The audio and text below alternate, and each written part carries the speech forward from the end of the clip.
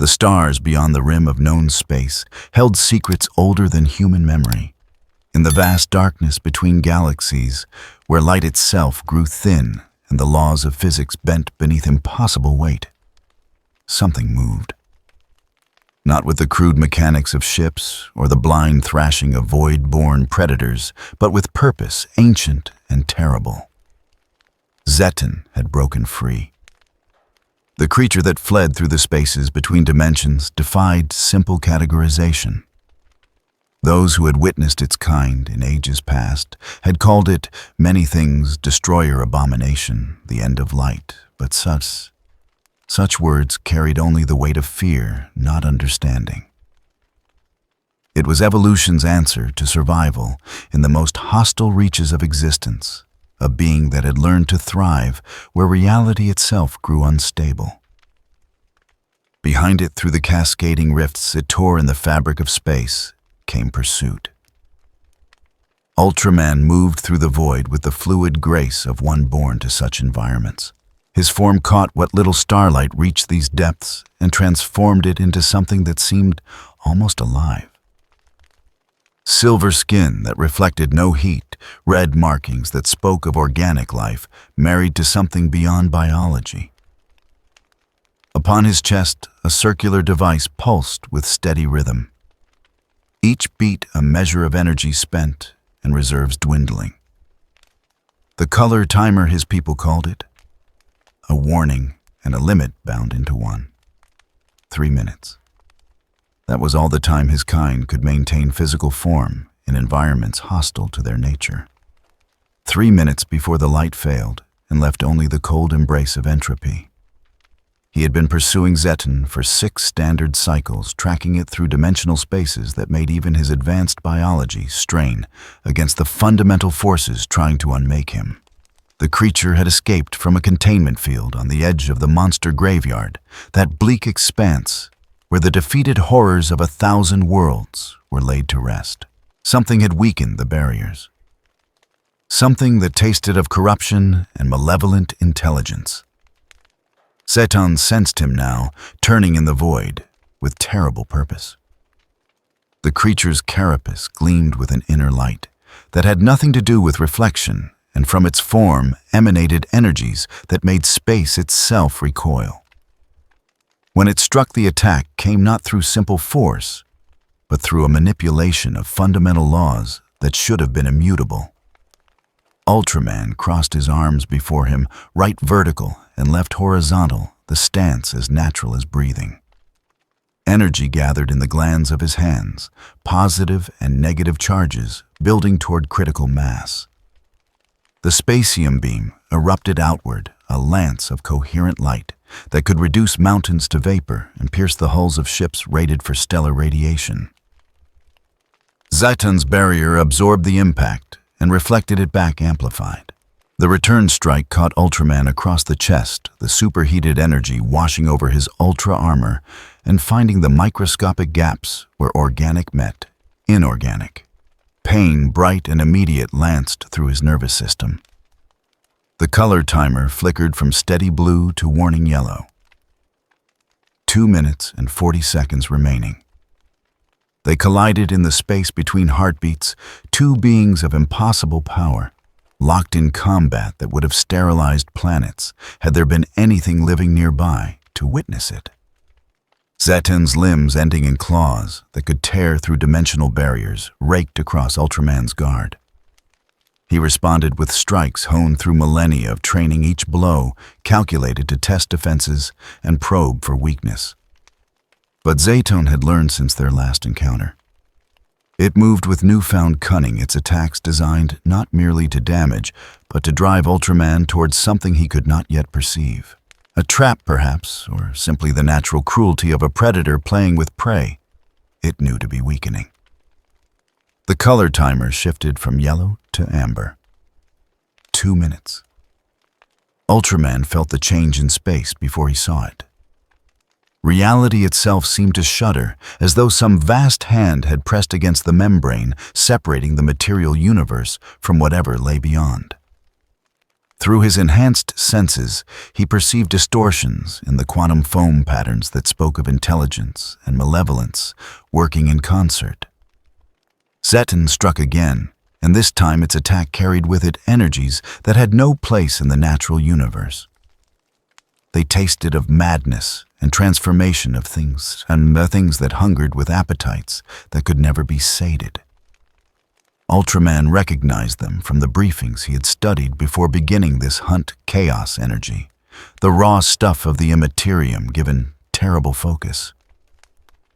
He had entered the hunting grounds of something far worse than escaped monsters. The space before them tore open. Not with the clean precision of dimensional travel as Ultraman's people understood it, but with the ragged violence of flesh rending beneath claws. Through the wound in reality poured light that hurt to perceive colors that existed in spectrums his eyes were never meant to process. The warp humans called it. The Imperium, the Sea of Souls. A place where the laws that governed his home universe held no authority. Zeton dove toward the tear without hesitation, its biology already adapting to the hostile environment beyond. Ultraman followed because to let the creature loose in whatever lay beyond would be to condemn uncounted lives to horror. But as he crossed the threshold, he felt his body rebel against the fundamental wrongness of this space. The color timer blazed urgent red. 90 seconds. Energy from Nebula M78, the source of all ultra power, met the raw chaos of the warp in direct contradiction. Positive and negative matter and antimatter order and entropy, colliding in a space where such distinctions meant nothing and everything. The reaction that followed was not simply physical or energetic, but metaphysical, a violation of natural law that sent shockwaves rippling through multiple dimensions simultaneously. Ultraman felt his form begin to destabilize. The carefully maintained structure that allowed him to exist in physical space started to come apart at the molecular level. Around him, the warp responded to the influx of pure, uncorrupted energy, with something that might have been rage or hunger or both. Entities older than stars turned their attention toward this new disruption in their domain. Zeton's form dissolved into the maelstrom, scattering across dimensions like smoke in a hurricane. Whether it survived or was unmade, Ultraman could not tell. His own survival had become uncertain. The color timer's pulse had become a solid tone, its light flickering between red and nothing at all. 30 seconds? 20? 10. He tried to stabilize his molecular structure to find some anchor in this place, where physics itself was negotiable. But his biology evolved for a universe built on rational laws found no purchase here. The energy that sustained his physical form bled away into the hungry void, feeding things that should not exist and strengthening them with every second of his dissolution. 5 seconds. The last thing Ultraman perceived before his consciousness fragmented was the sensation of falling. Not through space, but through layers of reality itself, tumbling from the Imperium back into the material universe with catastrophic force. The transition point where the warp's chaotic energies met the rigid laws of real space created a tear that would not fully close for millennia. A scar in the fabric of existence, luminous with residual energy from Nebula M78 and tainted with the touch of chaos. He struck atmosphere at velocities that would have vaporized any conventional matter. Air poisoned and thick with particulates shrieked past his form as gravity reasserted its claim. Below, a world came into focus through his fading awareness. A dead world. A world that had known the Imperium's ultimate mercy. Dathros. The impact crater carved into the planet's surface measured 300 meters across and 50 deep. Shockwaves rippled outward, toppling the few structures that still stood in this wasteland of ash and broken stone. When the debris cloud finally settled, it revealed a figure lying motionless at the epicenter, silver and red and utterly still. The color timer on Ultraman's chest had gone dark. The sky above Dathros was the color of old blood stained by particulates that had been circulating through the atmosphere for 3 standard years. Sunlight filtered through the debris of cities reduced to their component atoms, cast everything in shades of crimson and amber. It was a world in its death throes, populated only by those too stubborn or too unfortunate to have died in the initial cleansing. In what had once been called the Northern Wastes, a settlement clung to existence among ruins that predated the exterminatus by centuries. 217 souls by the last count the Medici had managed before radiation sickness claimed her. They lived in the shells of ancient structures, breathed air that should have killed them years ago, and ate food grown in soil so tainted that every harvest was a gamble against mutation and madness. The impact registered on their primitive seismographs as a localized quake magnitude 7 on the old imperial scale. In the settlement's central square, a space that optimistically suggested community, where only survival existed, the elders gathered to debate the disturbance's meaning. Earthquake 1 suggested natural, despite this world having been geologically dead for millennia. Meteor strike offered another, though the orbital defense grid's remnants should have intercepted anything large enough to cause such tremors. None of them suggested the truth, because the truth was impossible. Young Ardenvale stood at the settlement's perimeter where the last functioning Auspex array scanned the wastes for threats that came with depressing regularity. Mutants driven mad by radiation and warp exposure during the final days of the bombardment. Feral servitors whose control codes had degraded into aggressive directives, occasionally things worse than either fragments of the demonic incursion that had necessitated the exterminatus in the first place, clinging to existence through sheer malevolence. The Auspex showed none of these familiar horrors. Instead, its screen displayed a reading that made no sense. A massive energy signature concentrated at the impact site, pulsing with a rhythm that resembled a heartbeat. But the energy type matched nothing in the device's ancient database. Not atomic, not thermal, not electromagnetic. Something else. Something that made the Auspex's machine spirit whir with what might have been confusion or fear. Arden made his decision with the quick certainty of someone who had nothing left to lose. He had been a pilot once before the sky became a killing field, and his fighter squadron was reduced to memories and scrap metal. The skills remained, as did the compact las pistol he had kept charged through careful rationing of their settlement's power supplies. He checked the weapon's power cell, pulled his respirator mask tight against his face, and set out into the wastes alone.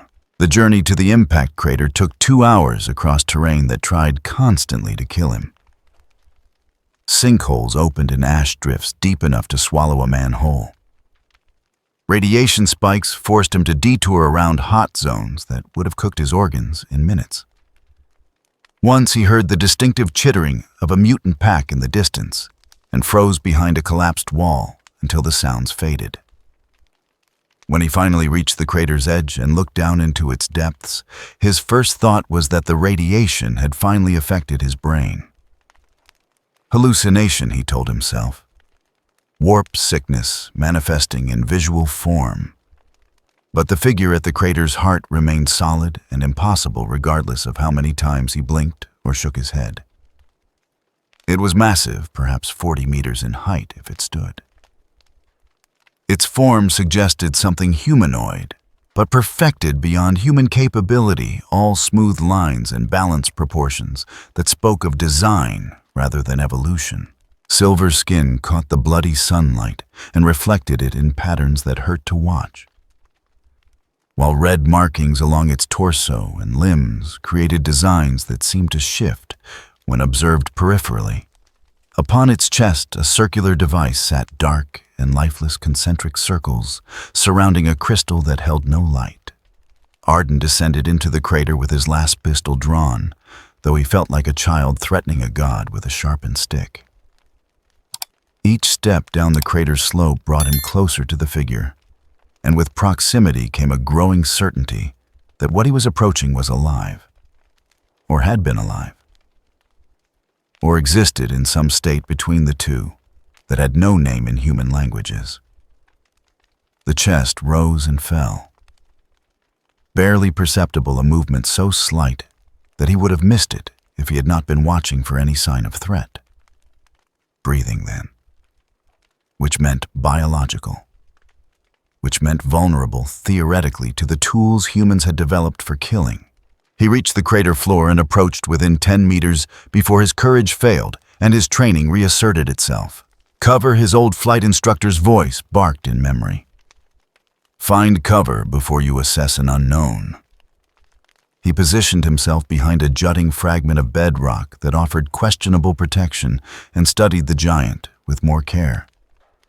Details emerged that his initial shock had overlooked.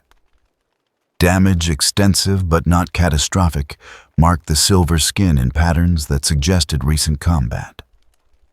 Scoring along the arms and torso, where something had struck with enough force to mar that perfect surface. A deeper gouge across the left shoulder that wept a fluid, which was definitely not blood, but served the same biological function. And the device on the chest, that dark and lifeless circle, bore cracks that ran through its crystalline surface, like fault lines through stressed metal. Arden waited for 10 minutes, then 20, watching for any change in the figure's condition. The breathing continued shallow, but steady. Occasionally the fingers of one massive hand would twitch as though responding to dreams or damage to the nervous system. But no waking, no awareness. His last pistol felt suddenly absurd, pointed at something that had survived re-entry from orbit and carved a crater in bedrock through impact alone. He lowered the weapon and made his second decision of the day, one that would alter the course of his life and eventually touch the fate of entire systems. He activated his Vox bead, the settlement's emergency communication device that drained power with profligate abandon. The signal crackled across the wastes, bouncing off the upper atmosphere's ionized layers until it found the settlement's receiver. Fail to settlement. The words came out steadier than he felt. I've reached the impact site. You need to see this. We all need to see this. The response took a minute to arrive, Elder Harrow's voice rough with age and suspicion. What have you found, boy Xenos, heretic? Neither. Arden stared at the fallen giant, trying to find words adequate to the impossibility before him. Something else. Something I don't think the Imperium has ever classified. Because how did you classify a god? By the time the settlement's elders arrived with their escort of armed volunteers, Arden had made a complete circuit of the fallen figure. Up close, he could perceive details invisible from distance. The silver skin was not metal, but something that resembled biological tissue, smooth and warm to the touch, despite exposure to Dathros's frigid air. The red markings held depth, as though they had been grown, rather than painted patterns that might have been decorative or might have served some biological function he could not comprehend. The chest wound drew his attention repeatedly. Whatever had struck there had targeted the circular device with precision, cracking its crystal surface and leaving the concentric rings around it dimmed and lifeless. Damage to something vital, clearly. But vital in what way? Power source organ. Both Elder Harrow approached the crater's edge with the caution of someone who had survived 3 years on a death world through careful paranoia. She studied the figure through ancient magnoculars, adjusting their focus with hands that trembled from age and radiation damage rather than fear. By the throne, she whispered, and the oath carried more weight than any she had spoken in years. The volunteers behind her, men and women who had faced mutants, and worse, without flinching, took involuntary steps backward. Xenos, one of them said, voice tight with a particular fear that came from violating the Imperium's most fundamental law. We should burn it. Burn it, and report to whatever authority still monitors this forsaken rock. You'll do no such thing. Harrow lowered the magnoculars and fixed the speaker with a glare that had cowed better men. Look at it. I mean, truly look. When have you ever seen Xenos that moved with such purpose while unconscious? When have you encountered anything of such size that didn't immediately try to kill us? It could be waiting, another volunteer offered. Playing dead until we lower our guard. Then why hasn't it struck Arden called up from the crater floor? I've been here for an hour. I've touched it. I've examined the wounds. If this was a trap, I'd already be dead. The logic was sound enough to give the elders pause. They descended into the crater as a group, weapons drawn, but pointed at the ground rather than the fallen figure. When they reached Arden's position, they formed a semicircle that suggested defensive formation, despite their claims of scientific curiosity. What in the Emperor's name is it? Harrow asked, and the question held genuine wonder beneath the fear. Arden shook his head. I don't know, but I think it's dying. The device on the chest, that dark crystal surrounded by dimmed rings, had begun to emit a sound so faint that it barely registered above the wind's whisper through the wastes. A pulse, rhythmic and weakening like a heart, struggling to maintain the body it served. The intervals between pulses grew longer as they watched seconds stretching to 5, then 10, then 15. The eyes opened. They had been closed so perfectly that Arden had mistaken them for part of the smooth silver face. Now they revealed themselves as oval apertures that held light where there should have been organic matter. Not the harsh red of demon eyes or the sickly green of Xenos glow, but something closer to clear sky seen through atmosphere pure enough to have never known pollution. Blue-white and aware and focused directly upon the humans clustered around its fallen form. The mouth did not move, possessed none of the articulation points that would have allowed speech. But sound emerged nonetheless, resonating from the chest cavity in tones that seemed to bypass ears entirely and strike directly at the mind. Words incomprehensible at first, a language that predated anything in Imperial records. Then, as though the speaker was adjusting frequency to match receivers, the sounds resolved into meaning. Where? The word carried more weight than its simplicity suggested. Not merely location, but context, dimension, universe. A question that encompassed all possible answers to displacement across space and time. Harrow stepped forward, driven by the same mad courage that had kept her alive on a death world. You are on Dathras, in the northern wastes. 3rd year post-exterminatus. The eyes dimmed and brightened, processing, or perhaps struggling against damage too severe for immediate recovery. The device on the chest pulsed once, twice, then failed to pulse again for nearly 30 seconds. When the light returned, it was noticeably dimmer. Zetten. The word held urgency despite the speaker's obvious weakness. Where? Danger. The creature it had been fighting, Arden, realized. The threat it had been pursuing through spaces that defied conventional physics. Gone, he said, hoping the answer was truth rather than optimistic assumption. Scattered or destroyed in whatever brought you here. The eyes closed, and for a moment, Arden thought consciousness had fled entirely. But then they opened again, focused now not on the assembled humans, but on the scarred sky above. When the voice emerged this time, it carried notes of something that might have been regret, or might have been acceptance of inevitability. No time. The device, the color timer. though none of the humans knew its name, flickered from dim red to nothing, then back again, in a pattern that suggested critical failure. Energy. Failing. Harrow made her decision with the autocratic authority that had kept the settlement alive through 3 years of impossible survival. Stretchers, medical supplies, whatever passed for life support in our scavenged tech. She turned to face her people, daring them to question her command. "We're bringing it to the settlement." "Elder," that's one volunteer began. "Suicide," Harrow interrupted. "Perhaps, but I've looked into its eyes. Whatever this being is, it's not the thing that made the Imperium burn our world." She looked back at the fallen figure, at the dimming light in its chest, and the consciousness struggling to maintain itself against dissolution. And something that can survive what brought it here might be exactly what we need to survive what's coming. Because in the darkness of the northern wastes, things were stirring. The impact had been felt by more than human settlements. In the deep places where radiation and warp energy had birthed new horrors, something had awakened.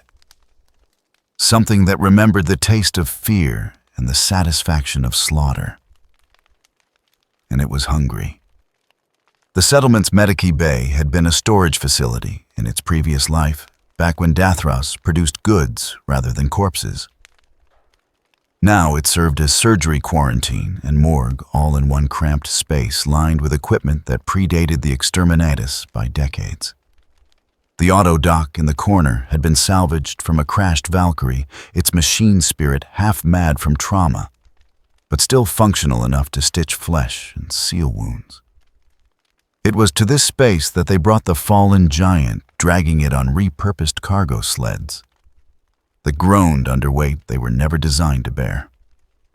Ultraman's unconscious form barely fit through the reinforced doors. They had to angle him diagonally, silver shoulders, scraping against the frame hard enough to leave marks in the plastic. Once inside, the sleds collapsed under the sustained load, their suspensor fields failing with a sound like breaking glass. The giant settled onto the floor with an impact that cracked the ferrocrete foundation and sent medical instruments clattering from their shelves. Elder Harrow stood in the doorway, surveying the scene with the calm of someone who had long since exhausted her capacity for shock. "Get me every power cell we have.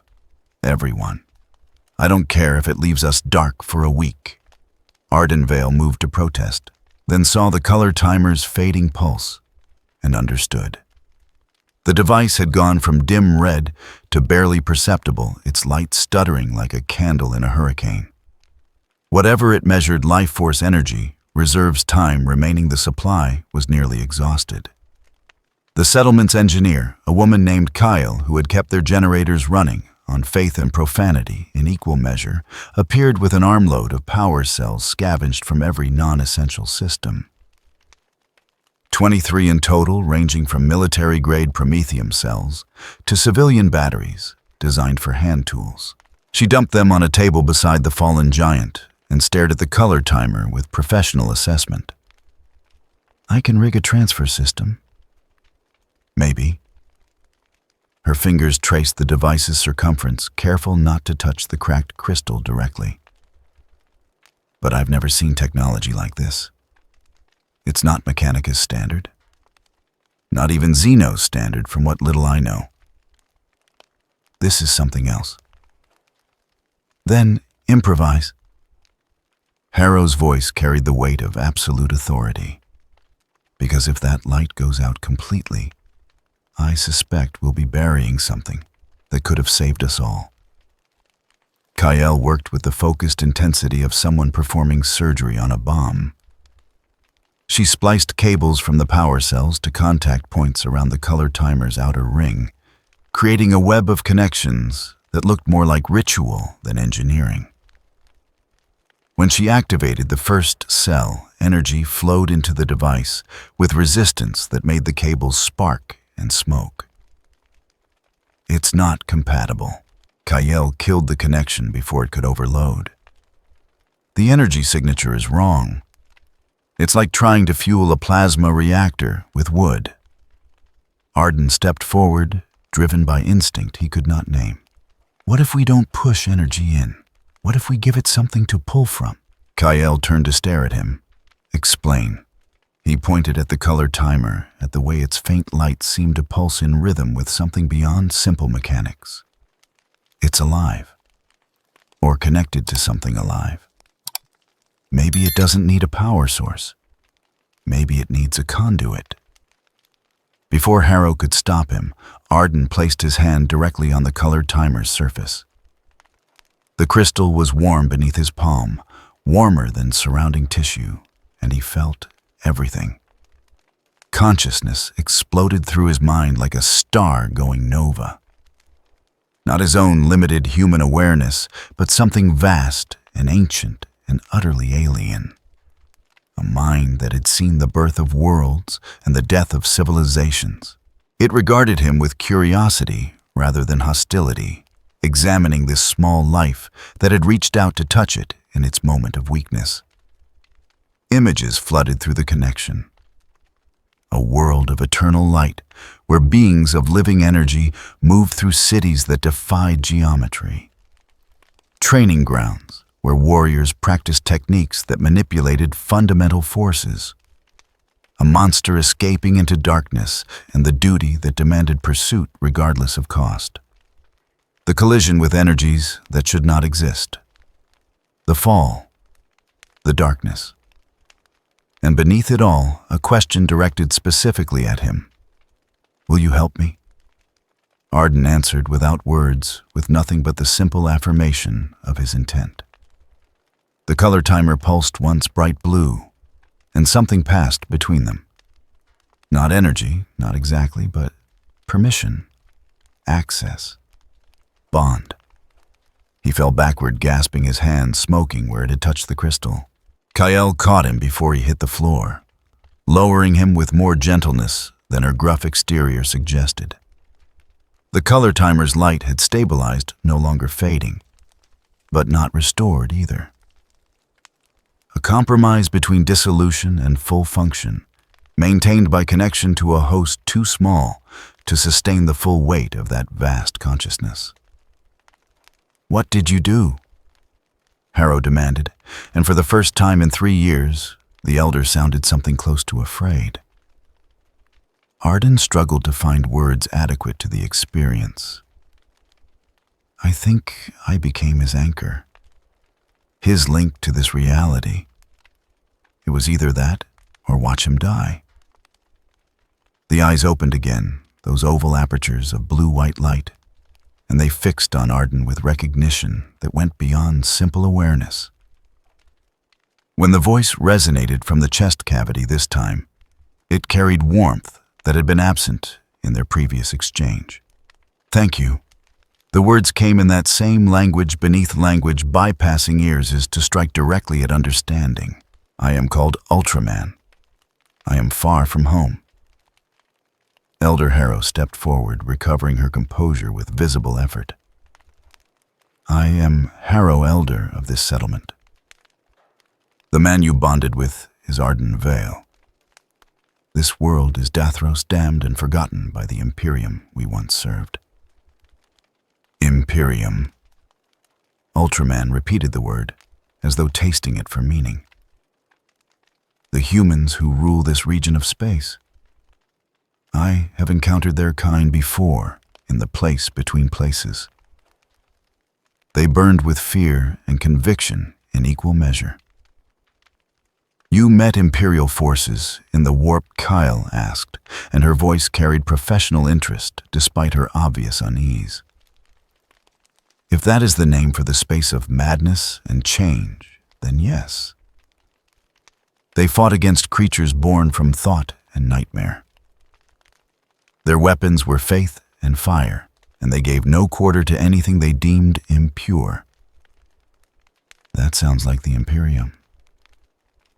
Harrow exchanged glances with her advisors, a whole conversation passing in silence. Which means they'll be coming here. Eventually. And when they do, they will see me as a threat. Ultraman's eyes dimmed slightly, not from weakness, but from something that might have been sadness. I understand this. I have been called monster and demon by those I sought to protect. Fear is a natural response to the unknown. The settlement's Vox array crackled to life before anyone could respond, filling the Medici Bay with the harsh sound of encrypted Imperial channels forcing their way through atmospheric interference. Elder Harrow moved to the ancient receiver and adjusted frequencies with practiced hands, hunting for the signal through layers of static and garbled transmission. When the voice finally resolved into clarity, it carried the cold precision of authority absolute and unchallenged. This is Inquisitor Valeria Cour of the Ordo Hereticus, broadcasting on all Imperial channels to the remnant population of Dathros. 3 days ago, this world registered a warp anomaly of unprecedented magnitude. Initial Auspex readings suggested possible demonic manifestation or Xenos incursion. I am en route with a detachment of Grey Knights to investigate, and if necessary, implement final sanction protocols. All survivors are commanded to report any unusual phenomena immediately. Cooperation will be noted. Resistance will be met with appropriate force. The Emperor protects. Cour out. The transmission ended, leaving silence heavy as lead in its wake. Appropriate force coming from an Inquisitor of the Ordo Hereticus meant exterminatus. Again, final and absolute, leaving nothing but cooling rock where a world had been. 3 days. Arden looked at Ultraman, at the being who had crashed into their lives with all the subtlety of orbital bombardment. We have 3 days before they arrive, expecting to find demons or Xenos. What they'll find instead is you. And they will judge me accordingly. Ultraman's massive form shifted, attempting to rise, despite the color timer's diminished state. I should leave. Distance myself from your settlement before their arrival. My presence has already endangered you enough. You can't even stand. Kail's assessment was blunt, but accurate. The color timer's not strong enough to sustain full mobility. You'd make it maybe a kilometer before collapsing, and then you'd be alone when the Inquisition arrives. Better alone than surrounded by those who will be punished for sheltering me. Ultraman's eyes fixed on each human in turn, reading their faces with perception that went beyond simple sight. Your kindness has been noted. I will not reward it with your destruction. Elder Harrow laughed, and the sound carried no humor whatsoever. Boy, we were already marked for death the moment the exterminatus failed to kill us completely. 3 years we've survived on borrowed time, eating poisoned food and breathing toxic air. If the Inquisition wants to punish us for helping a fallen warrior, they'll have to get in line behind radiation sickness and mutant attacks. She stepped closer to Ultraman, craning her neck to meet those enormous eyes, with defiance refined through decades of refusing to yield to inevitability. Here's what's going to happen. You're going to stay here and recover as much as possible in 3 days. We're going to prepare a meeting place for this Inquisitor and her Grey Knights somewhere we can talk before they start shooting. And you're going to help us convince them that you're not the threat they're expecting to find. And if I cannot convince them, then we all die together. Harrow smiled, and the expression held genuine warmth beneath its gallows humor. But at least we'll die having made a choice, rather than simply waiting for the universe to finish killing us. There's dignity in that. Ultraman's silence stretched long enough that Arden wondered if the being had lost consciousness again. But the color timer maintained its steady pulse, and the eyes remained fixed on Harrow with something that might have been respect, or might have been wonder at the sheer stubborn resilience of humanity faced with extinction. Very well. The words carried weight of acceptance and promise both. I will stay. I will recover. And when your Inquisitor arrives, I will show her that not not all light comes from your emperor's throne. The next 3 days passed in a blur of preparation that mixed practical defense with desperate prayer. Elder Harrow organized the settlement into work parties, each assigned tasks that ranged from mundane to impossible. Reinforce the perimeter walls. Clear firing lanes for what few heavy weapons remained functional. Prepare medical supplies for casualties that would inevitably occur if negotiations went poorly. And throughout it all, watch the sky for the telltale burn of ships entering atmosphere from orbit. Arden spent his time in the Medici Bay, maintaining the connection to Ultraman that kept the color timer stable. He discovered that the bond worked both ways. When he focused, he could sense the vast mind on the other end, alien, but not hostile. Examining this universe it had fallen into with mixture of curiosity and growing concern. Through that connection, Ultraman shared knowledge. Not through words or images, but through direct transfer of understanding that bypassed language entirely. Arden learned of Nebula M78, that distant realm where beings of light maintained watch over countless worlds.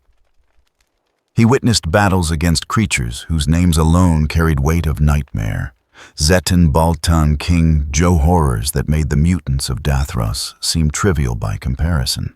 And he felt with certainty that transcended mere belief that Ultraman was exactly what he claimed to be a protector.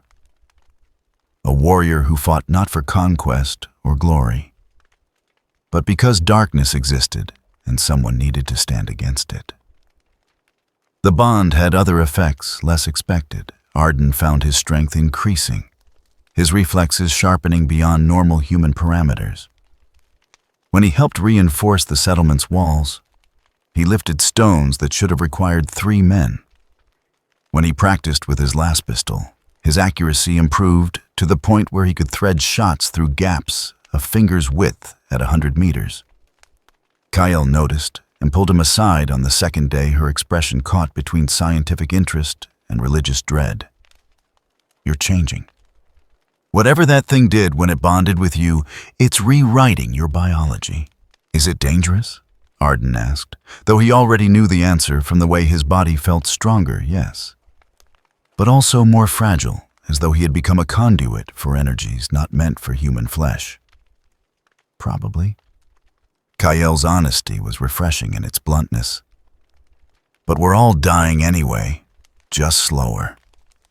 If this bond gives you an edge when the Inquisitor arrives, I'd call it a worthwhile trade. Ultraman himself recovered as much as the limited energy transfer allowed. By the 3rd day, he could sit upright, that massive silver and red form, moving with increasing coordination. The color timer had progressed from dim red to steady amber, not yet blue, but no longer in danger of immediate failure. He spoke more freely now, his voice growing stronger as the bond with Arden stabilized. The humans gathered in the Medici Bay during rest periods drawn by curiosity and the simple human need for stories in dark times. Ultraman obliged, sharing tales of his homeworld and the countless battles he had fought across dimensions, but he also asked questions seeking to understand the universe he had fallen into. He listened with focused intensity as Elder Harrow explained the Imperium, its vast sprawl across the galaxy, its rigid hierarchy, its absolute intolerance for anything that deviated from approved doctrine. His eyes dimmed when she described the exterminatus, the practice of destroying entire worlds, rather than risk their corruption spreading. Such fear, he said softly. Such terrible fear that you would rather burn a world than attempt to save it. It's not always wrong. Harrow's voice carried the weight of someone who had witnessed what justified such measures. Dathros fell because something crawled out of the warp and infected our hives. Demons, we call them. Fragments of pure malevolence given form. They turned people into things that wore human skin, but served only appetite and cruelty. The exterminatus was mercy in the end. Better death than what those things offered. And yet, you survived. Ultraman looked around at the settlement, at the humans who had refused to die despite every reason to surrender, which suggests that even in darkness, absolute light finds ways to persist. On the third day, the ships arrived. They came at dawn when Dathros's scarred sun painted the eastern horizon in shades of rust and amber. 4 vessels, their hulls black as void and marked with the inquisitorial rosette that granted authority beyond question. The largest, a modified strike cruiser, took geosynchronous position above the northern wastes. The other 3 frigates, built for rapid deployment, began descent patterns that would bring them to the surface within the hour. Elder Hera watched their approach from the settlement's highest point, an observation platform that had once monitored mining operations and now served as crow's nest for spotting threats. Beside her stood Arden, and through the bond he could feel Ultraman's awareness extending outward, examining the approaching ships with senses that perceived far more than visible light. They are afraid. Ultraman's voice resonated in Arden's mind alone, a private communication through the link. I can sense their emotional resonance even at this distance. Fear and determination bound so tightly, they have become indistinguishable. Can you blame them? Arden thought back and felt the connection carry his words without need for speech. 3 years ago, this world nearly fell to chaos. Now, a giant of silver and red crashes from the sky, radiating energy that makes Auspec's arrays scream. Of course they're afraid. Fear is understandable. But fear can also make good people commit terrible acts. Arden had no response to that, because history, both recent and ancient, proved the statement true beyond argument.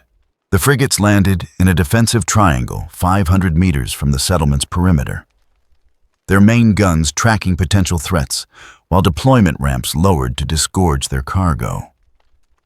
From the central ship emerged figures in armor so ornate it bordered on the sacred Grey Knights, the Imperium's ultimate weapon against demonic incursion. Each one stood tall as an Astartes, their armor polished silver inscribed with wards that would burn any corrupted soul foolish enough to approach. And at their head, flanked by a personal retinue of stormtroopers in black carapace armor, walked Inquisitor Valeria Huer. She was smaller than Arden had expected, no taller than average height, and built with the lean efficiency of someone who relied on intellect rather than physical prowess. But her eyes, visible through the targeting lens of her augmetic left side, held the flat certainty of someone who had stared into the warp's depths and emerged with faith intact, but compassion burned away.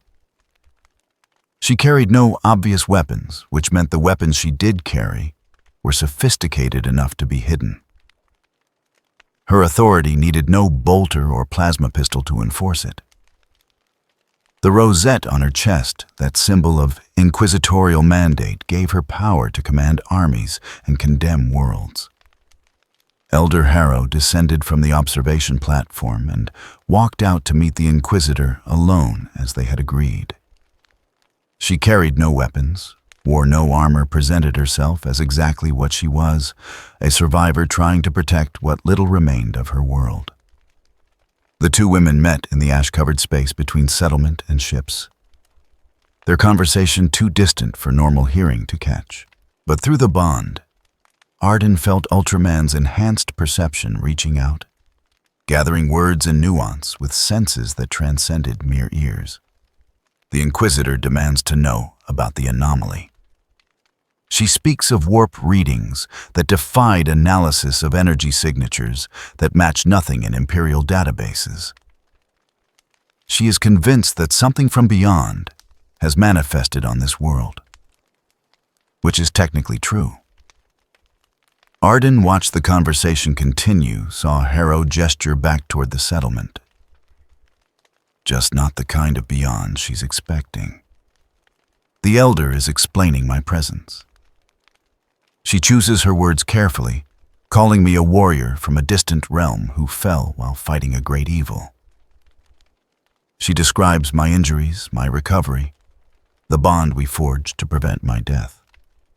She asks for audience for chance to present evidence before judgment is rendered. Will the Inquisitor agree she is considering? Her mind is complex duty and curiosity warring with protocols that demand immediate sanction of anything unknown. The Grey Knights behind her are ready to attack at her command. They have faced horrors beyond counting and survived through absolute conviction in their righteousness. Through the bond, Arden felt Ultraman's calm acceptance of whatever came next. No fear, no anger, just the steady resolve of someone who had faced judgment before and understood that some things lay beyond his control.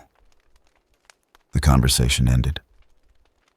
Elder Harrow turned and walked back toward the settlement, her pace unhurried despite the weight of Grey Knight stares upon her back. When she reached Arden's position, her expression revealed nothing of the discussion's outcome. "Well," he asked, though part of him already knew from the tightness around her eyes. "She's agreed to an audience, 1 hour, in the Medici Bay. She'll bring 2 Grey Knights as escort, and she's warned that any sign of corruption or demonic taint will result in immediate termination protocols."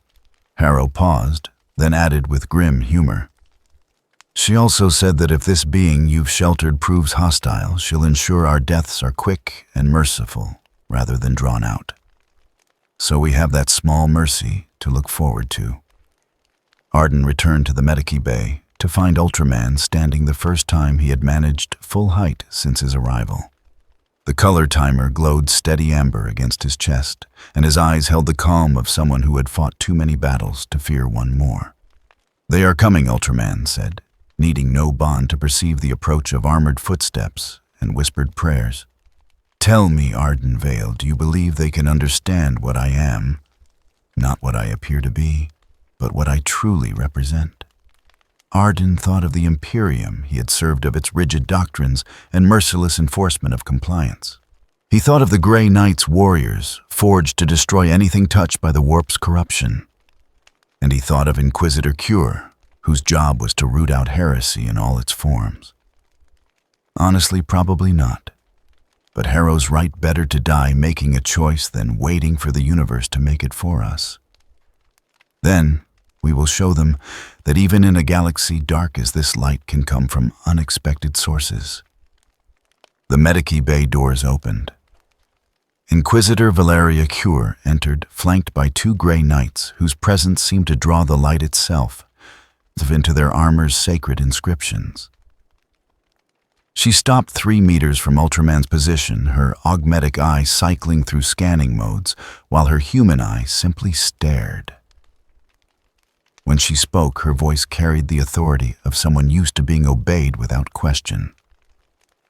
"I am Inquisitor Valeria Cure of the Ordo Hereticus. In the Emperor's name, I demand you identify yourself and explain your presence on this world, and know that any attempt at deception will result in immediate sanction."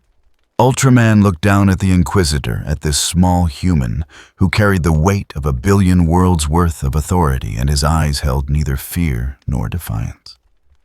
Only the calm certainty of someone stating simple truth. "I am called Ultraman. I am a warrior from beyond your stars, fallen in pursuit of a great evil. I mean no harm to your people or your Imperium. I seek only to recover and continue the hunt that brought me here." "Lies!" The word came from one of the Grey Knights, his voice resonating through his armor's vox grills. "No being could survive passage through the warp uncorrupted. You are demon or Xenos, or some worse fusion of both." "I am neither. I am simply what you see before you, a protector who fell far from home." Inquisitor Cure raised a hand, silencing her escort. Her augmetic eye completed its scan cycle, and she studied the readouts with expression that gave nothing away. The auspex shows no warp taint, no demonic markers, No psychic resonance. Her human eye narrowed. Which is impossible. Everything that touches the Imperium carries its mark. Nothing emerges unchanged. Perhaps that is true for beings native to this universe. But I am not native to this universe.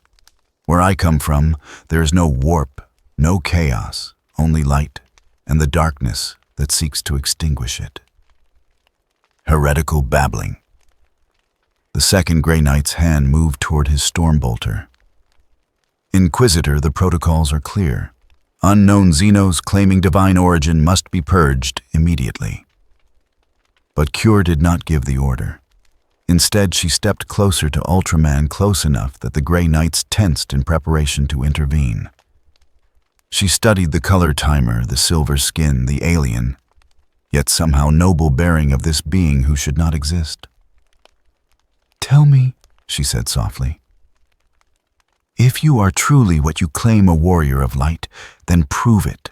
Show me something that cannot be faked by Xenos trickery or demonic glamour. Show me a truth that transcends words." Ultraman's eyes met hers, and in that moment the color timer pulsed bright blue. Through the bond with Arden, he drew enough energy to manifest something he had not attempted since his arrival. A demonstration of the power that defined his very existence. He raised his right hand, positioning it vertically before him. His left hand moved horizontal, perpendicular to the first. The ancient stance passed down through generations of Ultra warriors focused and channeled the energy that remained in his wounded form. Light gathered between his palms, pure and bright, and utterly untainted by anything remotely resembling chaos. It was the light of Nebula M78 of the plasma spark that had transformed an entire species into beings of living energy. It was the light that had pushed back darkness across 1,000 worlds and defeated horrors that made demons seem almost mundane by comparison.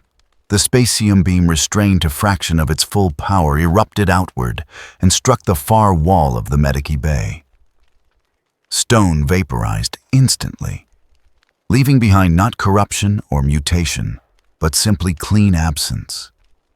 No warp taint, no demonic residue. Just the pure physics of matter subjected to energy beyond its ability to withstand. The Grey Knight's armor systems screamed proximity warnings.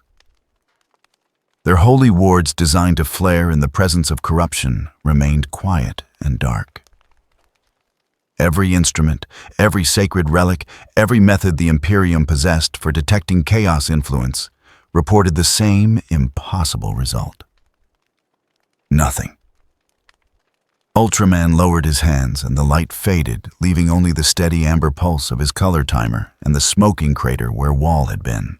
He looked at Inquisitor Kur with eyes that held no triumph, no smugness, only patient waiting for judgment he could not control. "I am not your enemy," he said simply. "I am only someone who fights the same darkness you do in my own way." Valeria Kur stood motionless for 30 seconds that felt like hours. Her augmetic eye cycled through every scanning mode available. Her hand moved to the rosette at her chest, fingers touching the symbol that represented her absolute authority. The Grey Knights awaited her command Stormbolters, ready to reduce this entire structure to blessed debris if she gave the word. Finally, she spoke. "I have seen many things in my service to the Imperium. Demons wearing the faces of saints, Xenos mimicking human form with perfect precision, heretics who could speak with tongues of angels while their hearts rotted with corruption." She looked up at Ultraman, her expression unreadable. "But I have never seen anything like you." A pause heavy with the weight of decision that would ripple across systems and perhaps beyond. "You will remain here, under observation. The Grey Knights will maintain watch in rotating shifts. You will make no aggressive moves, attempt no communication beyond this settlement, take no action without my explicit approval." Her voice hardened. "And if at any point I detect even the smallest hint of corruption or deception, I will personally ensure that you and everything within 10 kilometers is reduced to component atoms." Are these terms acceptable? They are acceptable. I ask only for opportunity to prove what I have claimed, that I am not your enemy. Then we have reached temporary accord. Inquisitor Cure turned to leave, then paused. One final question. The monster you were hunting, Zetan, you called it. Is it dead? I do not know. It scattered when we passed through the boundary between universes. But such creatures are difficult to kill permanently. If it survived, it will seek to rebuild its strength in whatever dark spaces this galaxy provides. Then we have common cause. The Inquisitor's expression softened fractionally, the first sign of anything resembling warmth since her arrival. The Imperium has countless dark spaces, countless places where ancient evils lurk and multiply. If this Zeton threatens humanity, you will have allies in hunting it. She departed her Grey Knight escort, following in perfect formation. Through the Medici Bay's damaged wall, Arden watched them return to their ships. Saw hurried consultations and urgent Vox traffic with the cruiser in orbit. Decisions being made, reports being filed, wheels within wheels beginning to turn. Elder Harrow entered the bay and surveyed the destruction with remarkable calm. Well, that went better than expected. We're still alive, for now. Ultraman settled back to sitting position, his color timer dimming slightly from the exertion. But the Inquisitor's faith in her judgment is not infinite. She will watch me closely, seeking any sign of the corruption her experience has taught her to expect. I must not fail that scrutiny. Arden felt the weight of responsibility settle across the bond. Then we help you maintain it. We prove through actions rather than words that you're exactly what you claim to be. The question is, what actions will suffice? Outside in the poisoned wastes of Dathros, something stirred in the deep places where warp energy and radiation had given birth to new horrors. The impact of Ultraman's arrival had awakened appetites that had slumbered since the Exterminatus. And now, drawn by the residual energy of the Spatium Beam's demonstration, those appetites began to move toward the settlement with terrible purpose. The proving ground, it seemed, would arrive sooner than any of them expected.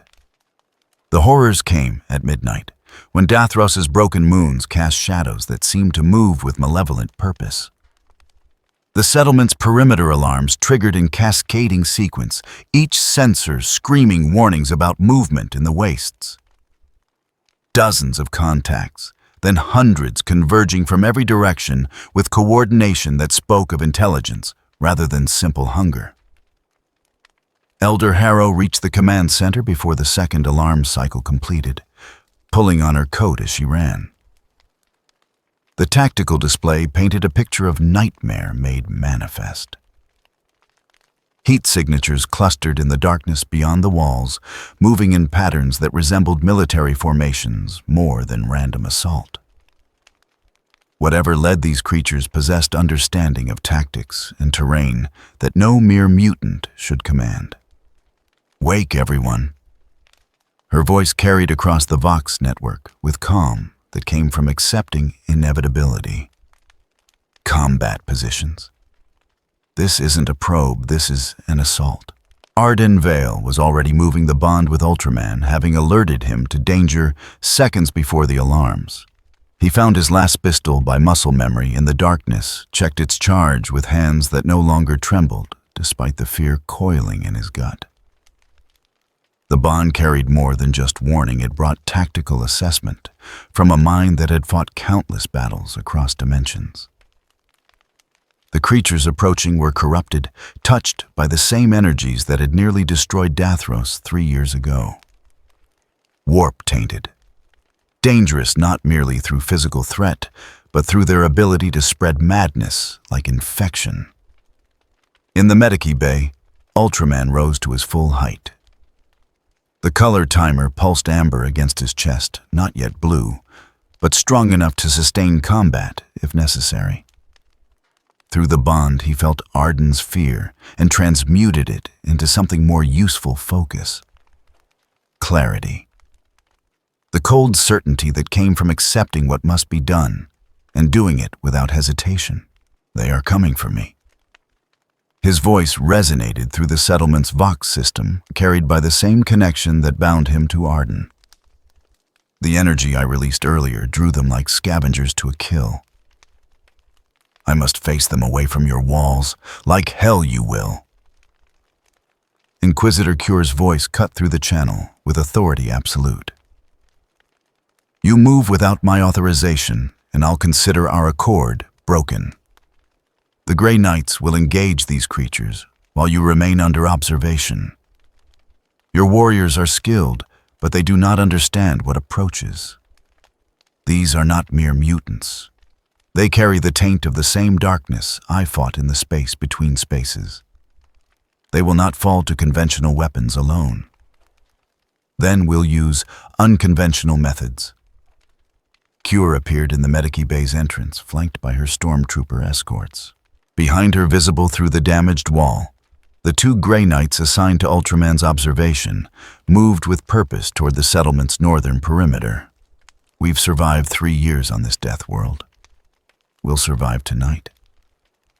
Ultraman studied the Inquisitor with eyes that saw beyond surface determination to the calculation beneath. She was testing him, he realized, measuring his response to crisis against her expectations of how enemies might behave. Any aggressive action, any move toward the threat without her explicit approval would confirm her suspicions that he represented danger to the Imperium. Then I will wait. He settled back through every instinct screamed to move, to fight to protect the humans who had shown him kindness when judgment would have been easier. But know that if your people fall, I will not remain idle. Some things transcend politics and protocol. Fair enough? Cure's expression shifted fractionally towards something that might have been respect. Now, let's see what your warning bought us.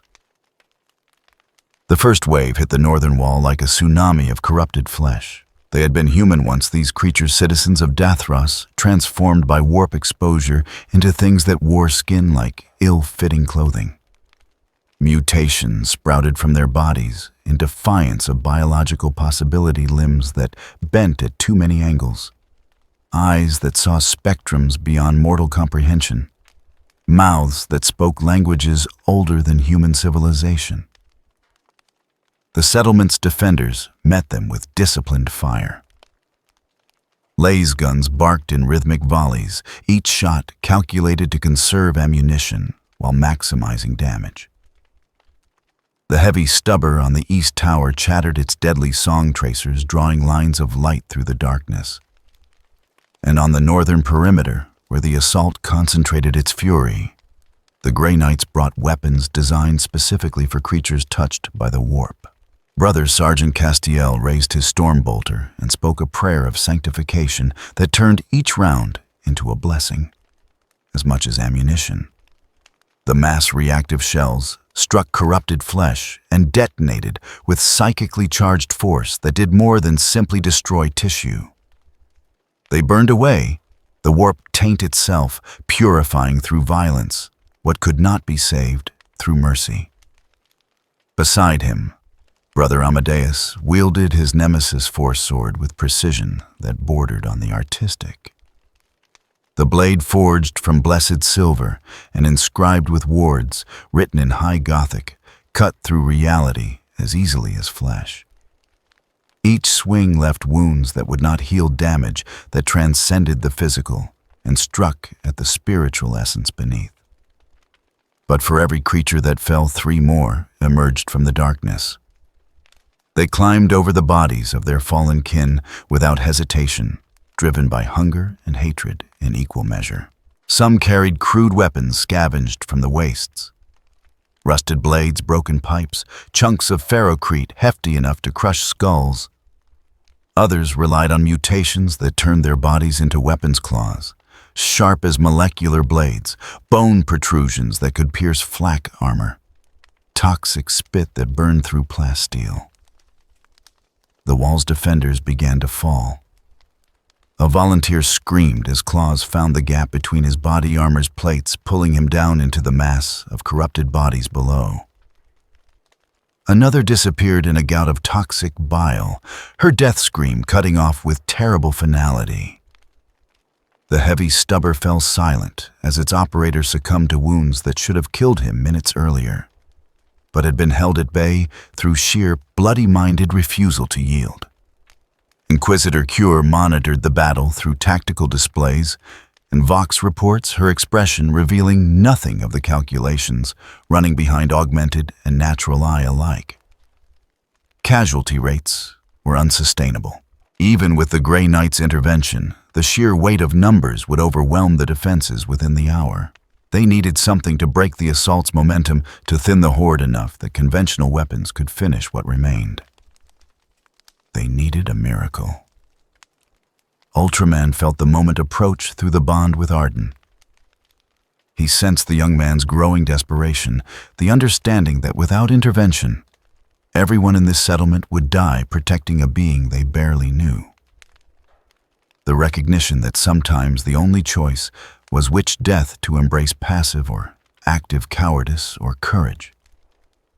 "I am going." He spoke directly to Arden through their connection, bypassing the Vox network and the Inquisitor's authority both. "I cannot remain here while good people die for my sake. If this breaks your Inquisitor's trust, so be it. Some prices are worth paying."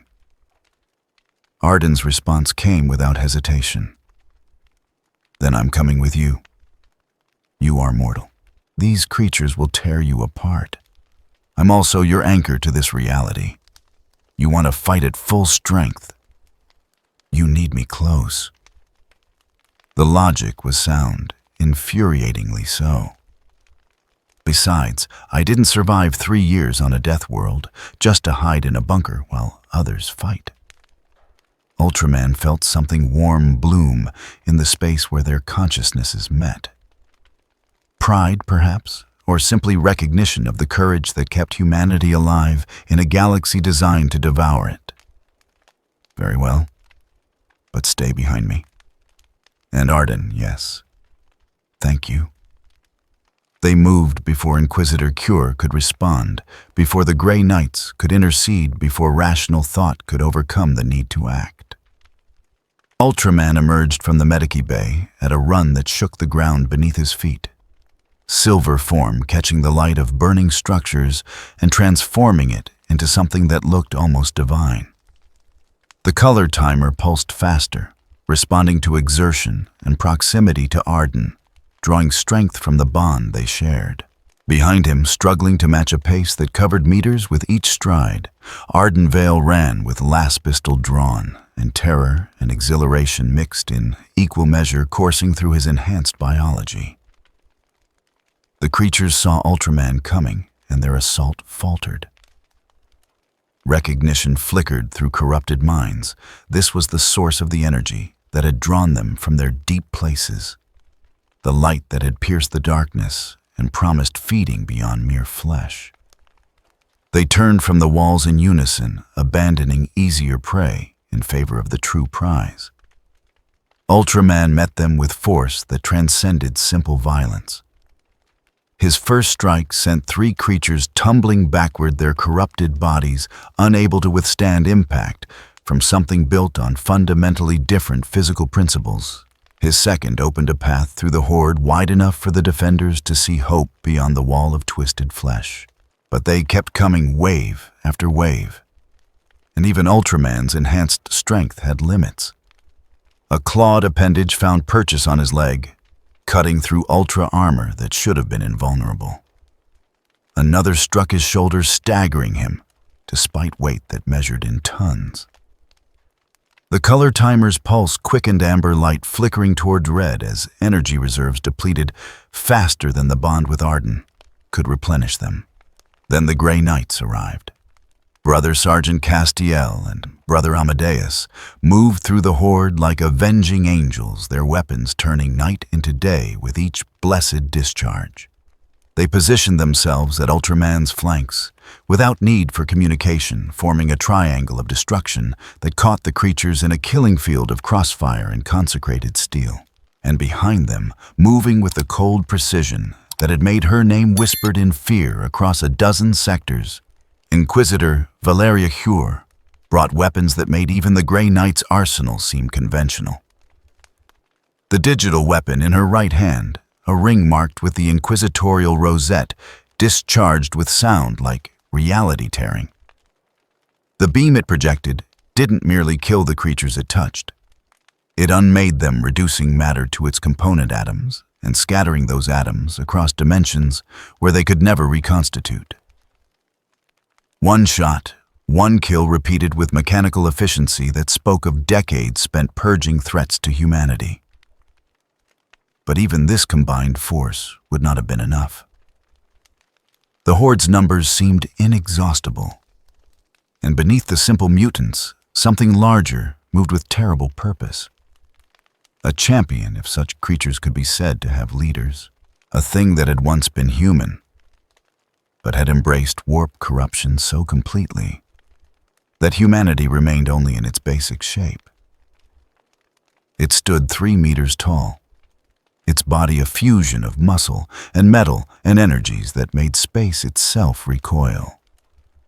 Horns sprouted from its skull in patterns that hurt to perceive directly. Its eyes burned with inner fire that spoke of intelligence retained despite transformation. When it spoke, the voice carried harmonics that bypassed ears entirely and struck at the mind. False light, pale imitation. You are not divine, you are merely Xenos, wrapped in stolen radiance. The true gods see you, they know you, and they will break you. Ultraman met those burning eyes without flinching. I am not divine. I have never claimed divinity. I am only a warrior who stands against darkness. If your gods take offense at that, then your gods are no gods at all, merely powerful predators wearing stolen authority. The champion roared, and the sound carried psychic weight that sent lesser mutants scrambling away in terror of their own leader. It charged with speed that belied its massive frame, covering the distance to Ultraman in 3 ground-shaking strides. Its fist, wrapped in energies that burned with warp fire, struck Ultraman's guard with force enough to crack bedrock. The color timer flashed bright red. 90 seconds. Ultraman responded with the Ultra Chop, his hand moving faster than mortal eyes could track. The strike connected with the champion's neck, a blow calculated to sever spine from skull. But corrupted flesh proved more resilient than standard biology. The creature's head snapped to the side but remained attached, held by muscle and malevolence both. It countered with a claw strike aimed at Ultraman's chest, specifically at the color timer that pulsed its warning rhythm. Some instinct or cruel intelligence told it that this device represented vulnerability, that damaging it would bring down the giant far more effectively than attacking limbs or torso. Brother Sergeant Castiel saw the danger and moved to intercede his Stormbolter, speaking prayers made solid. But the champion swept one massive arm in a backhand that sent the Grey Knight tumbling backward, his blessed armor dented, but not breached. The claws found their mark. They scraped across the color timer's surface with sound like diamonds scoring crystal, and the cracks that already marred the device widened fractionally. The amber light flickered, dimmed, threatened to fail entirely. 60 seconds. Through the bond, Arden felt Ultraman's pain as though it were his own. He felt the vast consciousness on the other end, struggling against dissolution, fighting to maintain physical form in an environment that had never been meant to sustain it. And he understood with clarity that transcended his limited human experience exactly what would happen if the color timer failed completely. Ultraman would die. Not metaphorically, not temporarily. Die in truth and totality, his consciousness scattered across dimensions where it could never be recovered. No. The word emerged from Arden's throat with force he didn't know he possessed. Not like this. Not after everything. He ran forward past the Grey Knight's protective formation, past Inquisitor Cure's shouted warning directly toward the giant and the champion locked in combat that shook the earth beneath his feet. The last pistol in his hand discharged repeatedly, its shots insignificant against the champion's corrupted bulk, but enough to draw attention. The burning eyes turned toward him, recognizing something in this small human that transcended his physical presence. The bond visible to senses that perceived beyond material spectrum. The connection between mortal and giant that sustained them both. The anchor. The champion's voice carried cruel understanding. Break the chain, and the false light fails. It moved toward Arden with speed impossible for something so massive, abandoning Ultraman in favor of easier prey. Claws reached for the human who dared approach, ready to tear him apart and sever the connection that kept the giant fighting. Ultraman's hand shot out and caught the champion's wrist, stopping its attack centimeters from Arden's face. His grip tightened with force that cracked corrupted bone, and his eyes blazed with light that had nothing to do with the color timer's fading pulse. You will not touch him. The words carried weight beyond mere sound. He is under my protection, and I do not fail those who trust me. 30 seconds. The color timer's pulse had become a solid tone, its light flickering between red and darkness. Ultraman's form shimmered at the edges, matter struggling to maintain cohesion as energy reserves approached zero. But his grip on the champion did not weaken. If anything, it tightened. Arden understood what Ultraman intended and moved without conscious thought. He pressed both hands against the color timer's cracked surface, ignoring the heat that seared his palms, and opened the bond completely. Not the careful, controlled connection they had maintained since first contact, but total merger, his life force flowing into the giant without reservation or self-preservation. Instinct. Power surged through the connection. Not much, not compared to the vast reserves Ultraman had possessed in his prime, but enough. Enough for one final attack.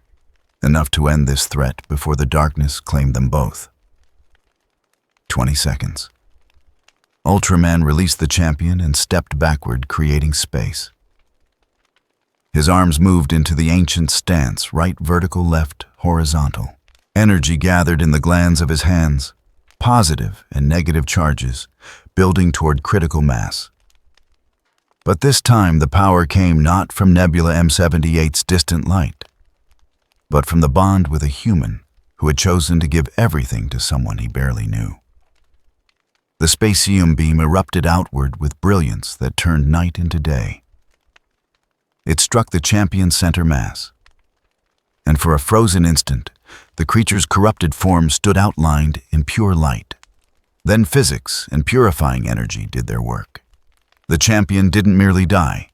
It ceased to exist, reduced to component atoms, and those atoms scattered across dimensions where warp taint could never touch them. The beam continued through the champion and into the horde beyond, cutting a swath of clean destruction through the corrupted mass. Creatures dissolved in its path, their twisted biology unable to withstand energy that operated on principles foreign to this universe. The assault broke not through defeat, but through sheer terror. The surviving mutants fled into the wastes, driven by instinct that told them to distance themselves from this impossible light, or suffer the same fate as their champion. 10 seconds. Ultraman lowered his arms and collapsed to one knee. the color timer's pulse barely visible even in the darkness. Through the bond, he felt Arden's consciousness fading. The human, having given more than flesh and blood, could safely surrender. He reached out with one massive hand and caught Arden before he could fall, cradling the small form with gentleness that belied his size. You gave too much, he thought, through the connection that now existed at the edge of dissolution. You may have killed yourself to save me. Arden's response came faint as whisper. Worth it. You'll protect them, even if I can't. 5 seconds. Inquisitor Kur arrived at a run, her augmetic eye scanning both Ultraman and Arden with instruments designed to read life signs and threat levels simultaneously. Behind her, the Grey Knights maintained perimeter watch, ready to intervene if the giant showed any sign of aggression, despite his obvious exhaustion. The Inquisitor looked at the scene before her. The fallen giant, the dying human, the destroyed champion whose absence left a hole in the fabric of reality itself. She saw the color timer's failing light, saw the bond between human and Xenos that had saved her people despite every protocol, screaming that such connection represented heresy. And she made her decision. Castiel, your medical kit, now. Her voice carried absolute authority. Whatever keeps humans alive when they've given too much blood and will use it on Vale. He's earned that much. The Grey Knight moved to obey without question, producing a field medikit that contained technologies as advanced as anything the Imperium possessed. He worked on Arden with hands designed for killing, but capable of surprising gentleness, injecting stimulants and coagulants and synthetic blood that would keep brain and heart functioning until proper medical care could be administered. Cure turned her attention to Ultraman, studying the fading color timer with expression impossible to read. Can you survive this? She asked bluntly. Or is this the end I do not know? Ultraman's eyes dimmed, but did not close. My people can survive without the color timer's support, but only briefly. If Arden lives, the bond may sustain me until recovery. If he dies, he doesn't get to die. Cure's voice carried the same conviction she had used when condemning worlds. I just watched him give his life to save yours. Watched you use that sacrifice to protect my people from corruption. We couldn't defeat alone. I'll be damned thrice over if I let either of you perish after that display. She activated her Vox speed, connecting to the command network with authority that bypassed standard channels. This is Inquisitor Cure. Priority Alpha. I need a Medikey team at the northern perimeter immediately. Full life support, Xenos consultation, and be prepared for non-standard biology. She paused, then added with tone that brooked no argument. And someone send word to the Adeptus Mechanicus. Tell them I have a technology they need to analyze, one that might revolutionize our understanding of the human-machine interface. Brother Sergeant Castiel looked up from his work on Arden, surprise visible despite his helmet. Inquisitor, you're not suggesting. I'm suggesting that what I witnessed tonight doesn't fit any existing framework for corruption or Xenos threat. Kur gestured at Ultraman and Arden both. This bond they share, it's not demonic possession or psychic domination. It's cooperation, symbiosis. One gave strength, the other gave purpose, and together they accomplished what neither could alone. Her human eye fixed on Castiel with intensity that made even a Grey Knight pause. The Imperium is built on the principle that humanity must stand alone, pure and uncorrupted. But what if we've been wrong? What if the key to survival isn't isolation, but alliance with those who share our goals, if not our origin? The Grey Knight had no response because such thoughts bordered on heresy so profound. It defied simple categorization. But he had also witnessed the battle, had seen Ultraman fight against warp corruption with effectiveness that matched his own blessed weapons. And doctrine, no matter how firmly held, struggled against evidence provided by direct observation. The medical team arrived and began the delicate work of stabilizing both human and giant.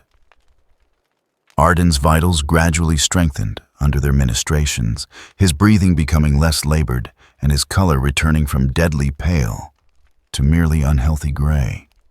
The color timer responded to Arden's recovery, its pulse strengthening fractionally, though amber light remained far from the healthy blue. Elder Harrow approached the scene with the slow steps of someone who had watched impossible events unfold and now struggled to process their implications. "We won." It came out as question rather than statement. "You won," Cure corrected, "because your guest chose to fight for you rather than protect himself. That's not typical Xenos behavior, or demonic behavior, or any behavior pattern my training prepared me for." She looked at Ultraman, at this being who had fallen from stars beyond Imperial charts and demonstrated capacity for sacrifice that supposedly belonged to humanity alone. "I'm calling off the immediate threat assessment. You and your people are no longer suspects in a corruption investigation. But this isn't over." She gestured at Ultraman's massive form, at the gathered defenders, at the settlement that had survived against odds that defied rational calculation. What happened here tonight, the bond, the battle, the fact that uncorrupted light can apparently exist outside the Emperor's grace, these are questions that require answers beyond my authority to provide. Which means, what exactly? Harrow asked warily. "It means I'm escalating this to the High Lords of Terra themselves." Cure's expression suggested she understood exactly how apocalyptic that statement was. They need to know that we're not alone in fighting chaos. That somewhere beyond our borders, civilizations exist who have learned to create light without faith or divine intervention. And they need to decide whether that knowledge represents opportunity or threat. She turned to leave, then paused. "For what it's worth, Elder, I hope they choose opportunity. The galaxy has too much darkness already. If this Ultraman truly represents an alternative source of illumination, we'd be fools not to at least consider the implications." Inquisitor Hure departed with her Grey Knights, leaving the settlement to tend its wounded and marvel at its survival. The creatures had been driven back. The champion destroyed the wall's holding despite damage that would take weeks to properly repair. And at the center of it all, silver and red and barely conscious Ultraman remained as living proof that light could come from sources the Imperium had never imagined.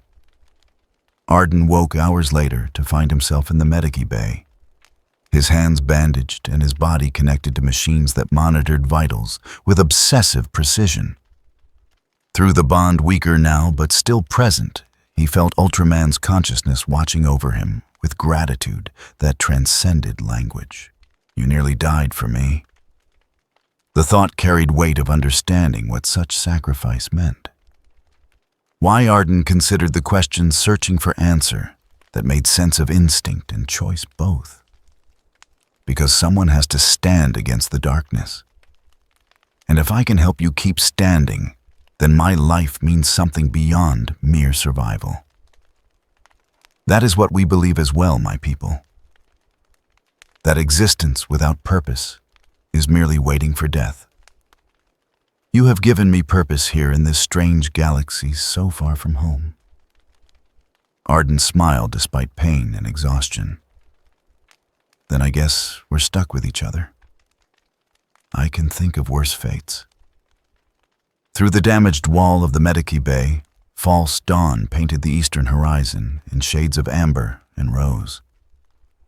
But Arden, looking at the color timer's steady amber pulse and feeling the bond that connected him to something larger than himself, understood that perhaps dawn didn't need to be true to still bring light. Perhaps false dawn was enough in a galaxy that had forgotten what real light looked like. Perhaps it was even better proof that light could be made, rather than merely received, that humanity possessed within itself the capacity to create illumination even in absence of divine favor. The thought was heretical by any standard imperial doctrine could measure. It was also, Arden realized, exactly what they needed to believe if they were going to survive what came next. Because in the deep places of the galaxy, in spaces where warp and reality tangled together, like lovers locked in mutual destruction, something had taken notice of the light that should not exist. Something old and powerful and infinitely patient had turned its attention toward Dathros and the being who had brought impossible radiance to this corner of eternal night. Tzeentch, architect of fate, changer of ways, smiled with mouth that existed in dimensions mortal minds could not perceive, and began to plan. Word spread across Dathros like fire through dry tinder. What had been witnessed at the settlement could not be contained by walls or protocols or even inquisitorial authority. The survivors spoke of it in whispers that became shouts, in rumors that became gospel, in fear that transformed inexorably into something far more dangerous. No, a giant of silver and red had fallen from the stars. It had fought corruption with light that burned cleaner than any fire the Imperium had ever wielded. It had protected the weak when protection should have been impossible. And it had survived judgment by the Ordo Hereticus itself, not through deception or power, but through simple demonstration of what it claimed to be. A protector, a warrior of light, a being that suggested salvation might come from sources beyond the Golden Throne. The heresy implicit in that final thought should have been enough to stop its spread. 3 years of exterminatus-induced trauma should have taught Dathros' survivors to fear anything that deviated from approved doctrine. But desperation makes philosophers of even the most faithful. And Dathros had spent 3 years learning exactly how desperate humans could become. In the settlement's central square, where Elder Harrow had once arbitrated disputes and rationed supplies with grim efficiency, a new structure rose. Not through official sanction or elder approval, but through the spontaneous effort of people who had rediscovered something they thought the exterminatus had burned away along with their cities. They built a shrine. It started simply a cairn of stones, arranged in rough approximation of Ultraman's form, placed where he had first emerged from the Medici Bay to fight the corrupted horde. Someone added a piece of red cloth to mark the color timer's position. Another contributed a shard of mirror glass to represent the silver skin. Within a day, the cairn had grown to twice human height, and people had begun leaving offerings at its base. Food mostly in a settlement where every meal was measured against starvation. Small rations of processed protein and synthesized grain gifts that represented genuine sacrifice. Alongside the food came other tokens, weapons that had failed to protect medical supplies, that had failed to heal fragments of machinery that had once worked and now served only as reminders of what technology had been lost. And they came to pray. Not with the rote liturgies approved by the ecclesiarchy, not with the grim acceptance of suffering that characterized proper imperial devotion. They prayed with voices that carried actual hope words that suggested salvation might be earned through virtue rather than merely endured through faith.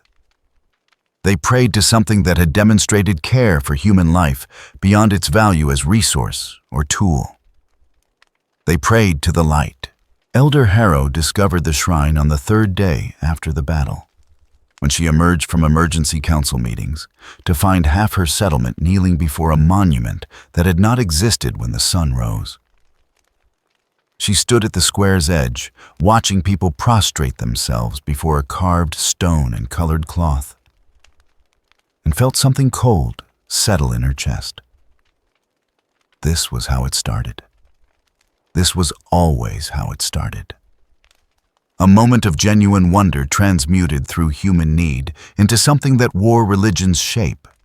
but carried seeds of its own destruction. The Imperium had not survived 10,000 years by tolerating unsanctioned worship. The ecclesiarchy did not forgive those who placed faith in anything beyond the God Emperor's divine authority. And Inquisitor Cure, for all her recent clemency, served an organization built specifically to root out and destroy exactly this kind of deviation. Harrow pushed through the crowd with authority that came from 3 years of keeping these people alive through impossible circumstances. When she reached the shrine's base, she turned to face the assembled faithful with expression that mixed frustration and fear in equal measure. "What is this?" Her voice carried across the square without need for amplification. "Who authorized construction of this monument?" A man stepped forward from the crowd, someone Harrow recognized as Dren, a former Underhive ganger who had survived the exterminatus through sheer vicious cunning. He had been one of the defenders on the wall during the recent battle, had watched Ultraman fight with his own eyes rather than through second-hand testimony. "No one authorized it, Elder." His voice carried the rough accent of someone raised in Dathros's lowest levels, where imperial authority had always been more suggestion than law. "We built it because we needed to. Because for the first time in 3 years, we've seen something worth building for. This is heresy." Harrow's words came out quieter than she intended, but they carried across the silent square like thunder. "The ecclesiarchy does not recognize. The ecclesiarchy burned our world." Another voice, this one belonging to a woman who had lost family to the exterminatus. "They told us it was mercy, told us we should be grateful for the opportunity to die pure rather than live corrupted. Where was the Emperor's grace when we begged for deliverance? Where was the divine intervention when we watched our children starve?" Harrow had no answer because there was no answer. The logic was heretical, dangerous, absolutely correct. "But it's still heresy," she said, and the words tasted like ash in her mouth. "And heresy draws attention we cannot afford. Inquisitor Cure has been merciful, but that mercy will not extend to open worship of a Xenos entity. She will see this shrine and everything it represents as corruption requiring purification. Then perhaps it's time we stopped fearing purification." Dren moved to stand beside the shrine, his hand resting on the stone cairn with something approaching reverence. That being Ultraman, he fought for us, protected us, bled for us if beings like that can bleed. When has the Imperium ever done the same? When have they offered anything but demands for faith and promises of salvation after death? The crowd murmured agreement, a sound that started as whisper and grew to rumble. Harrow heard in it the same dangerous energy that preceded riots, the moment when desperate people stopped accepting authority and started demanding agency. She had seen it before in the days before the exterminatus, when desperation finally overwhelmed doctrine. "Listen to me." She raised her hands, calling for silence through gesture and will both. "I understand what you feel. I watched the battle too. I saw Ultraman fight when he could have remained safe. I saw Arden nearly die maintaining the bond that kept us all alive. I know what it means to witness genuine selflessness in a galaxy that has forgotten the concept." Her voice hardened. "But I also know what happens when the Imperium discovers unsanctioned worship. They will not send missionaries to correct our theology. They will not debate the merits of our faith.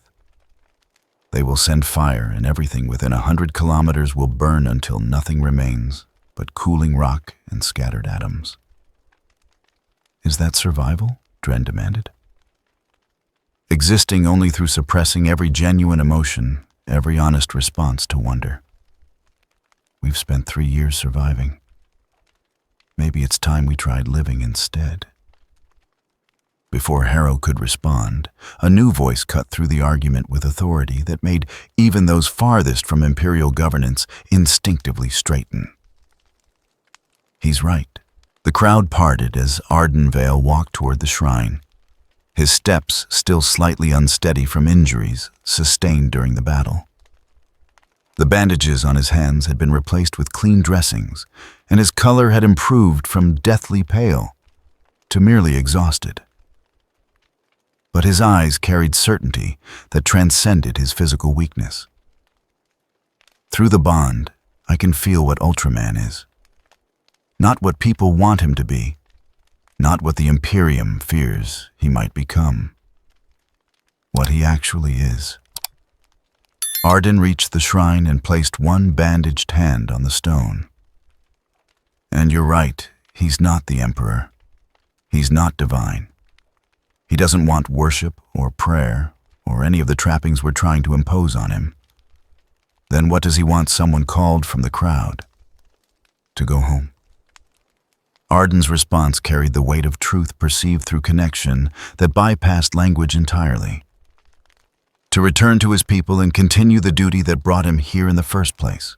But while he's trapped on Dathros, while the color timer keeps him bound to this reality through me, he wants only one thing for us to remember: that light exists within ourselves. That we don't need gods or giants to create illumination. We just need the courage to kindle flames despite the darkness pressing in from all sides. That's heresy, someone whispered. But the word carried less conviction than it should have. Maybe. Arden looked around at the assembled faithful meeting eyes that wanted desperately to believe in something beyond grim survival. But it's also true. I've touched his mind. I've felt what drives him across universes and through impossible spaces. He's not here to save us. He's here to remind us that we can save ourselves. The crowd stood silent, processing words that should have been rejected immediately, but somehow resonated with something deep in human nature that 10,000 years of imperial doctrine had failed to completely suppress. Elder Harrow saw her opportunity and took it. Then we honor him not through worship, but through action. We rebuild what the battle destroyed. We care for our wounded. We prove that his sacrifice meant something by becoming the people he believed us capable of being. She gestured at the shrine at the offerings that represented genuine deprivation in the name of devotion. No more monuments, no more prayers. We show our gratitude by surviving not as subjects waiting for salvation, but as humans reclaiming agency over our own fates. It should have worked. It was logical, practical, exactly the kind of compromise that might have satisfied both genuine faith and inquisitorial scrutiny. But Harrow had forgotten something fundamental about human nature, that logic withers before genuine religious experience, and nothing kills compromise faster than martyrdom witnessed firsthand. A child's voice cut through the adult debate with clarity that only innocence permits. But he glows. The speaker was perhaps 8 years old, a girl who had spent half her life in post-exterminatus wasteland and knew nothing of the Imperium's glory beyond what adults told her in stories.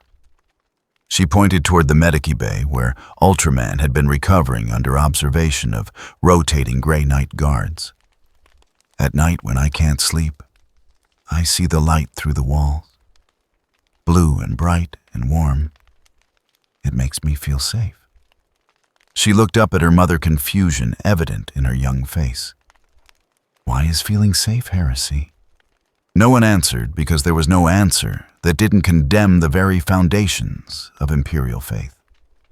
Safety was not guaranteed in the Emperor's Imperium. Comfort was not promised to the faithful.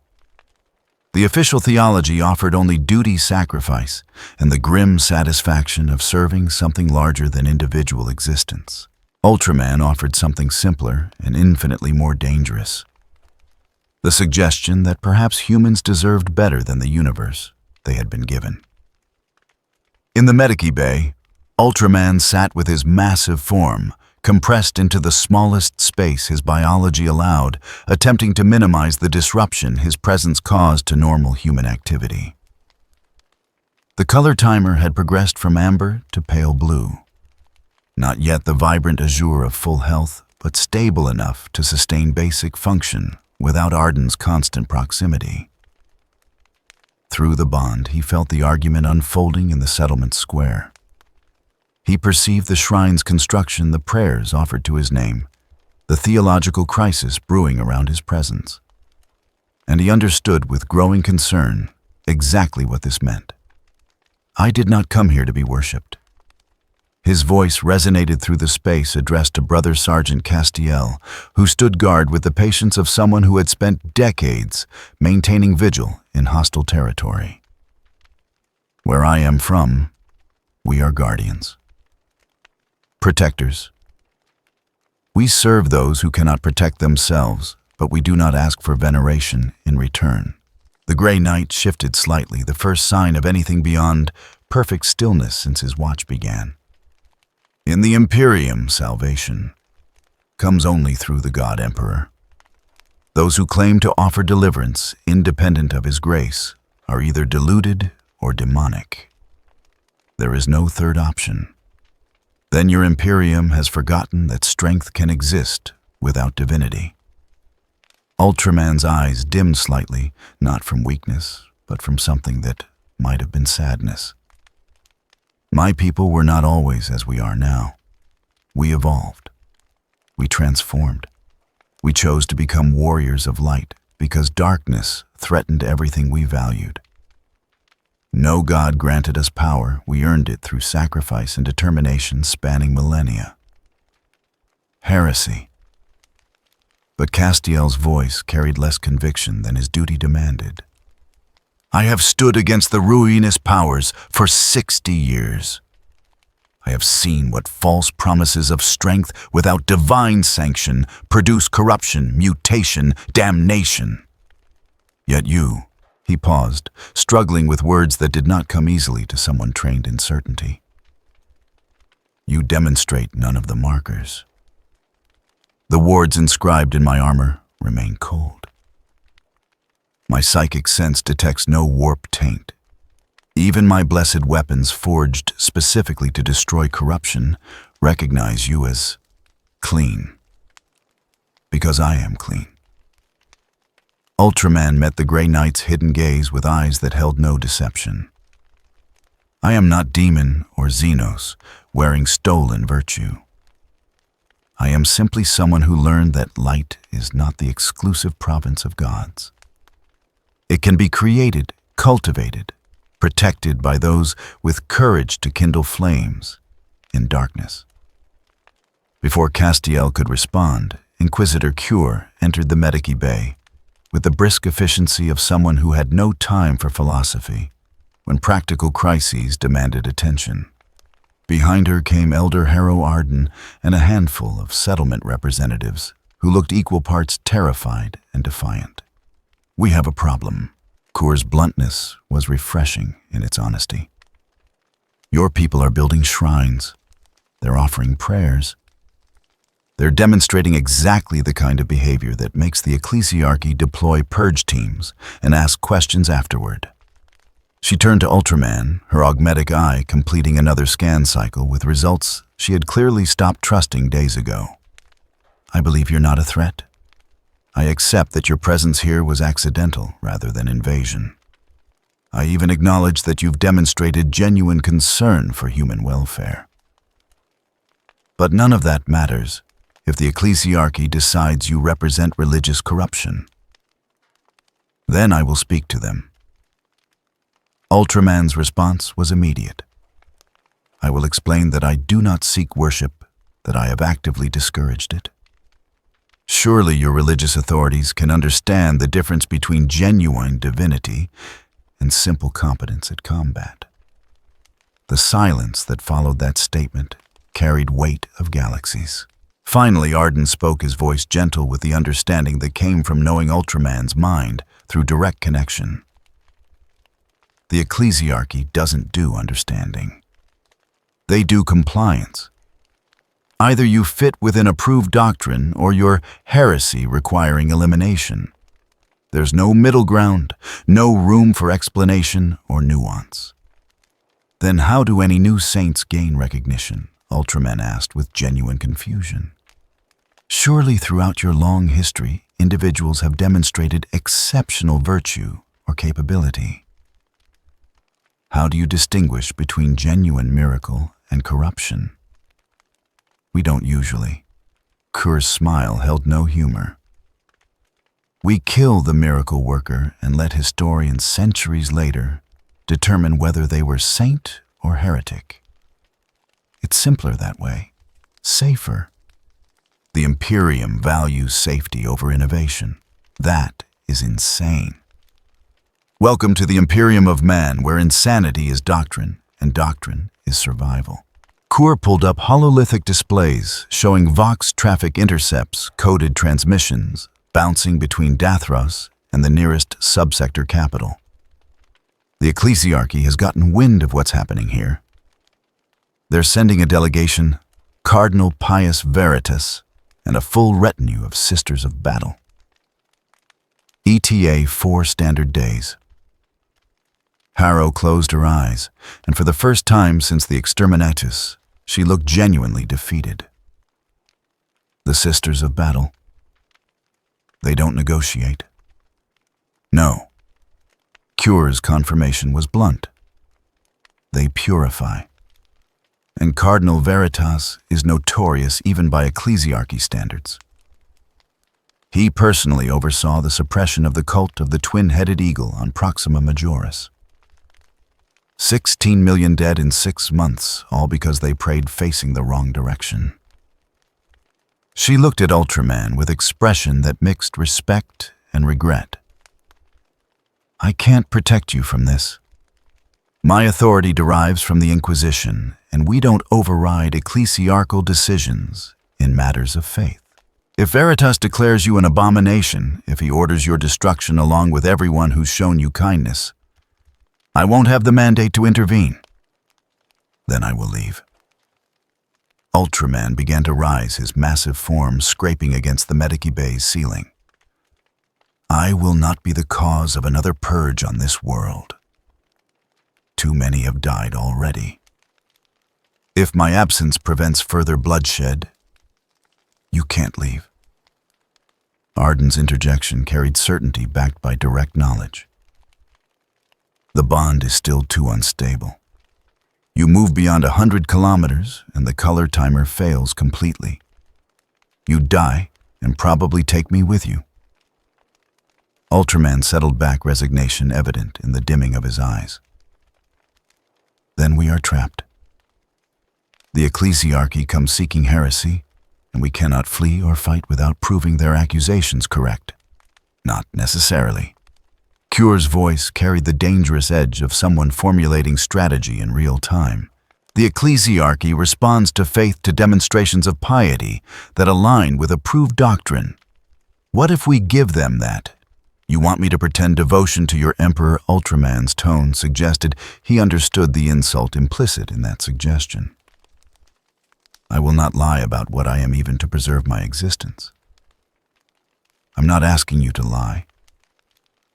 Kur began pacing her augmetic eye, cycling through projections and probability matrices. I'm asking you to demonstrate that your presence on Dathros supports, rather than undermines, imperial faith. Show the Cardinal that you strengthen human resolve, rather than replacing it.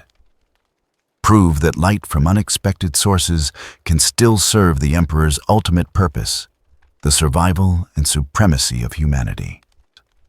And how do I prove that in 4 days, when even speaking the truth that I come from beyond your Emperor's authority constitutes heresy by your standards?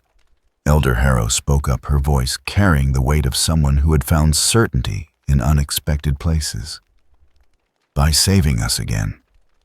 Publicly. Undeniably.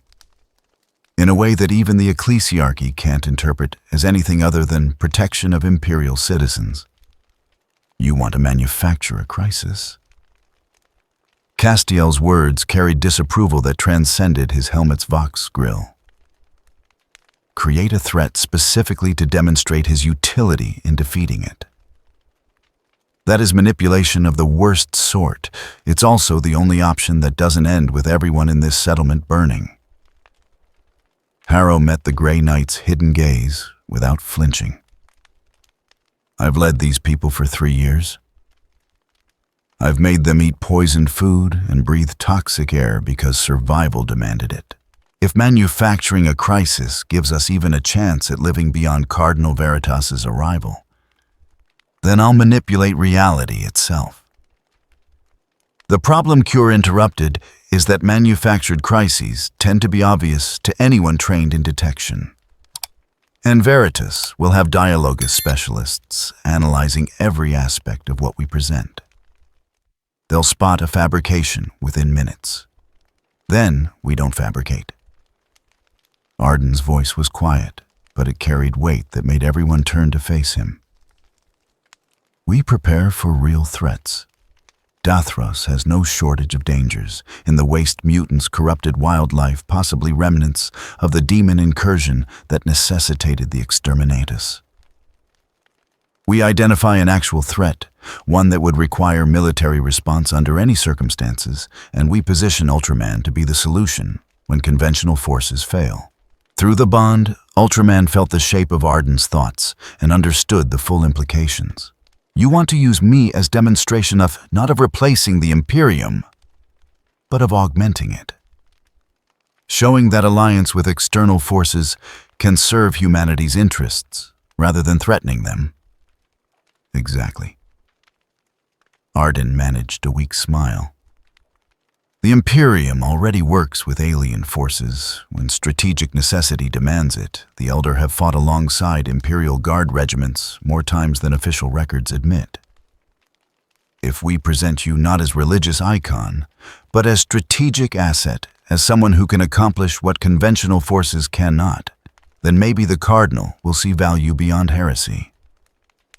It's a desperate plan with approximately 15% chance of success. Cure's augmetic eye finished its probability calculations. But 15% is better than the 0% we have currently.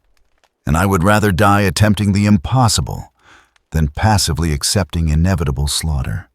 She turned to Ultraman with expression that mixed hope and grim determination. What do you say? Will you help us manipulate faith in service of survival? Will you demonstrate that sometimes the Emperor's will is best served by those who've never heard his name Ultraman sat in silence for long enough that the humans began to shift with discomfort. He felt their desperation through the bond with Arden, perceived their fear through senses that transcended normal empathy. These were good people trying to survive in a universe designed to devour them. They had shown him kindness when killing would have been safer. They had protected him when abandonment would have been wiser. He thought of his home of the Land of Light, where such decisions would be debated by councils of wisdom spanning centuries. He thought of the simple certainty he had possessed before falling into this complex galaxy where virtue and survival stood in constant opposition. And he made his choice. I will help you. Not because I believe in your Emperor or accept your Imperium's authority, but because you have earned my protection through your own virtues. And I do not abandon those who have shown me trust. His eyes brightened to full azure, the color timer pulsing with strength that came from conviction rather than mere energy reserves.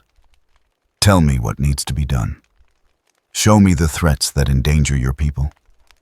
And I will prove that light from whatever source serves the same fundamental purpose, protecting those who cannot protect themselves. The planning began immediately with tactical displays and force projections and debates over exactly what kind of threat would be significant enough to require Ultraman's intervention.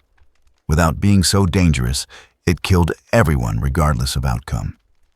Outside in the settlement square, the shrine continued to grow as faith and desperation built momentum toward outcomes no one could fully predict.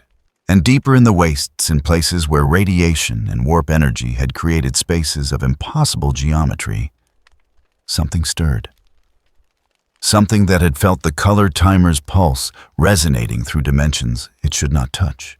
Something that recognized in Ultraman's presence an opportunity for entertainment of the sort that could reshape entire sectors if properly exploited. In his impossible fortress in that space within the warp, where even chaos itself grew structured through sheer force of intellect, Tzeentch moved pieces on a board that mortal minds could not perceive. The Giant of Light had come to his attention, and the Architect of Fate always had plans for those who drew his gaze. The game, he decided, was about to become far more interesting.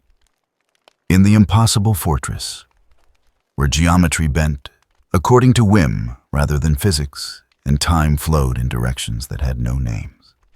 In mortal languages, Tzeentch contemplated the game board of reality with satisfaction that transcended simple pleasure. The Architect of Fate existed in perpetual calculation, processing infinite permutations of every possible future, seeking patterns in chaos and chaos in patterns. And the Giant of Light had introduced a variable he had not predicted. This alone was worth preserving. In a universe where even the most complex schemes eventually resolved into predictable outcomes, genuine surprise had value beyond measure. Tzeentch examined the threads of fate surrounding Dathros, with attention normally reserved for worlds whose corruption might reshape entire sectors. What he found there pleased him in ways that mortal minds could not comprehend. A being from beyond the galaxy, untouched by chaos, radiating energy that stabilized rather than disrupted the warp. A population desperate enough to embrace heresy if it offered hope beyond mere survival. An inquisitor whose pragmatism warred with doctrine in ways that suggested future exploitation.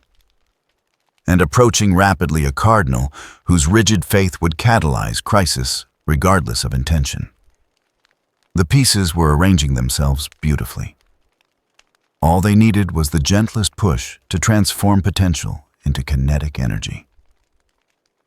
Tzeentch reached into the warp with will that could reshape reality, and he pushed.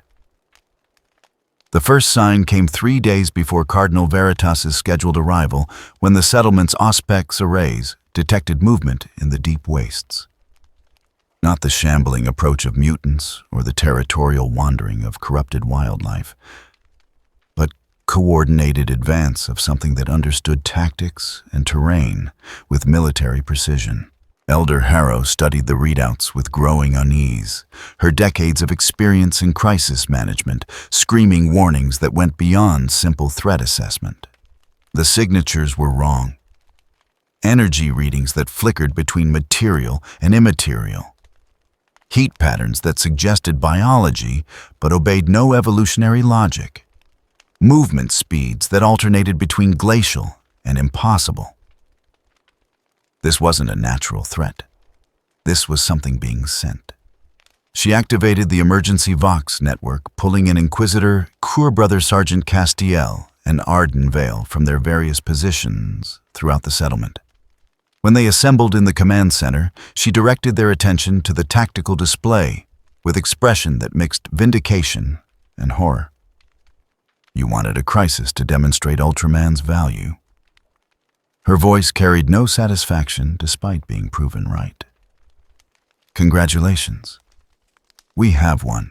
And unless I'm misreading these signatures, it's exactly the kind of threat that conventional forces cannot defeat. Cour's augmetic eye cycled through scanning modes, correlating data against her extensive internal database of warp phenomena.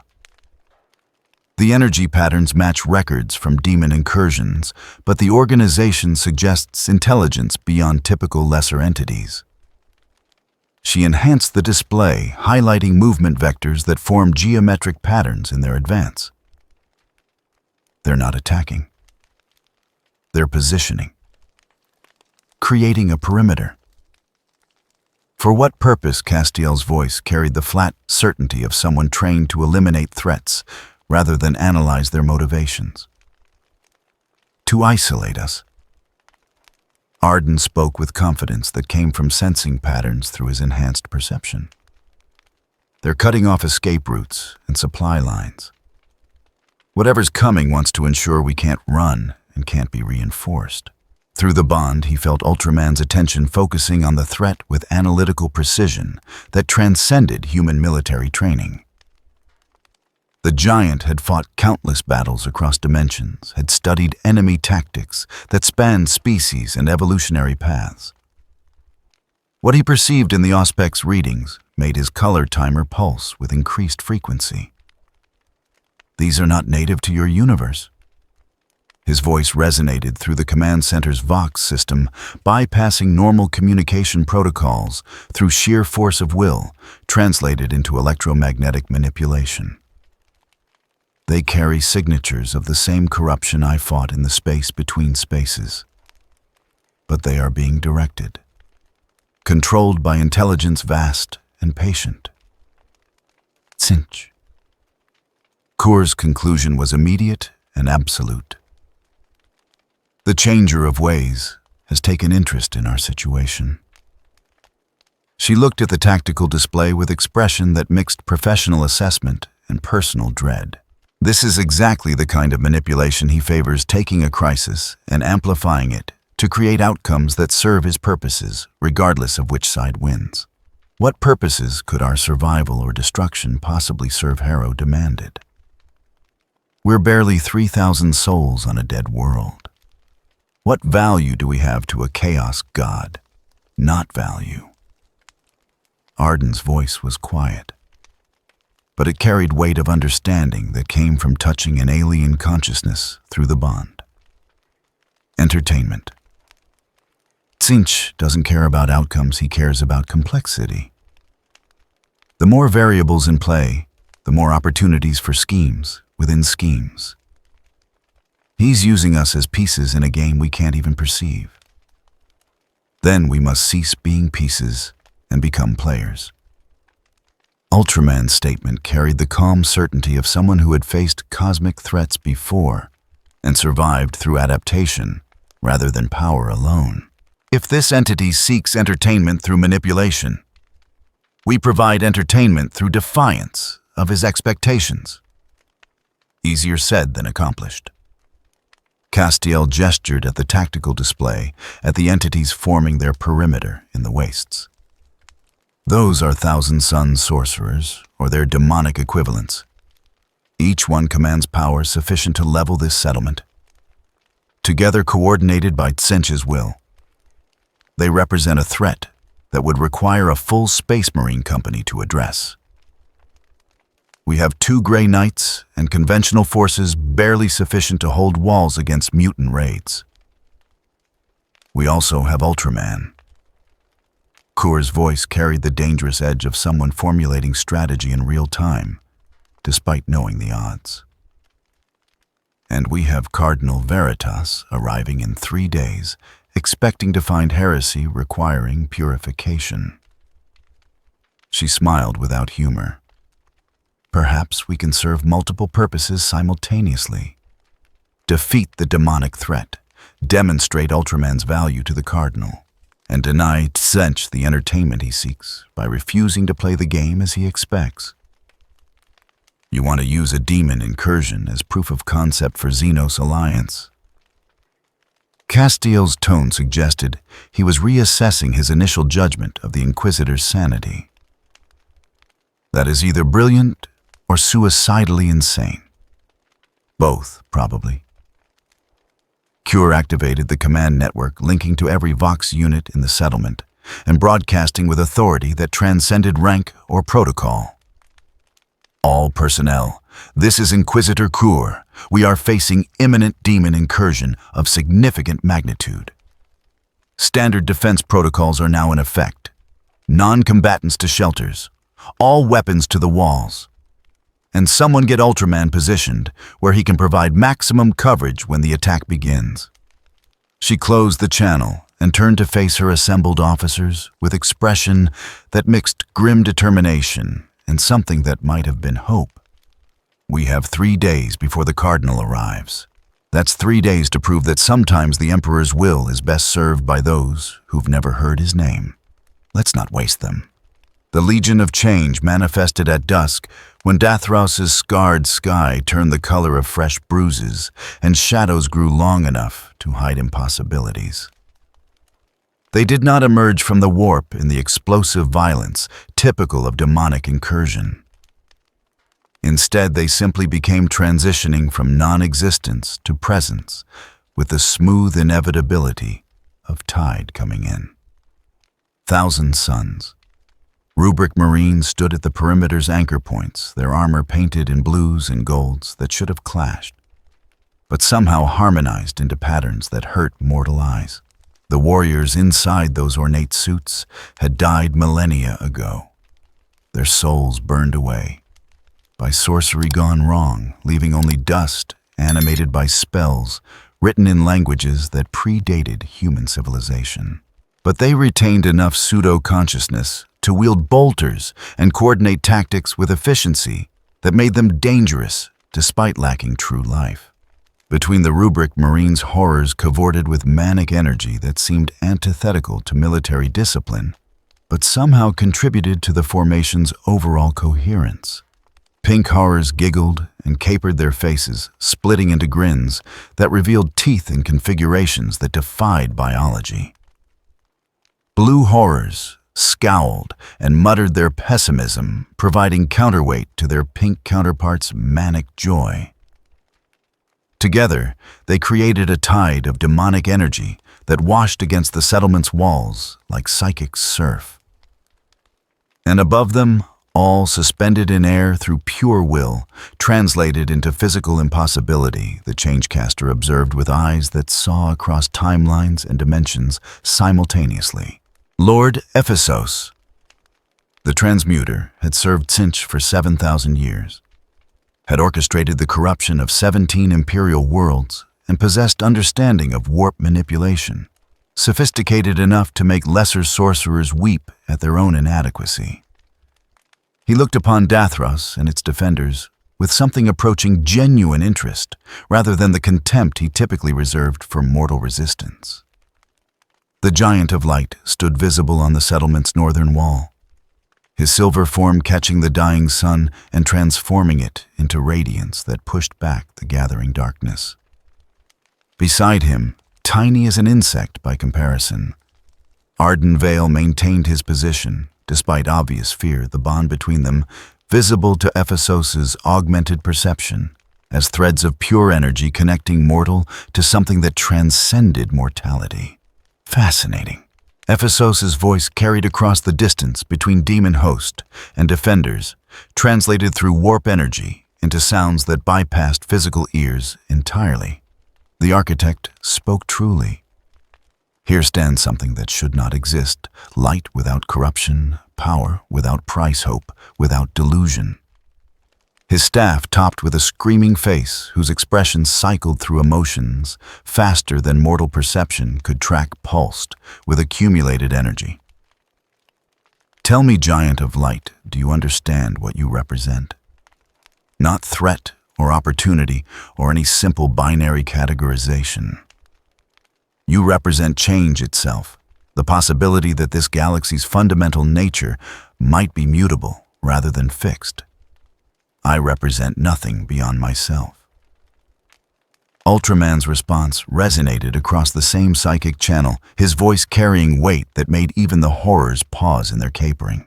I am a warrior who fights darkness. If your master finds meaning beyond that simple truth, it says more about his nature than mine. Ephesos laughed, and the sound carried harmonics that made reality itself shudder. Oh, but simple truths are the most dangerous kind. The Imperium survives through complexity, through layers of doctrine and protocol and ritual that obscure the fundamental emptiness at its core. You threaten that by demonstrating that protection need not require 10,000 years of accumulated dogma. The Changecaster raised his staff, and energy began gathering around its screaming apex, power drawn from the warp and filtered through rituals older than human spaceflight. That is why the architect has sent me. Not to destroy you, though I certainly could. Not to corrupt you, though the attempt would be entertaining. But to test you. To see if your light burns bright enough to matter in the eternal darkness. He gestured, and the Legion of Change surged forward as one. Rubric Marines advanced with implacable precision, their bolters speaking in rhythmic volleys that turned the air itself into a storm of explosive rounds. Horrors capered alongside them, flinging warp fire that burned in colors that had no names, and left wounds that would never properly heal. And behind them, reality itself began to tear as more entities forced their way through barriers that should have held, but crumbled before Ephesus's casual mastery. The settlement's defenders met them with desperate courage and inadequate firepower. Laser guns cracked in disciplined volleys that dropped individual horrors but barely scratched the Rubric Marines in sorcelled armor. The few heavy weapons remaining from pre-exterminatus stockpiles spoke with deeper voices, their shells cratering demon flesh and occasionally finding weak points in ancient ceramite. But for every entity that fell, two more emerged from the warp rift that Ephesus maintained with negligent ease. Brother Sergeant Castiel and Brother Amadeus held the eastern approach, their blessed weapons turning the tide in their immediate vicinity through sheer holy violence. Storm bolter rounds, sanctified through ritual and prayer, struck demon essence with force that transcended mere physics. Nemesis Force swords carved through warp stuff and left wounds that could not heal through normal regeneration. But even Grey Knights had limits, and the Legion of Change had numbers that made those limits irrelevant. Inquisitor Hure fought from the command center, directing defensive fire with tactical precision, honed through decades of combat against chaos in all its forms. Her digital weapons eliminated individual threats with clinical efficiency. Her authority coordinated conventional forces into formations that maximized their limited effectiveness. But she could see the mathematics of attrition writing defeat in fire and blood across her walls. They needed a miracle. They needed intervention beyond human capability. They needed exactly what the ecclesiarchy would condemn them for accepting. They needed Ultraman. The giant stood motionless on the northern wall for 3 full seconds after the assault began. 3 seconds that felt like hours to those fighting for their lives below. Through the bond, Arden felt the vast consciousness, calculating, analyzing, seeking the optimal response to a threat that combined military precision with chaotic malevolence. Then Ultraman moved, and those 3 seconds of apparent inaction revealed themselves as preparation rather than hesitation. He leaped from the wall with force that cracked stone beneath his feet, covering the distance to the enemy formation in a single bound that defied physics and left sonic boom in his wake. He landed among the Rubric Marines like a meteor strike, his impact creating a crater that scattered ancient warriors like toys despite their considerable mass. His first strike sent a Rubric Marine tumbling backward, its ensorcelled armor cracking under force sufficient to shatter tank treads. His second caught a pink horror mid-caper, the demon's laughter cutting off as coherent energy passed through its form, and disrupted the warp bindings that maintained physical cohesion. His third, fourth, fifth followed in rapid succession, a storm of precise violence that carved a gap in the Legion's formation through which defenders could pour concentrated fire. The color timer pulsed amber, as energy reserves depleted faster than the bond with Arden could replenish them. But Ultraman fought on with efficiency that transcended mere endurance. He had battled across dimensions and defeated horrors that made these demons seem almost mundane. What he lacked in sustainable power, he compensated for through pure technical skill, refined across millennia. But even skill had limits when facing numbers supported by sorcery beyond mortal comprehension. Ephesus watched the Giant of Light's assault with appreciation that transcended his usual disdain for brute force solutions. Interesting technique. The observation carried genuine academic interest. You fight not to kill, but to disrupt targeting command structures and breaking formations rather than simply destroying individual units. Military training of significant sophistication. Where did a being of pure light learn tactical doctrine? From necessity. Ultraman's response came between strikes, his attention never wavering from the immediate combat. Darkness takes many forms. Some can be defeated through power alone. Others require understanding their nature and exploiting weaknesses in organization or psychology or simple physics. He demonstrated by targeting a cluster of blue horrors with the Ultra/Energy Disc that carved through demon flesh and continued into the rubric Marines beyond severing connections between sorceress will and animated armor. 3 warriors collapsed simultaneously, their animating enchantments disrupted by attack that operated on principles the original spells had never accounted for. Ephesos countered by weaving reality itself into new configurations.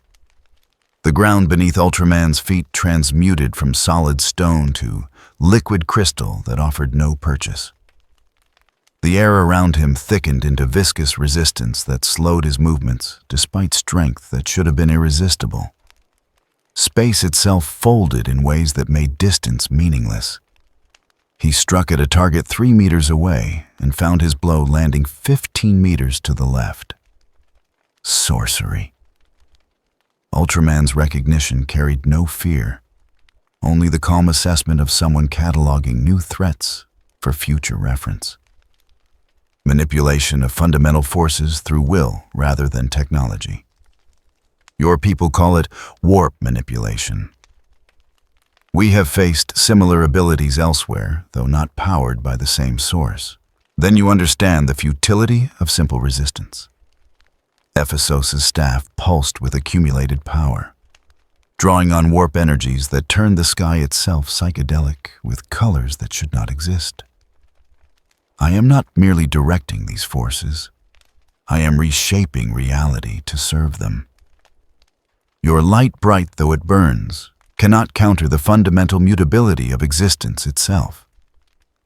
Perhaps Ultraman's stance shifted into the ancient configuration: right arm vertical, left horizontal.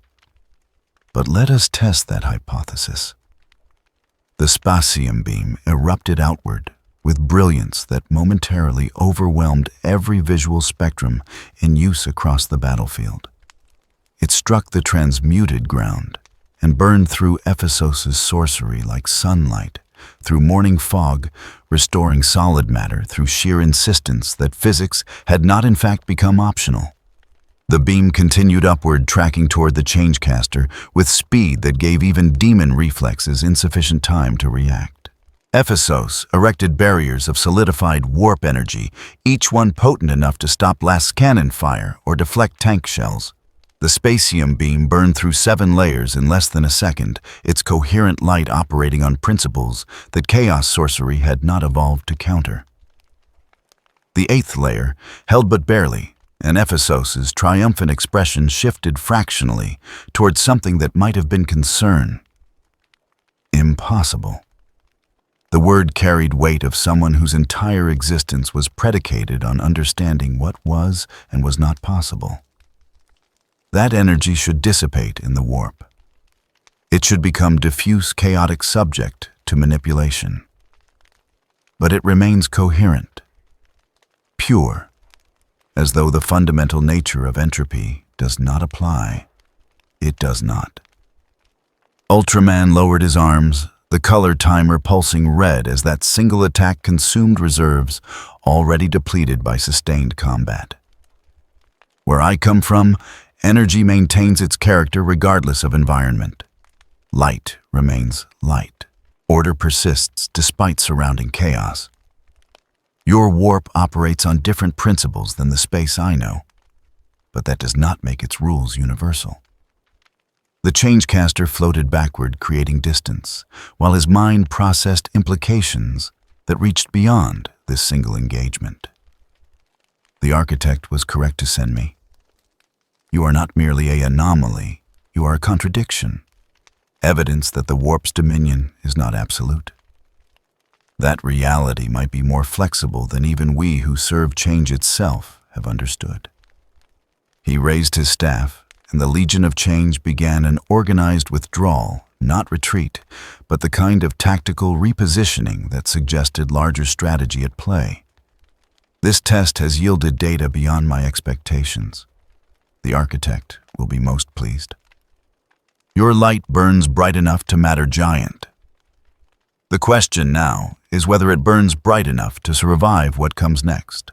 Ephesos and his legion faded back into the warp as smoothly as they had emerged, leaving behind only scorch marks and dissipating energy that would taint this ground for months. The silence that followed their departure felt heavy as lead broken only by the labored breathing of defenders who had survived impossible odds through combination of conventional courage and very unconventional alliance. Ultraman collapsed to one knee, his color timer flashing urgent red. 2 minutes. Through the bond, Arden felt the vast consciousness struggling to maintain physical coherence after expenditure that would have killed most beings outright.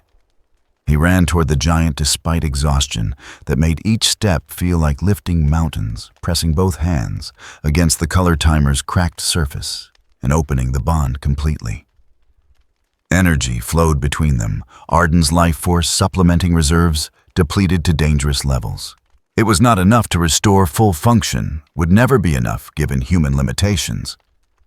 But it kept the color timer pulsing, kept consciousness from fragmenting, kept both of them alive despite physics and biology both screaming that such survival was impossible. Inquisitor Kur reached their position as the color timer stabilized at dim amber, her expression mixing relief and horror in equal measure. That was Lord Ephesos, the Transmuter, one of Tsench's most accomplished servants. He has corrupted 17 worlds and defeated 3 Space Marine strike forces. And you drove him off. I survived him. Ultraman's correction was important. He withdrew by choice, not defeat. The entire engagement was test rather than serious assault. Your Chaos God seeks to understand what I am before committing to my destruction. Then we passed the test Arden managed through exhaustion that threatened to claim consciousness. We passed one test. Kur helped Arden to his feet with surprising gentleness.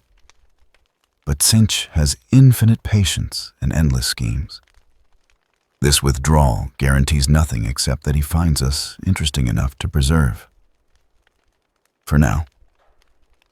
Elder Harrow approached with medical teams in tow, directing aid to wounded defenders, while her eyes tracked to the dissipating warp energies with expression that had transcended simple fear into the kind of bone-deep dread that came from understanding exactly how close they had come to damnation.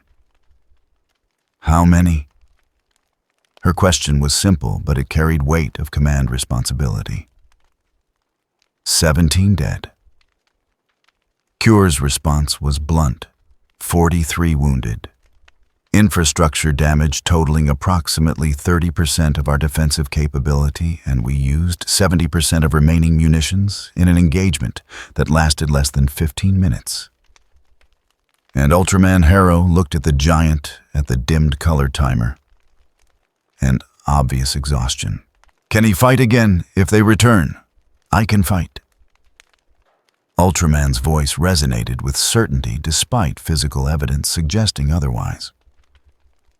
But I cannot sustain prolonged combat without better connection to Arden or alternative energy sources.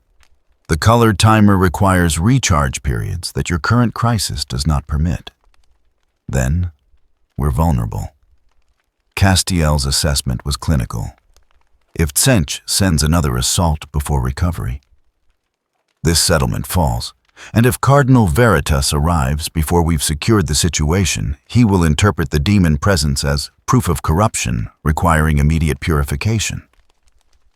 Harrow closed her eyes, calculating odds that refused to resolve into anything approaching hope. So we need Ultraman functional in less than 3 days, against an enemy who withdrew by choice and could return at any moment, while preparing to convince religious authorities that our alliance with a Xenos entity represents divine providence rather than heretical corruption. Actually, a new voice cut through the grim assessment, and everyone turned to see Arden standing without support for the first time since opening the bond completely. Through connection still thrumming with shared energy, his perception had expanded beyond normal human limitations into something that touched on Ultraman's enhanced senses. I think we might have an advantage we haven't considered. What advantage could we possibly have? Core demanded. Against Tzeentch, against time, against the ecclesiarchy itself. Arden pointed at the warp energy still dissipating from the battlefield, at patterns in its dissolution that suggested intelligence beyond random entropy. Tzeentch tests us because he's uncertain. Think about what that means. A chaos god, a being of pure warp energy who has existed for millennia and manipulated countless worlds, encountering something he can't predict. Something he needs to study before attacking directly. We represent a genuine unknown, and unknowns have power in games built on perfect information. Arden looked at Ultraman, at the bond between them that transcended simple biology to create something new. If we can amplify that uncertainty, if we can become more unpredictable, rather than less, maybe we turn Tzeentch's own nature against him. You want to out-scheme the chaos god of schemes. Castiel's tone suggested this was the most suicidal idea he had encountered in 6 decades of service. That is beyond insane. It's also our only option. Kur's augmetic eye completed probability calculations that should have returned 0% success rates, but somehow indicated fractional possibility. Tzeentch expects us to react predictably, fortify, prepare, wait for his next move. What if we don't? What if we attack first, attack at what Harrow demanded? We don't even know where the enemy is marshaling forces. We attack the assumption. Arden felt the idea crystallizing through enhanced perception that borrowed from Ultraman's experience across countless battles. Tzeentch thinks we're pieces on his board. We prove we're players by changing the game itself. We stop reacting to crisis and start creating outcomes he hasn't planned for. Such as multiple voices asked simultaneously. Arden smiled despite exhaustion and fear, and the very reasonable certainty that they were all probably going to die. Such as using Cardinal Veritas's arrival not as threat to prepare against, but as weapon to deploy against Tzeentch himself. What if we convince the Cardinal that fighting alongside Ultraman isn't heresy, it's holy warfare? What if we turn the ecclesiarchy's absolute conviction into a tool for defeating chaos, rather than obstacle to overcome? The silence that followed that suggestion stretched until Elder Harrow broke it with a laugh that held equal parts horror and admiration. You want to weaponize faith itself? Turn the Cardinal's zealotry into strategy against the very forces he's supposed to oppose. Why not? Kur's voice carried the dangerous edge of someone who had stopped calculating odds and started gambling on outcomes too complex for mathematics. The Imperium has survived 10,000 years through faith that defies reason. Maybe it's time we tested whether that faith can serve purposes beyond maintaining its own authority. She looked at Ultraman, at the being whose presence had catalyzed crisis and possibility in equal measure. Can you fight alongside the ecclesiarchy? Can you demonstrate prowess without threatening their theological supremacy? Can you be weapon without being threat? I have fought alongside many different civilizations across dimensions. Ultraman's response carried weight of experience beyond human comprehension. I can adapt to whatever role serves the mission of protecting those who cannot protect themselves. Even if that role requires temporary submission to authorities I do not recognize. Then we have 3 days to prepare the most audacious manipulation the Imperium has seen in recent memory. Cure activated the command network, her voice carrying certainty that transcended the desperate circumstances. We're not going to convince Cardinal Veritas that Xenos alliance is acceptable. We're going to convince him that Ultraman is divine intervention. That the Emperor himself sent this giant of light to test our faith and strengthen our resolve against chaos. That is heresy beyond measurement, Castiel observed. Yes. Cure's smile was sharp enough to cut. But it's also exactly the kind of audacious scheme that Tzeentch won't predict. Because it requires faith. Genuine, irrational, absolute faith that his nature cannot comprehend. We're going to beat the god of change by refusing to change. By doubling down on imperial doctrine so thoroughly that even deviation becomes orthodoxy. The planning began immediately with theological arguments and tactical positioning and debates over exactly how to frame alliance with Xenos as divine providence. Above them, the scarred sky of Dathros continued its slow rotation from dusk to night, stars appearing like wounds in the fabric of darkness. And in the warp in his impossible fortress, Tzeentch felt the first stirrings of genuine uncertainty and found himself delighted by the sensation. The game, he realized, had just become interesting enough to demand his personal attention. Perhaps the giant of light would prove worthy of more than simple study. Perhaps he would prove worthy of an architect's full focus. The thought pleased Tzeentch more than the corruption of 1,000 worlds. Cardinal Pius Veritas arrived with the dawn, and he brought judgment in forms both spiritual and material. His flagship, the Righteous Flame, descended through Dathros's poisoned atmosphere like a cathedral falling from heaven, its hull inscribed with prayers visible from orbit, and its weapons arrays speaking silent threat to anything that might contest its passage. Accompanying it came 3 escort frigates carrying the full retinue of an ecclesiarchal investigation battle sisters whose faith was tempered in fire, confessors whose words could break heretics as surely as torture, and dialogue as specialists, trained to detect deviation from approved doctrine through the smallest linguistic variants. Inquisitor Hure watched the landing through tactical displays that showed formations designed for war rather than diplomacy. She had spent the previous 3 days in frantic preparation, coordinating with Elder Harrow and Arden to craft a narrative that walked the impossible line between truth and survival. Now seeing the Cardinal's forces deploying with military precision, she questioned whether any narrative could satisfy faith that had calcified into absolute certainty. Brother Sergeant Castiel noted the battle sisters taking strategic positions in assault formation rather than escort configuration. Whatever intelligence the Cardinal possessed suggested he expected resistance rather than cooperation. Cure responded by ordering all settlement personnel to stand down from combat readiness, displaying no weapons and showing no aggression. They would greet the Cardinal as liberators rather than conquerors, regardless of his actual intentions. Through private channels, she confirmed Ultraman's readiness to perform the role they had crafted. The giant's response carried weight of someone who had adapted to countless cultures across dimensions. He could be what they needed, though whether need and belief aligned remained uncertain. Cardinal Veritas emerged from his transport smaller than Cure had expected, his frame thin enough to suggest asceticism bordering on self-harm. But his eyes burned with conviction that transcended physical presence, and when he questioned her reports, Xenos Alliance demon assaults repelled through cooperation, populations surviving beyond prescribed purges, his mild words carried undertones of judgment already rendered.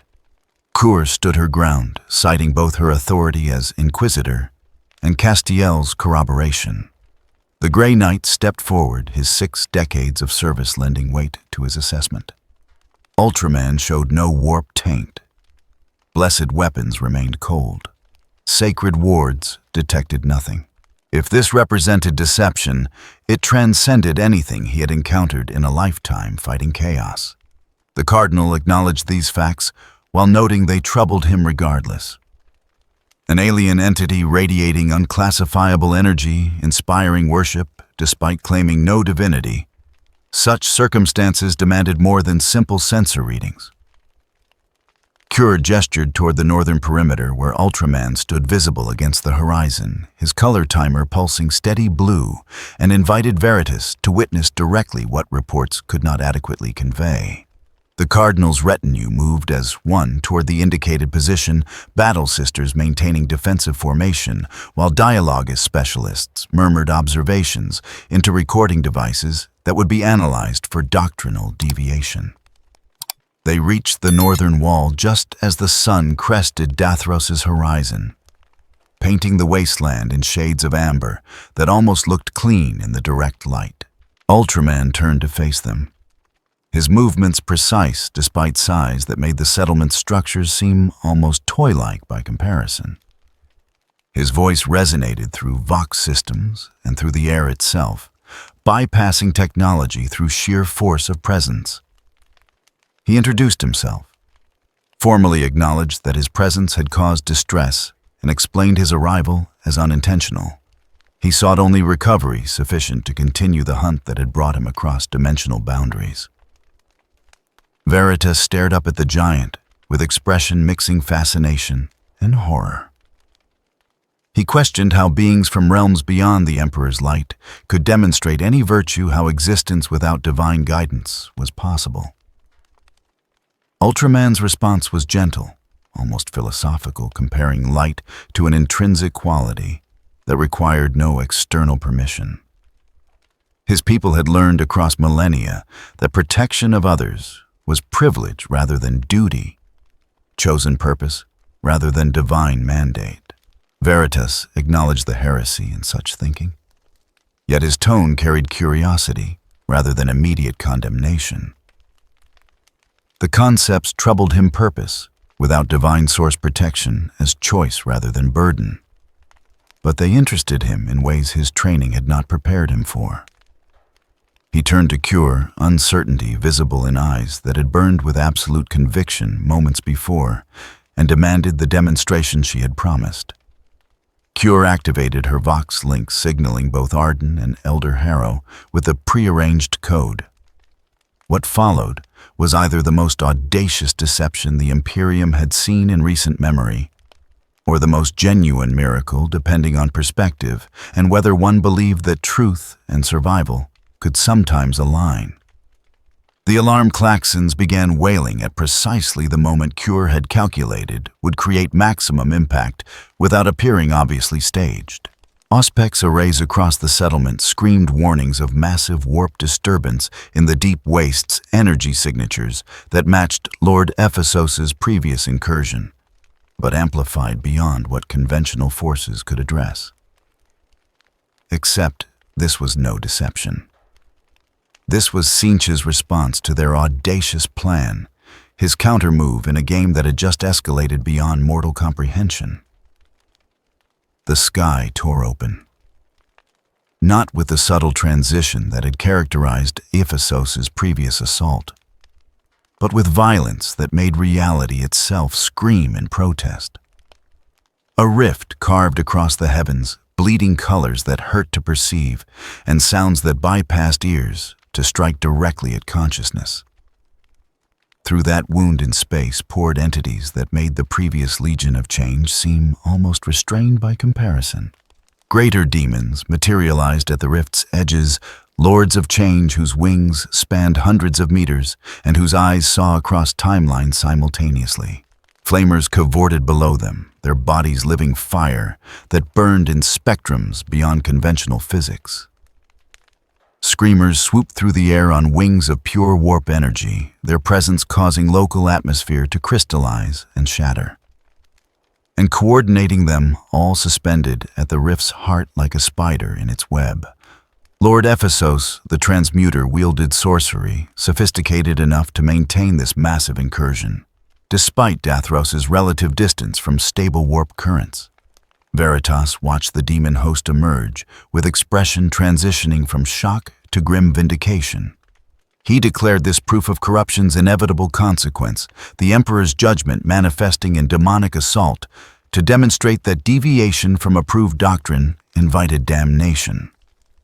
Kur countered with tactical assessment.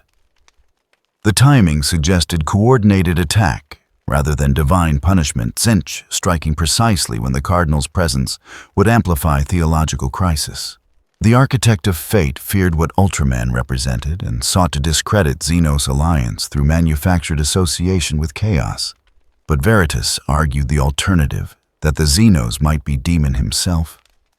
This assault his true nature revealed. He ordered his battle sisters to defensive positions, declaring they would repel the incursion through blessed bolter and sanctified blade, through faith in the Emperor's protection, rather than reliance on alien intervention. The first demon wave hit the settlement's defenses with force that made the previous assault seem like reconnaissance probe. Flamers spat warp fire that melted ferrocrete and turned defenders into living torches whose screams cut off only when biology failed completely. Screamers dove from above their passage, creating sonic disruptions that shattered eardrums and liquefied internal organs. The Lords of Change remained at distance, weaving sorcery that twisted space itself into weapons' gravity wells that crushed structures, temporal distortions that aged matter into dust reality inversions that turned defenders' own weapons against them. The Battle Sisters met this apocalypse with faith that bordered on psychosis. Their bolters spoke in rhythmic prayer, each round blessed through ritual, and guided by conviction that heresy must fall before righteousness. Their flamers answered demon fire with promethium sacred enough to burn even warp stuff. And when demons breached the walls through sheer weight of numbers, the sisters met them with chainswords whose teeth had been inscribed with litanies of hate. But faith alone was not enough. Not against numbers that defied counting and sorcery that rewrote fundamental laws. The Eastern Wall collapsed under combined assault of 3 Lords of Change working in concert. Their merged sorcery creating a localized singularity that consumed matter and converted it into pure energy, feeding back into the warp. 50 defenders died in the collapse. Their bodies never recovered because bodies ceased to exist at molecular level. Castiel and his Grey Knight brother fought with effectiveness that transcended even the Battle Sisters' blessed fury. Their nemesis force swords carved through greater demon flesh with strikes that banished entities back to the warp regardless of their resistance. Their storm bolters spoke with voices that made reality itself conform to imperial truth. But even they were being pushed back step by bloody step as the demon tide proved inexhaustible. Elder Harrow coordinated conventional forces from the command center, her tactical displays showing a situation that mathematics insisted was already lost. Casualty rates approached 50%. Ammunition reserves depleted past sustainability. Infrastructure damage compounding with each passing minute. And through it all, the rift in the sky grew wider, allowing more entities to pour through in numbers that suggested genuine invasion rather than mere raid. She broadcast emergency orders across all channels. The outer walls were lost. Defenders would fall back to secondary positions, consolidate at the central square, and prepare for final stand. The retreat proceeded with discipline despite desperate circumstances, Battle Sisters providing covering fire that turned abandoned positions into killing grounds. But retreat merely delayed inevitable defeat. They could not win through conventional means. They could not survive without intervention beyond human capability. They needed Ultraman. The giant had stood motionless through the first 5 minutes of assault, allowing conventional forces to demonstrate their capability, while he calculated optimal intervention point. Through the bond, Arden felt the vast consciousness, running simulations, analyzing demon formations and warp energy flows, and weaknesses in sorcerous coordination. When Ultraman finally moved, it was with certainty born from complete tactical understanding. He leaped from the northern wall and struck the center of the demon formation, like meteor impact given purpose. His landing created a shock wave that scattered lesser entities and disrupted the careful positioning the Lords of Change had maintained. His first strike caught a flamer mid-projection, coherent energy passing through demon fire and disrupting the warp bindings that maintained its physical manifestation. His second targeted a Lord of Change, directly the Ultra Chop carving, through sorcerous barriers that should have been proof against any material weapon. The greater demon screamed not in pain, for such entities transcended simple biology, but in surprise that anything could breach defenses woven from pure will and chaos energy. It retaliated with sorcery that would have unmade planets' reality-warping equations that solved for Ultraman's non-existence. But Ultraman did not cease to exist.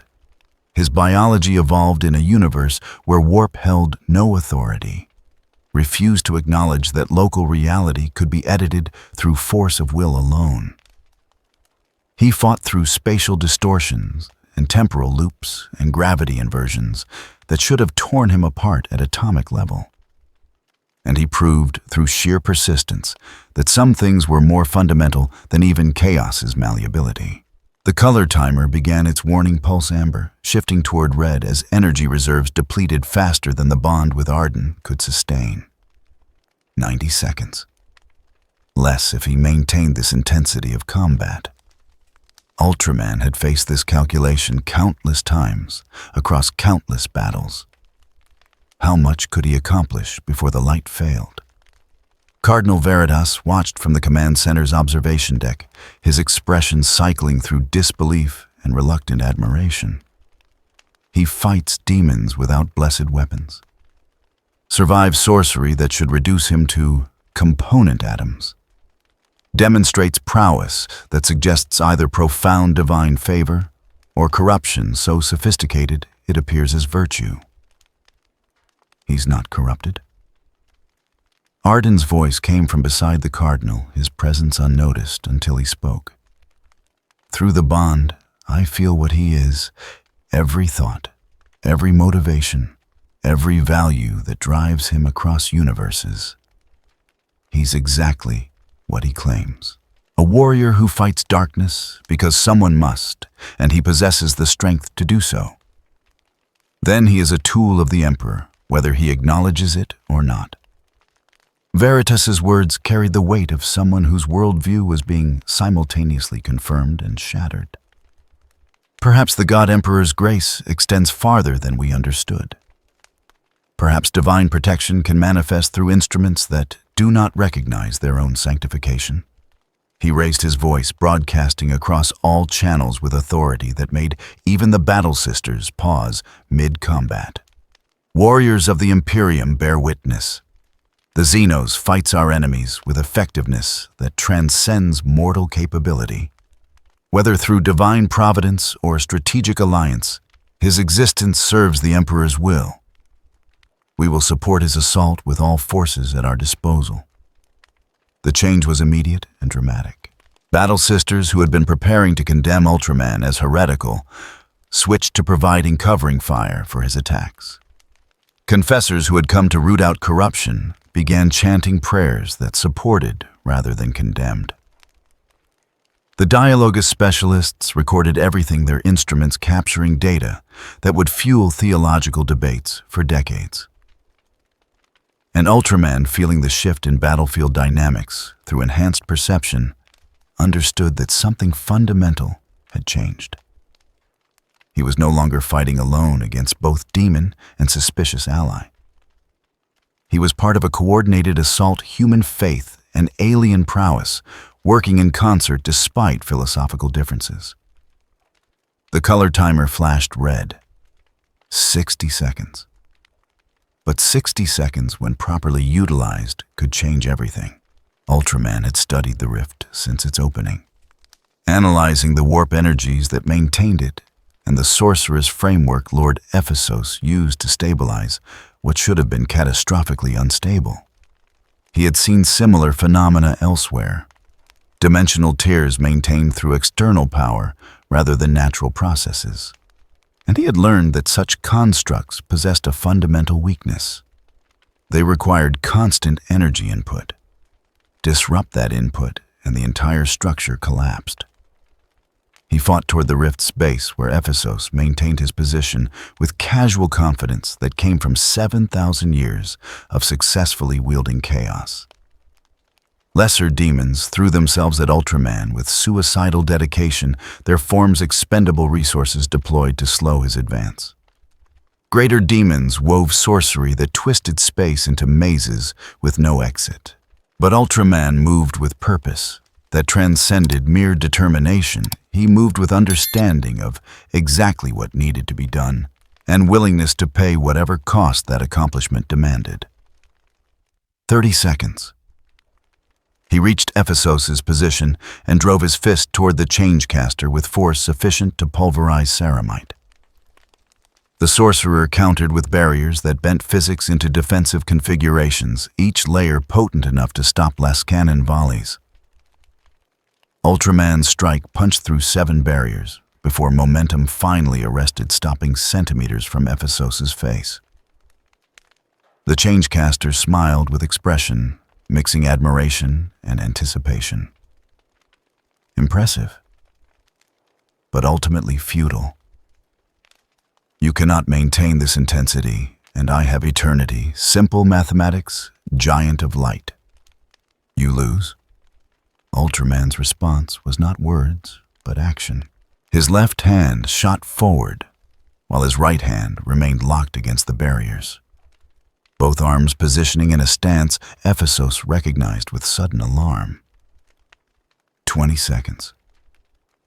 I do not need to defeat you. I only need to disrupt you. The spacium beam erupted at point-blank range, channeling every remaining erg of energy from the color timer into a single perfect strike. Not aimed at Ephesos himself, but at the sorcerous framework behind him, the delicate web of warp manipulation that maintained the rift despite physical laws, insisting such tears could not exist in stable reality. Coherent energy struck equations, written in languages that predated humanity, and it did something chaos sorcery had no protocols to counter. It insisted through sheer physics that the warp's malleability had limits. That energy, once structured, maintained its character regardless of external manipulation. That light remained light even when darkness pressed in from all sides. The sorcerous framework shattered. The rift began to collapse, its edges curling inward as the forces maintaining it failed simultaneously across multiple dimensions. Demons caught mid-transition between Imperium and reality found themselves torn apart by competing gravitational fields. The Lords of Change screamed in voices that bypassed ears to strike at souls themselves, their carefully coordinated assault dissolving into chaos. Not the ordered chaos they served, but genuine, purposeless entropy. Ephesos stared at the collapsing rift with expression transcending simple shock. You madman. You beautiful, suicidal madman. That beam should have killed you, should have drained the color timer completely and left you dying. Yes. Ultraman's response was barely audible over the rift's death throes. But I wagered that your master values entertainment over simple victory. And nothing is more entertaining than watching someone risk everything on a single perfect moment. The Changecaster laughed, genuine delighted laughter that carried across the battlefield despite the apocalyptic destruction surrounding them. Oh, the architect will be furious and fascinated and absolutely committed to either corrupting or destroying you, now that you've proven capable of such magnificent audacity. Ephesos began his own withdrawal, pulling back into the warp before the collapsing rift could claim him. His final words echoed across dimensions with weight of prophecy. This is not over, giant of light.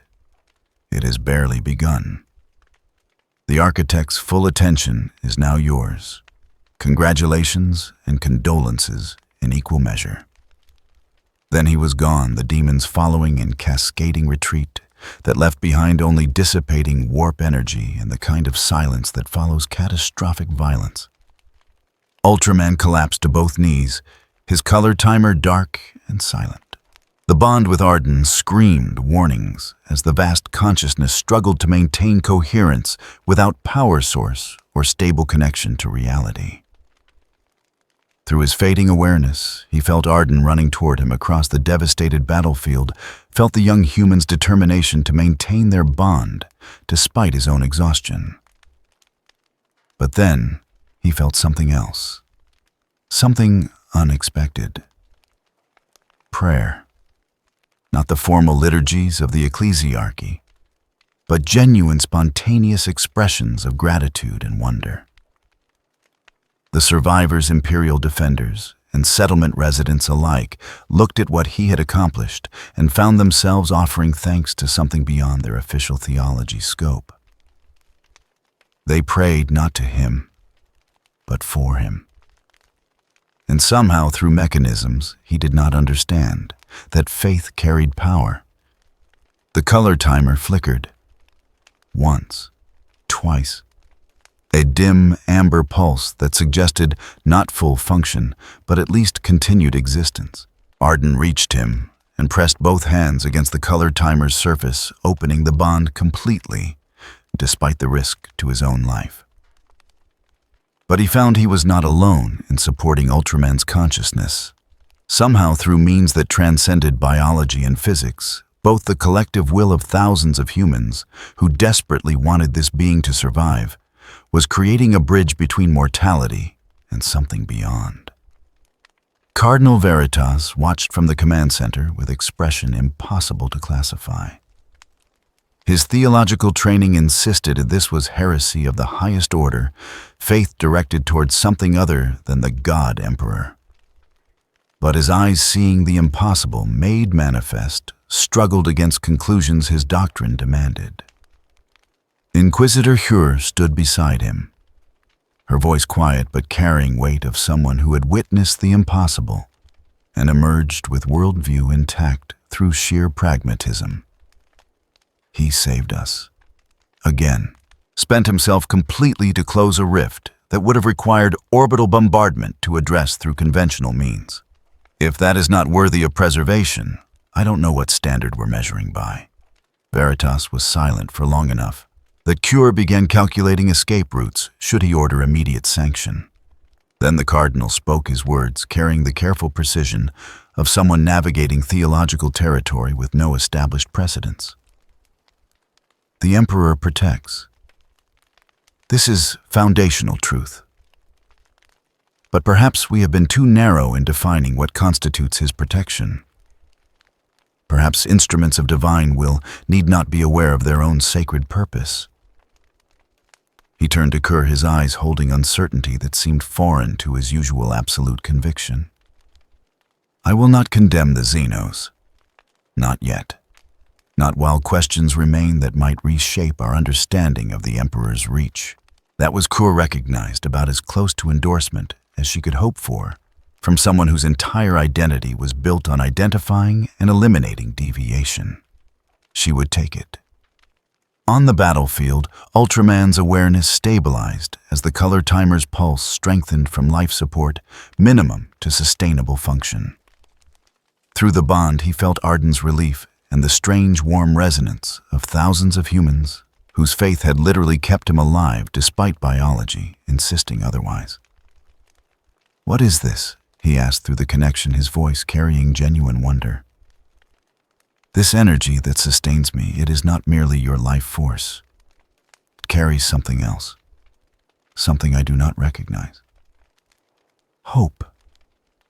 Arden's response was simple but profound. You're feeling hope made manifest. Human will concentrate it into something approaching physical force. We believe you're worth saving, and somehow that belief translates into actual sustaining energy.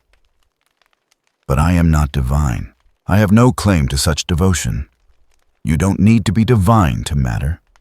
You just need to demonstrate that survival is possible, that darkness is not inevitable, that sometimes against all odds and doctrine and reasonable expectation, light wins. Arden helped Ultraman to his feet, the giant rising slowly to full height despite exhaustion that transcended mere physical fatigue. Around them, the survivors began emerging from cover defenders and civilians, Imperial forces and settlement residents, all staring at the being who had just accomplished what should have been impossible. Elder Harrow approached with medical teams in tow.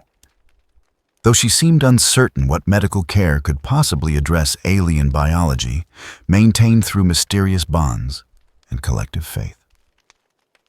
Casualties. Her question was pragmatic, focused on immediate concerns rather than philosophical implications.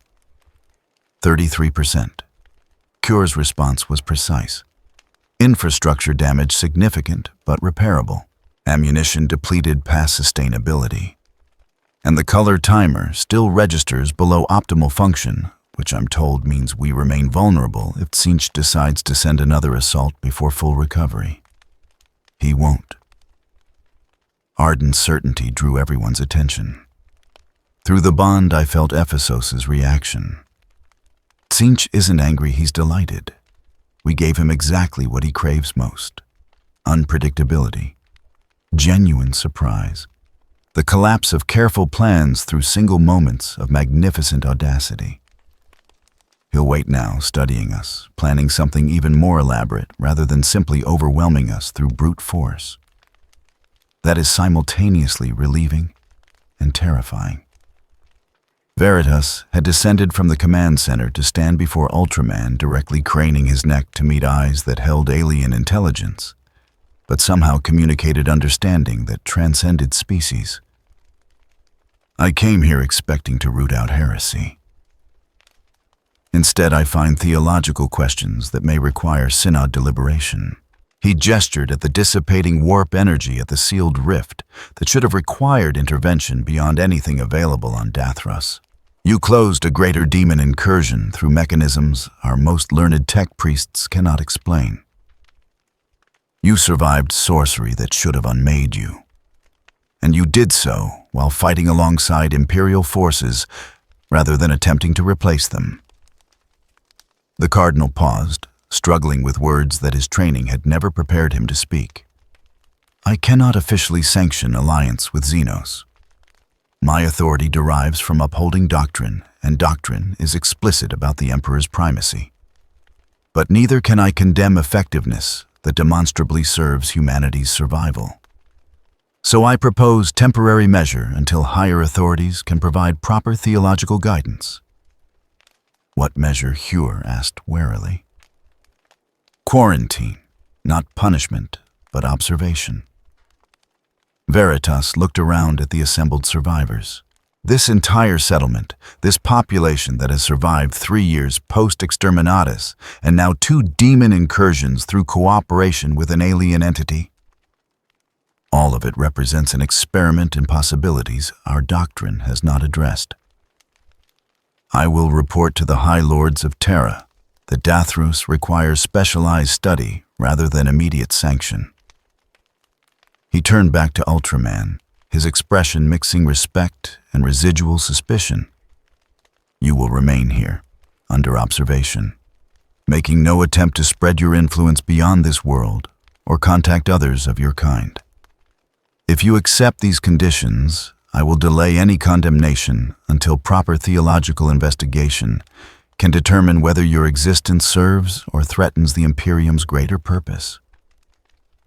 Through the bond, Arden felt Ultraman's careful consideration of the offer.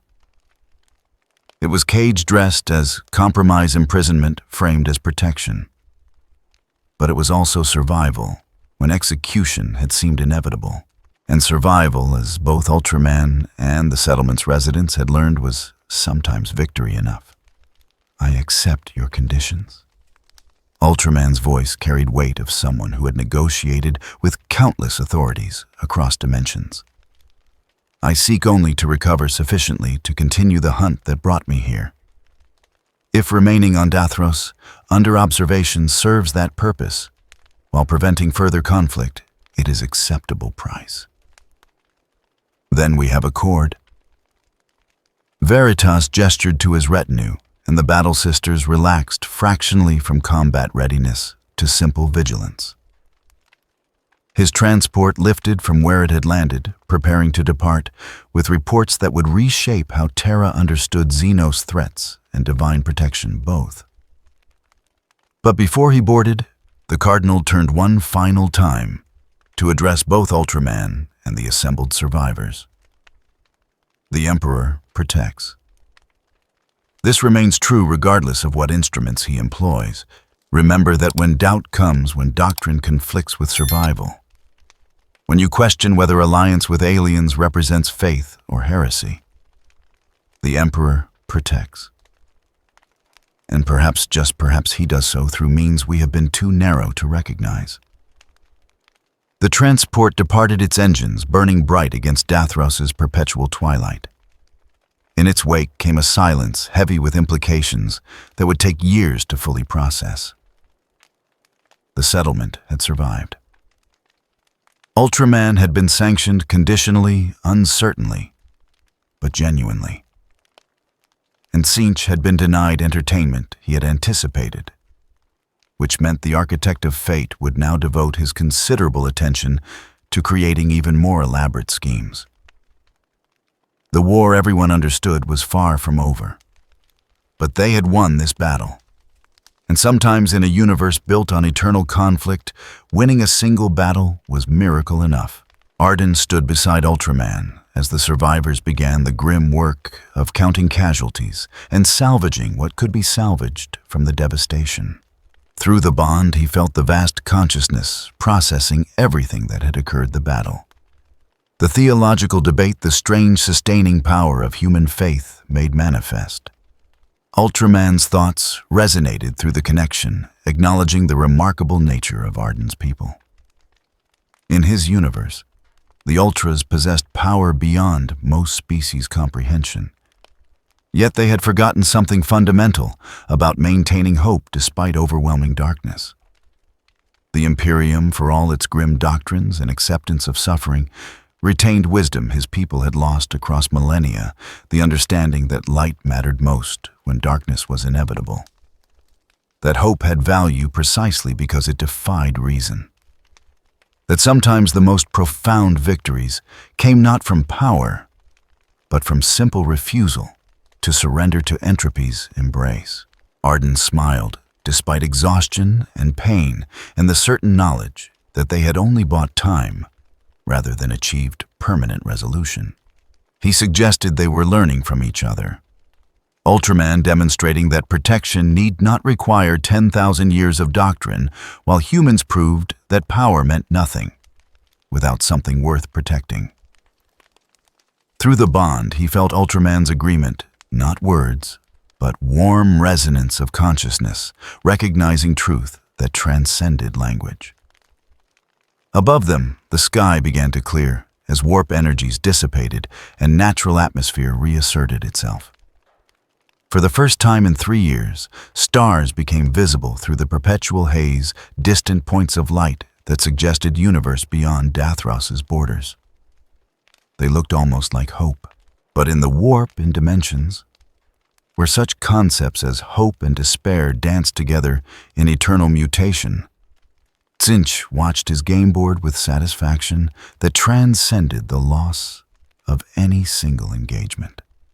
The giant of light had proven worthy of personal attention. The Imperium had demonstrated flexibility that suggested exploitable weakness. And the population of Dathros had revealed themselves as perfect tools for schemes that would reshape entire sectors if properly manipulated. The pieces were all in position. The game could now begin in earnest.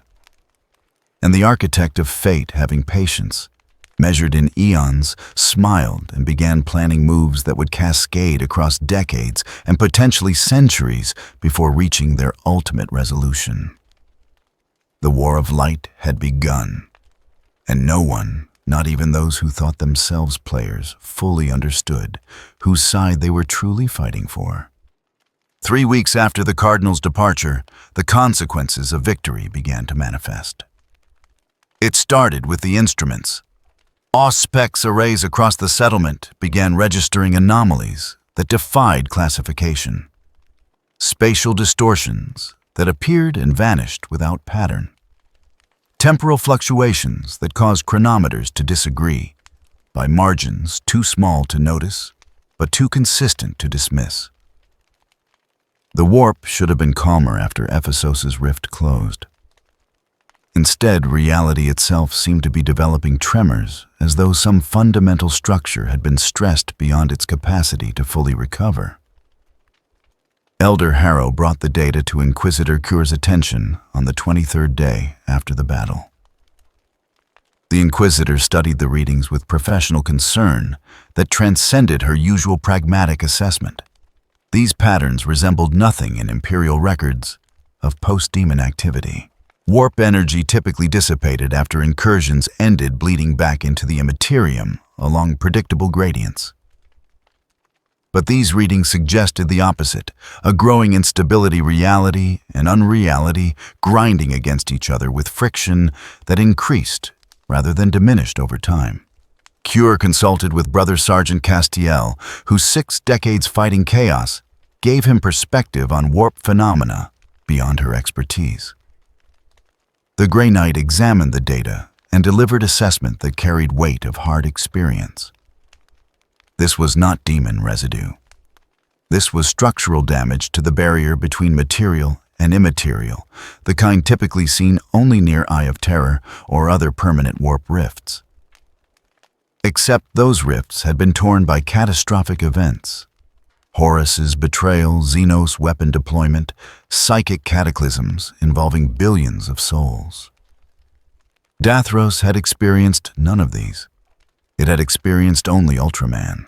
The realization crystallized during emergency council session, involving Harrow, Kure, Castiel, and Arden. They gathered in the command center while Ultraman maintained observation position outside his enhanced senses, monitoring the settlement's perimeter for threats, both material and otherworldly. Through the bond, Arden felt the giant's awareness of their discussion, his understanding that he was both subject and potential cause of the crisis they faced. Kure laid out the evidence with clinical precision. The spatial distortions clustered around locations where Ultraman had fought most intensely. The temporal fluctuations peaked whenever his color timer pulsed with particular strength.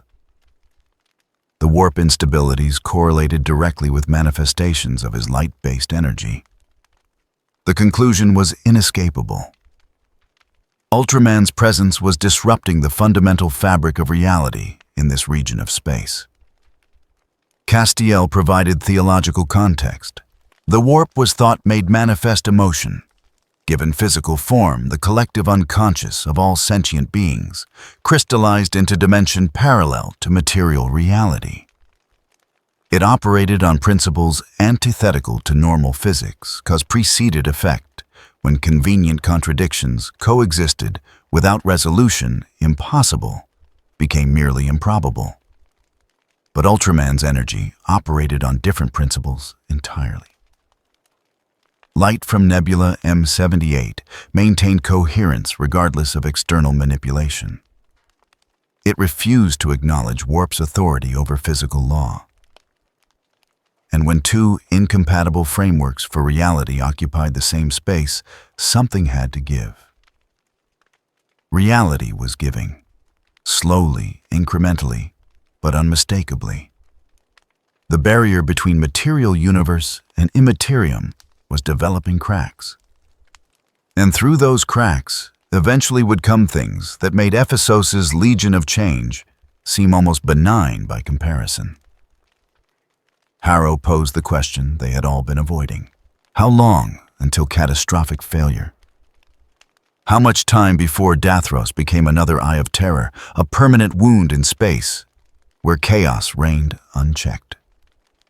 Cure consulted her data running projections through algorithms designed to model warp phenomena. The numbers returned answers that varied wildly depending on assumptions, but every scenario converged on the same general time frame. Months, possibly. Years if they were fortunate and nothing accelerated the degradation. But not decades. Not the centuries required for proper Mechanicus study and potential technological solution. Arden felt Ultraman's reaction through the bond, not surprise but grim acceptance of possibility he had already considered. The giant had fought across dimensions and encountered incompatible realities before. He understood that sometimes the mere act of existing in wrong universe carried consequences beyond individual control. His presence here was poison, however unintentional, and poison left untreated inevitably killed its host. The council debated options with desperation that came from recognizing all alternatives led to unacceptable outcomes. They could request Mechanicus intervention, though explaining why would require revealing Ultraman's existence to authorities who had not been part of Cardinal Veritas's temporary sanction. They could attempt evacuation, though moving 3,000 souls off-world without Imperial Navy support was logistically impossible. They could do nothing and hope the projections were wrong, though hope unsupported by evidence was simply another name for denial. Or Ultraman could leave. Remove himself from the equation before his presence caused irreparable damage. But the bond with Arden prevented this. Ultraman could not maintain physical form beyond 100-kilometer range of his anchor without the color timer failing completely. And establishing new anchor would require time and proximity they no longer possessed. He was trapped by the very connection that kept him alive, his salvation transformed into mutual doom. The discussion continued through the night, arguments circling back on themselves as each proposed solution revealed fatal flaws. Dawn found them exhausted and no closer to answer that did not require sacrifice beyond reasonable measure. Harrow called recess, sending everyone to rest, while she remained behind to review data that refused to provide comfort, regardless of how many times she examined it. Arden stayed with her, too mentally connected to Ultraman's awareness to find sleep. Even had his body not been sustained by their bond in ways that reduced normal human need for rest. Through windows overlooking the settlement, he watched survivors going about morning routines with determination that 3 years of Deathworld existence had refined to stubborn art form. They did not know their world was dying again. They did not understand that salvation had merely delayed, rather than prevented their destruction. Harrow noticed his attention and spoke with quiet observation. They deserve to know. Whatever we decide, whatever sacrifice we ultimately make, they deserve to understand what it costs and why. Arden agreed but questioned the timing. Panic served no purpose when solutions remained uncertain. Better to present population with decision already made, action already initiated, so fear could be channeled into cooperation rather than dispersed through useless dread. The elder acknowledged the pragmatism in his thinking, while noting how much he had changed since Ultraman's arrival. The frightened pilot who had stumbled upon a crashed giant had become someone who calculated acceptable casualties and managed information to control outcomes. She asked if the bond had rewritten more than just his biology, if Ultraman's consciousness had altered his human perspective, in ways beyond their original understanding. Arden considered this with the enhanced introspection the bond provided. He had changed, certainly, but toward what Ultraman represented rather than away from humanity. The giant thought in scales that encompass civilizations and millennia, yet he never lost sight of individual value. Power beyond measure tempered by recognition that strength meant nothing without purpose to direct it. Arden had not become less human through their connection. He had perhaps become more completely what humanity could achieve when it transcended survival to embrace actual living. Their philosophical discussion was interrupted by alarm klaxons screaming warnings across the settlement. Not Auspex alerts for material threats, but psychic sirens that activated only when warp phenomena reached crisis thresholds. Arden and Harrow rushed to tactical displays showing readings that should have been impossible. A vessel was emerging from the warp. Not through standard translation, not via Mandeville Point and gradual materialization, but direct manifestation within Dathros's atmosphere. The energy signature matched nothing in Imperial databases, yet carried unmistakable authority that transcended mere power. This was not invasion. This was arrival of something that considered physics negotiable rather than mandatory. The vessel resolved into visibility as golden light that hurt to perceive directly, a ship that seemed to exist in more dimensions than conventional space allowed its hull inscribed with equations that solved themselves through observation alone. It descended toward the settlement with grace that suggested complete mastery over gravitational forces settling into landing position without disturbing so much as a mote of dust. From its depths emerged figures in armor that made even Grey Knight's blessed equipment seem crude by comparison. 10 warriors, each radiating psychic presence powerful enough to be felt by non-psychers as pressure against consciousness itself. Their armor bore personal heraldry rather than chapter markings, and their movements suggested coordination beyond mortal capability. The custodians had arrived. The Emperor's personal guard, the 10,000, who stood watch over the Golden Throne itself. And they did not leave Terra for trivial reasons. Inquisitor Hure met them at the settlement's entrance with Brother Sergeant Castiel, in attendance, both recognizing that whatever authority they possessed meant nothing before representatives of the Master of Mankind himself. The lead custodian removed his helmet, revealing features that seemed simultaneously ageless and ancient, and introduced himself with simple statement that carried weight of absolute mandate. Tribune Marcus Aurelius of the Adeptus Custodes, speaking with the Emperor's authority. He had been sent to investigate reports of Xenos alliance and reality distortion that threatened to create new warp rift in region already devastated by exterminatus. He demanded immediate access to all relevant data and direct contact with the being called Ultraman. Kur provided both without hesitation, understanding that resistance to custodians was not merely futile, but heretical. She escorted them to where Ultraman waited the giant, having moved to Central Square when sensors detected the vessel's arrival. He stood motionless as the custodians formed a perimeter around him, their guardian spears held ready, but not yet active. They were not here to fight, the Tribune explained.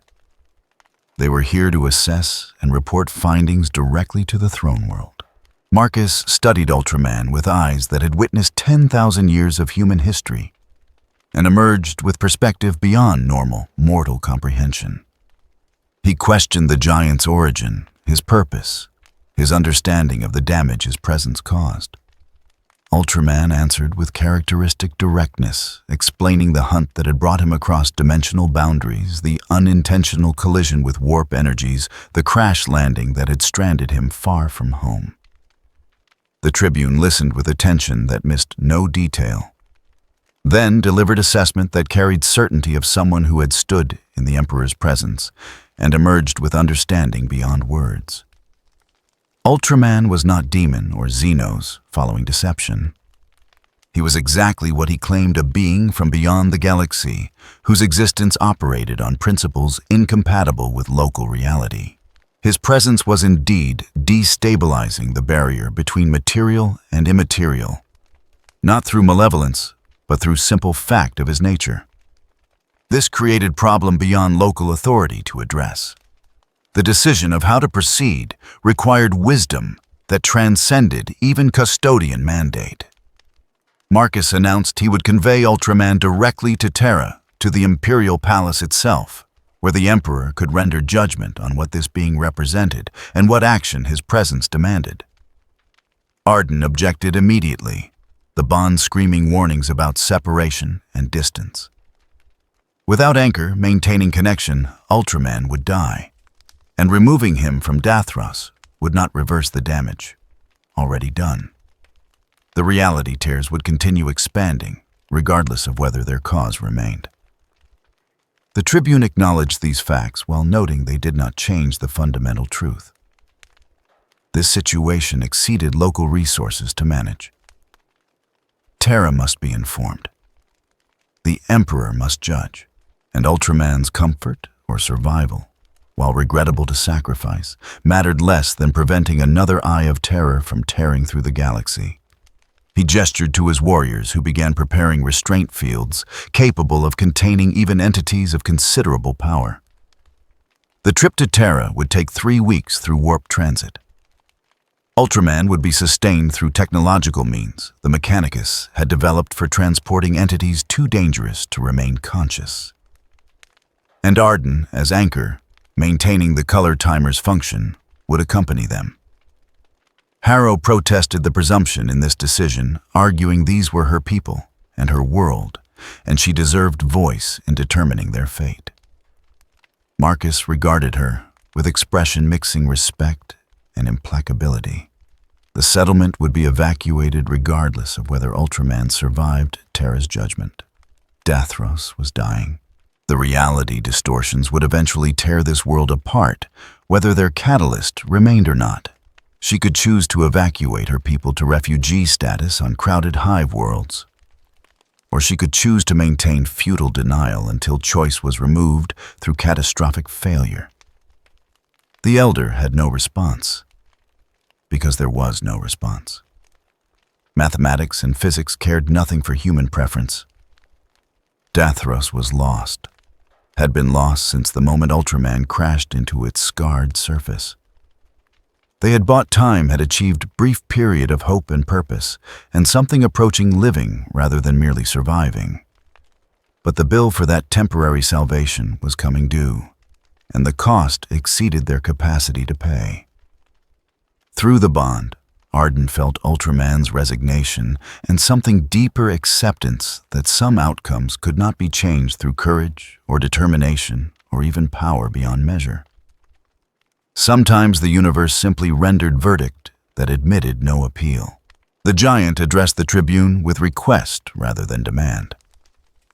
If he was to face judgment on Terra, if the Emperor himself would determine his fate, then let him at least do so with dignity. No restraints, no unconsciousness. Let him walk to whatever end awaited with eyes open and purpose intact. Marcus considered this request with the careful assessment of someone weighing multiple factors beyond simple mercy. After long pause, he agreed.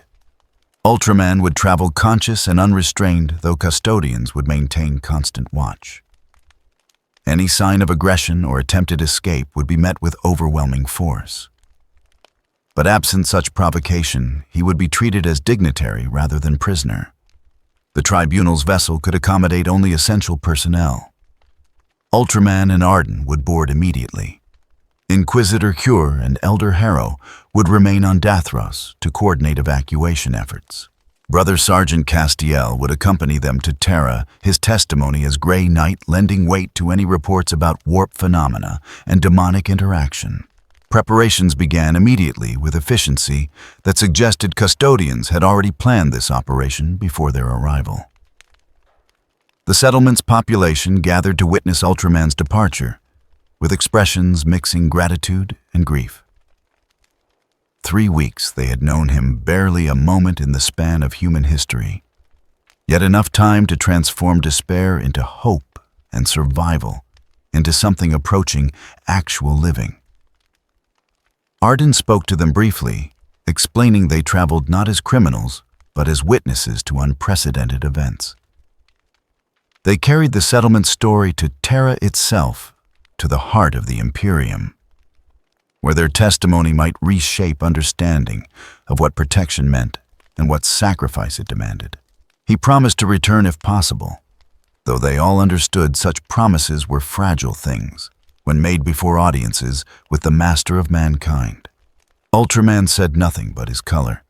Timer pulsed bright blue, steady, strong, sustained by bond with Arden and by strange resonance of collective faith that had kept him alive when biology alone would have failed. The survivors understood the unspoken message. Light persisted despite darkness. Hope survived despite reason.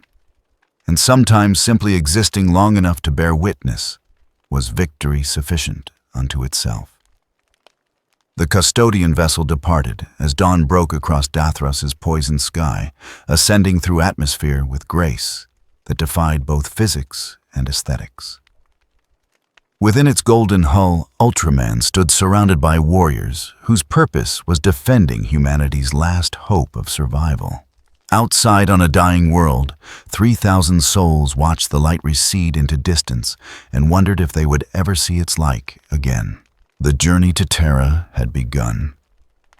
And on the golden throne in the deepest sanctum of the Imperial Palace, something stirred. Not waking the Emperor had not truly woken for 10,000 years, but awareness fractional and vast, turning its attention to a disturbance in the patterns it had spent millennia maintaining. Something new approached the throne world. Something that carried light from beyond the galaxy light, that operated on principles the Emperor himself did not fully understand. In his vast and terrible consciousness, spanning the galaxy, while simultaneously confined to a body kept alive through technologies that blurred into torture, the master of mankind perceived the giant of light's approach. And in the depths of the Imperial Palace, in sanctums maintained by the Sisters of Battle, who stood eternal vigil, a single drop of the Emperor's blood fell from his slowly decaying form. The drop struck the sanctum floor and did not dissipate. Instead, it caught the dim light filtering through stained glass and transformed it into something warmer, brighter, more alive than the grim illumination that typically characterized these depths. A Sister of Battle witnessed this impossibility and fell to her knees, not in worship, but in simple, overwhelming recognition that after 10,000 years of static suffering, something had changed. Something that might have been hope. The journey to Terra took 17 days through warp currents that seemed to recognize the custodian vessel's authority and parted before its passage. Within the golden hull, Ultraman stood in meditation while Arden maintained the bond that kept them both anchored to existence. The custodians kept watch with patience refined across millennia, their guardian spears held ready, but their demeanor suggesting professional assessment rather than hostility. Tribune Marcus spent hours in conversation with Ultraman, seeking to understand a being whose existence challenged fundamental assumptions about reality's nature. The giant answered questions with characteristic directness, explaining the land of light where his people had evolved the plasma spark that had transformed biological entities into beings of living energy, the endless duty of protecting those who could not protect themselves.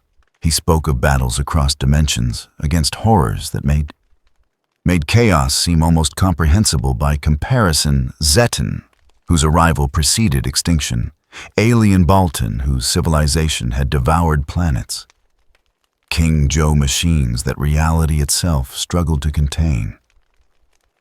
Marcus listened with the careful attention of someone whose purpose was witnessing truth rather than judging it. He had stood before the golden throne for 10,000 years, had watched the Emperor's slow dissolution while maintaining hope that served no logical purpose. He understood better than most that sometimes the universe demanded faith in things that transcended reason. On the 10th day, he shared observation that had been forming since their departure from Dathros. Ultraman's presence destabilized local reality through simple incompatibility. Yet the damage was not spreading, as projections suggested it should. Something was containing the tears, limiting their expansion through mechanism the Tribune could not identify. When he mentioned this to Ultraman, the giant's response carried weight of understanding he had been processing throughout their journey. The color timer. Not merely power source or life support system, but anchor maintaining coherence between incompatible frameworks for existence. As long as it functioned, as long as the bond with Arden sustained it, Ultraman's presence would continue degrading reality's fabric. But the degradation would remain localized, confined to radius, defined by the timer's influence. Remove that anchor, and the instability would either catastrophically expand or completely dissipate, depending on how removal was accomplished. Marcus understood the implication immediately. Sacrifice. Not through violence or dramatic gesture, but through simple cessation. If Ultraman could dissolve his physical form while the color timer maintained partial function, his essence might merge with the warped tears he had created. The incompatible energy would freeze the damage in place, rather than allowing it to expand, creating stable zone where warp and reality existed in permanent equilibrium. Arden felt this realization through the bond, and rejected it with every fiber of his being. They had not survived this long, had not forged connection that transcended species and dimension, simply to surrender before alternatives were exhausted. There had to be another way. Technology, the Mechanicus, could develop rituals. The ecclesiarchy might perform Xenos solutions from civilizations, willing to trade knowledge for mutual survival. But Ultraman knew better. He had fought across universes and encountered countless civilizations. He understood that some problems admitted no solutions, only choices about which sacrifice was most acceptable. His presence would eventually destroy Dathras, regardless of intention. The only question was whether destruction came slowly through reality collapse or could be prevented through his willing dissolution. The debate continued through the remaining week of their journey, Arden arguing with desperate creativity, while Ultraman countered with patient inevitability. Brother Sergeant Castiel observed without intervention, recognizing this as decision beyond his authority to influence. The Grey Knight had spent 60 years accepting that duty sometimes demanded sacrifice beyond measure. He would not insult either human or giant by suggesting comfort that served only to delay necessary choice. They arrived at Terra on the 17th day, emerging from warp translation, to find themselves in orbit above humanity's cradle and capital. The planet spread below them like jewel wrapped in layers of defense that could repel fleet actions and demon incursions alike. The Imperial Palace dominated the northern hemisphere, a structure so vast it qualified as geographic feature in its own right. Its spires reaching toward stars with declaration that humanity refused to surrender, despite 10,000 years of grinding attrition. The custodian vessel descended through atmosphere and defense grids that parted before it like subjects before their lord. They landed in the inner sanctum where only the Emperor's personal guard and highest servants were permitted. From the landing platform, they could see the palace proper, rising above them each level representing another barrier between the master of mankind and the galaxy that would devour him, given opportunity. Marcus led them deeper into the palace's heart, through corridors where every stone had been consecrated and every surface bore prayers in languages dead before the Imperium's founding.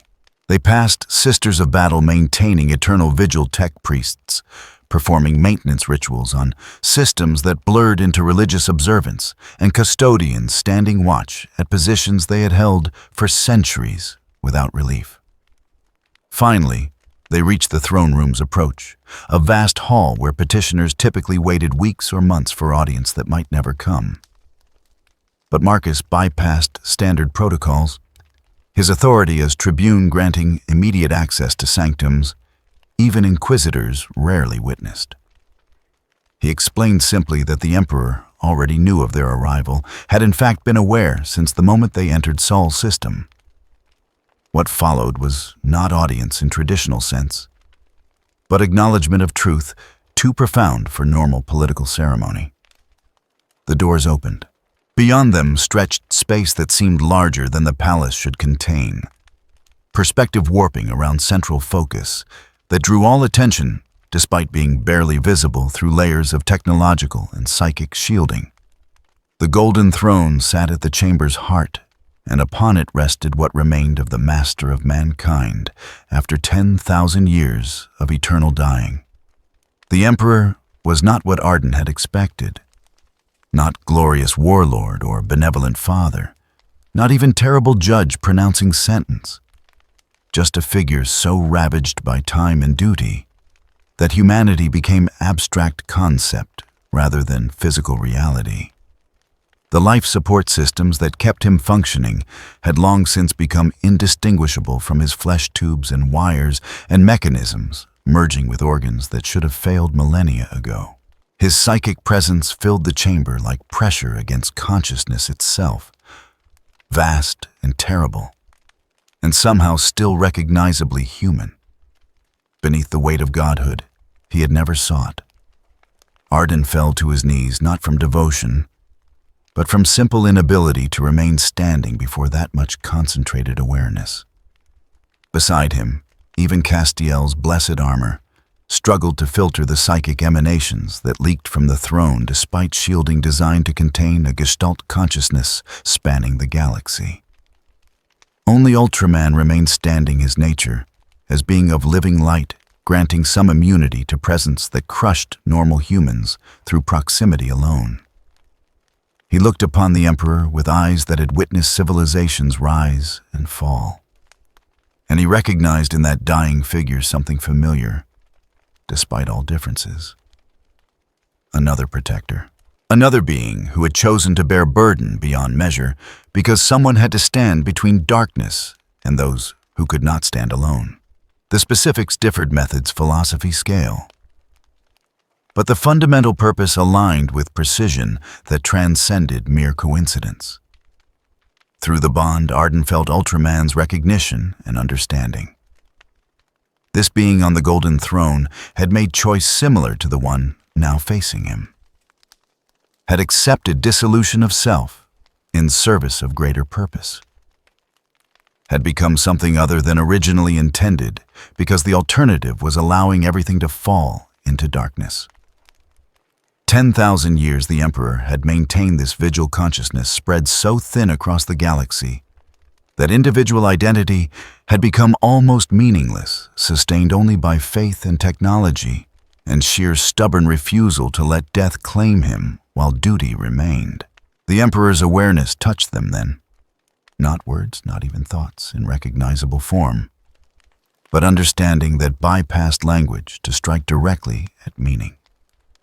He had observed Ultraman's arrival in the galaxy, had felt the tears in reality that incompatible energy created, had calculated the same conclusions Tribune Marcus had reached, that this being represented existential threat, not through malevolence, but through simple fact of existing in wrong universe.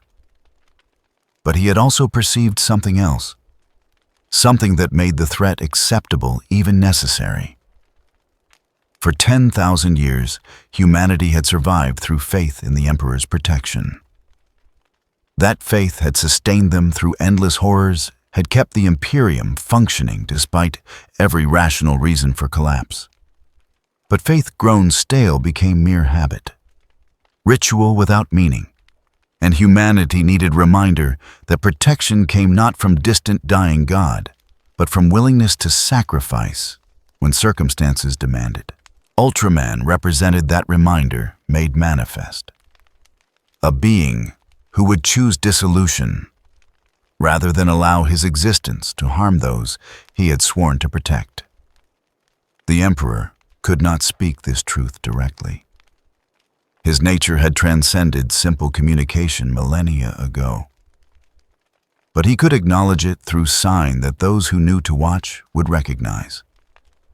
In the throne room's deepest sanctum, where sisters of battle maintained vigil over holy relics, a sister named Celestine bore witness to impossibility. She had stood this watch for 30 years, had seen nothing change in the Emperor's condition, despite prayers and faith and desperate hope. But now, as the Giant of Light stood before the golden throne, she saw a single drop of blood fall from the Emperor's ravaged form. The drops struck the sanctum floor and caught the dim light filtering through stained glass. Instead of dissipating or being absorbed by servitors whose purpose was maintaining the throne's sanctity, it held its form. More than that, it seemed to glow with inner radiance, warmth, that had no place in these cold depths where faith was maintained through grim determination rather than joy. Celestine understood the sign's meaning immediately. After 10,000 years of silence, the Emperor had spoken. Not in words, not through psychic projection, but through simplest possible gesture. Blood given freely, light maintained through sacrifice. Acknowledgement that sometimes the greatest protection came from those willing to give everything. She reported the sign to her superiors, who reported it to the custodians, who understood that something fundamental had shifted in the Emperor's eternal vigil. He had recognized Ultraman, had granted blessing to the sacrifice that incompatible existence demanded. The Giant of Light would dissolve, and in doing so, would demonstrate truth.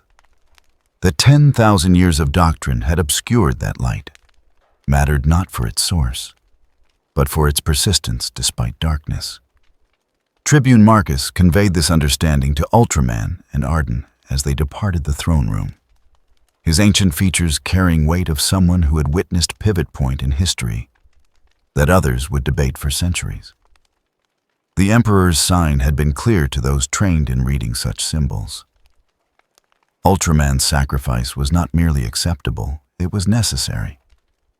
Not to prevent disaster, though that remained true, but to provide example that would ripple across the Imperium and remind humanity what protection actually meant.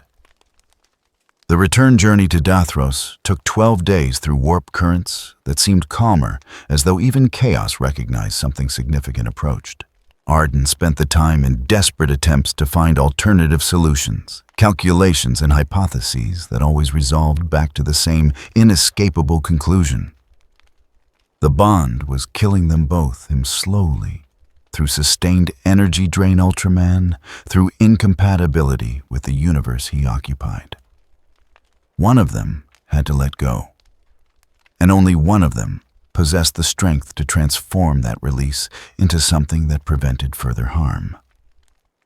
On the final day, as Dathros appeared in the viewport, like wound against the stars, Ultraman spoke to Arden through their bond with clarity that came from complete acceptance.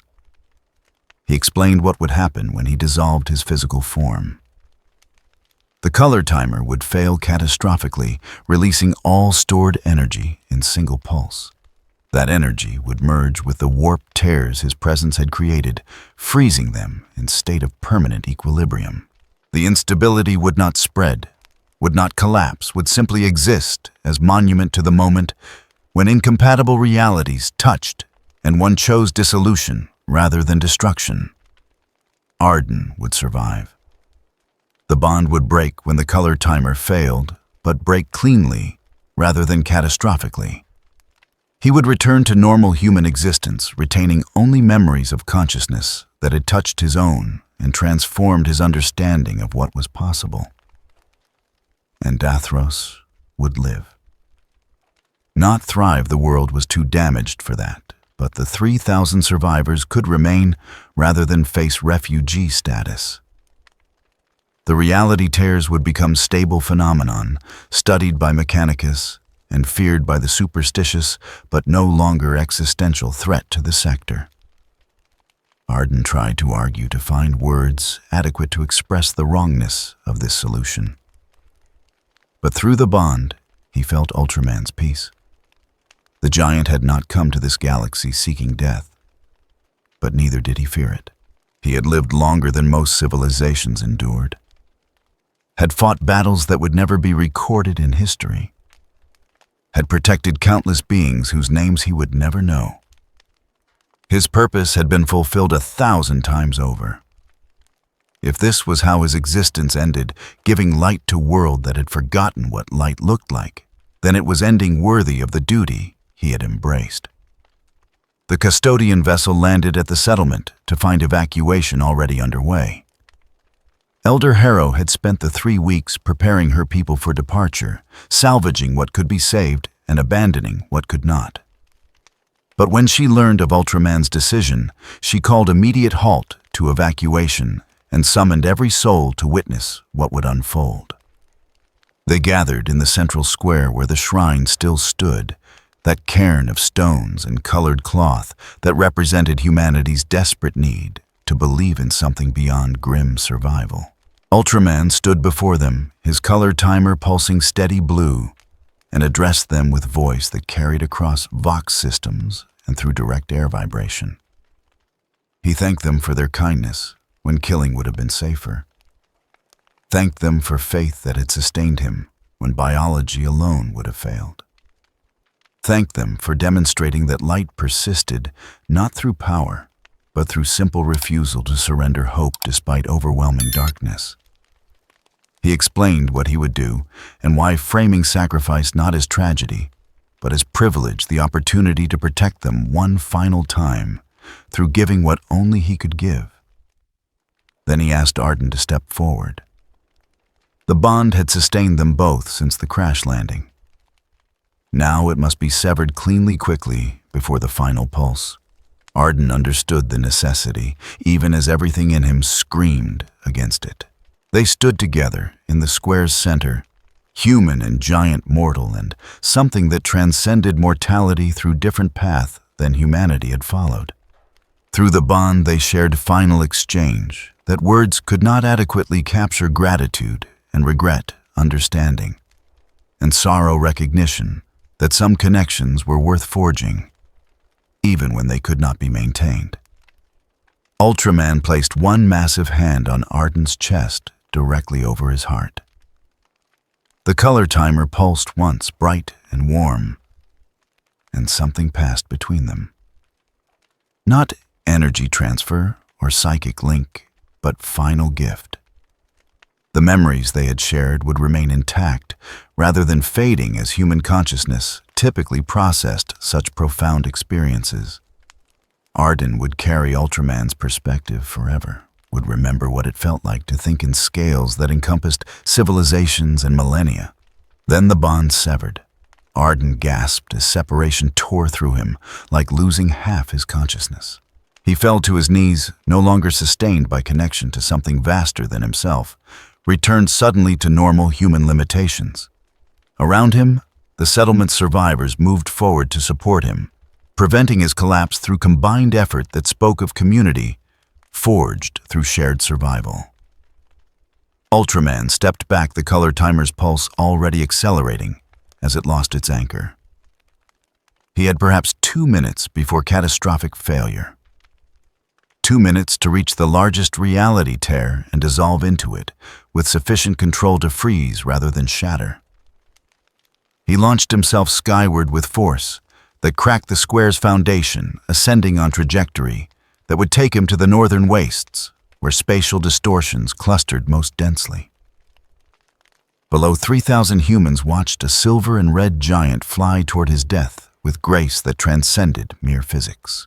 Through the sky, he passed higher and faster, the color timer's pulse now constant warning tone that his body was failing. But he did not need long. Did not need to sustain physical form beyond the next 90 seconds. Just long enough to reach the tear, long enough to make the choice that would transform existential threat into stable phenomenon. The reality tear appeared before him like wound in space warp energy and material physics, grinding against each other with friction that radiated impossible colors. Ultraman flew directly into its heart, his form beginning to dissolve as the color timer reached critical threshold. In that moment of dissolution, he gathered every remaining erg of energy and released it in pulse that dwarfed anything he had manifested during battles against Ephesos or the demon hordes. Not the spacium beam's focused destruction, not the ultra-slash's precision cutting. This was the spark conversion, a technique forbidden on most worlds because it transformed the user's physical form into pure light energy that could never be recovered. The pulse erupted outward from Ultraman's dissolving form in sphere of radiance that illuminated Dathros's entire northern hemisphere. It struck the reality tiers and flooded them with energy that operated on principles foreign to both warp and material space. The incompatible frameworks could not coexist, could not merge, could only freeze in state of permanent tension where neither dominated. The warp tiers stopped spreading, stopped flexing, simply became static and stable monuments to the moment when being from beyond the galaxy had chosen dissolution rather than allow his existence to harm others. The light faded. The color timer went dark. And Ultraman, the giant of light, who had fallen so far from home, ceased to exist in any form that mortal senses could perceive. On Dathros. In the settlement square, Arden felt the final echo through bond that no longer existed. Not words, not even emotion really, just recognition that transcended death itself.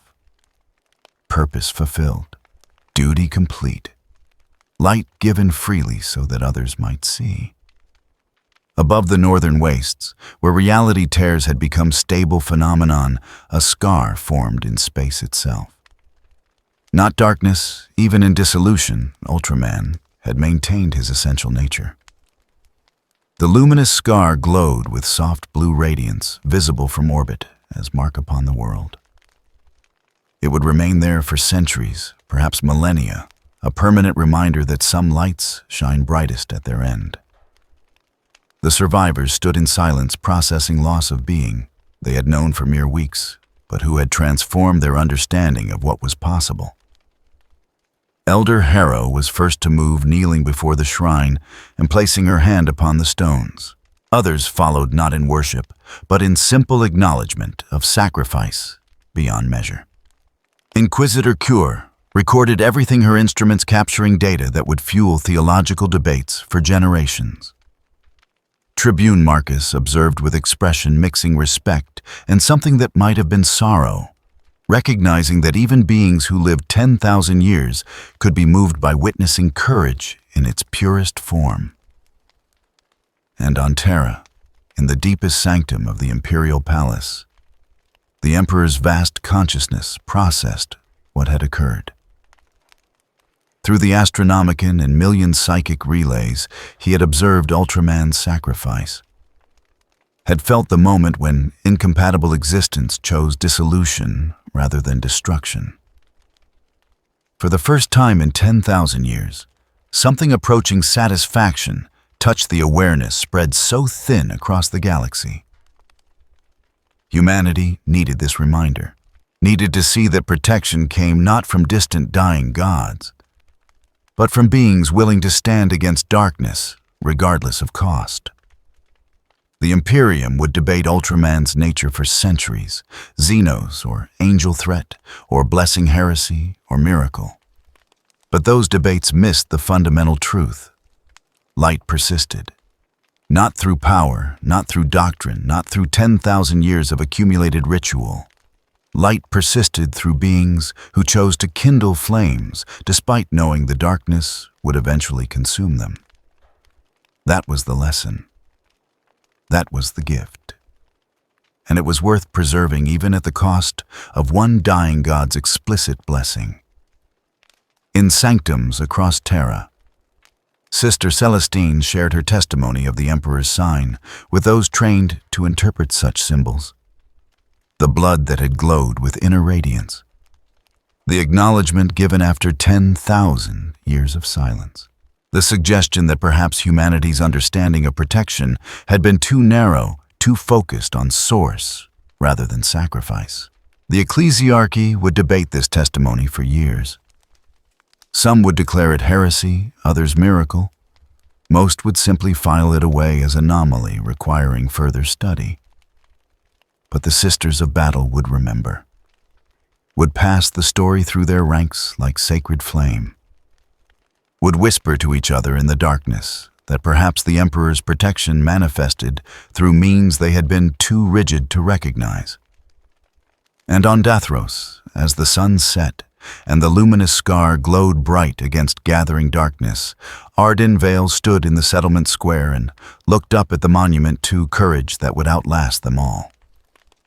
He carried Ultraman's memories now, carried the perspective of being who had seen civilizations rise and fall, who had fought across dimensions, who had ultimately chosen to give light rather than hoard it. Those memories would fade with time. Human consciousness was not designed to maintain such vast awareness indefinitely. But while they lasted, he would remember what it meant to think in scales beyond single lifetimes. And he would tell the story, would ensure that when Dathros's survivors scattered across the Imperium, they carried with them the tale of the giant of light, who had fallen from stars beyond counting. Some would believe it. Others would dismiss it as radiation-induced delusion or desperate fiction. But a precious few, would understand the truth beneath the tale. That light mattered most when darkness was inevitable. That hope had value precisely because it defied reason. That sometimes the most profound victories came not from power, but from simple refusal to surrender to entropy's embrace. The false dawn had become true light. And though that light had burned briefly, its echo would persist for as long as humans remembered how to tell stories in the darkness. 1,000 years later, the pilgrim ship emerged from warp translation at the edge of the Dathros system, with protocols suggesting religious journey rather than military deployment. Its hull bore the iconography of the Order of the Luminous Dawn, a minor sect within the Adepta Sororitas, whose theology had developed around events most Imperial scholars dismissed as radiation-induced mythology. 300 sisters of battle accompanied by twice that number, in pilgrims, tech priests, and historians, all seeking to witness the phenomenon that had defined their order's founding. Sister Superior Anastasia stood on the observation deck as Dathros resolved from distant point to visible world, and she felt something stir in her chest that transcended mere devotion. She had spent 40 years in service to the Emperor, had fought heretics and demons across a dozen worlds, had witnessed miracles and atrocities in equal measure. But this journey held significance beyond any campaign or crusade. This was pilgrimage to the source, to the place where the first sisters of her order had witnessed something that changed their understanding of how the Emperor's protection manifested. The luminous scar was visible even from orbit, a wound in space that glowed with soft blue radiance stretching across Dathros's northern hemisphere, like scar tissue that had never properly healed.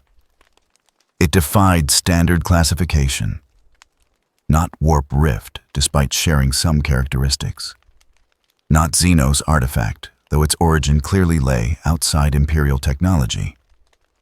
Simply anomaly that had persisted for millennium without explanation adequate to satisfy either Mechanicus or Ecclesiarchy.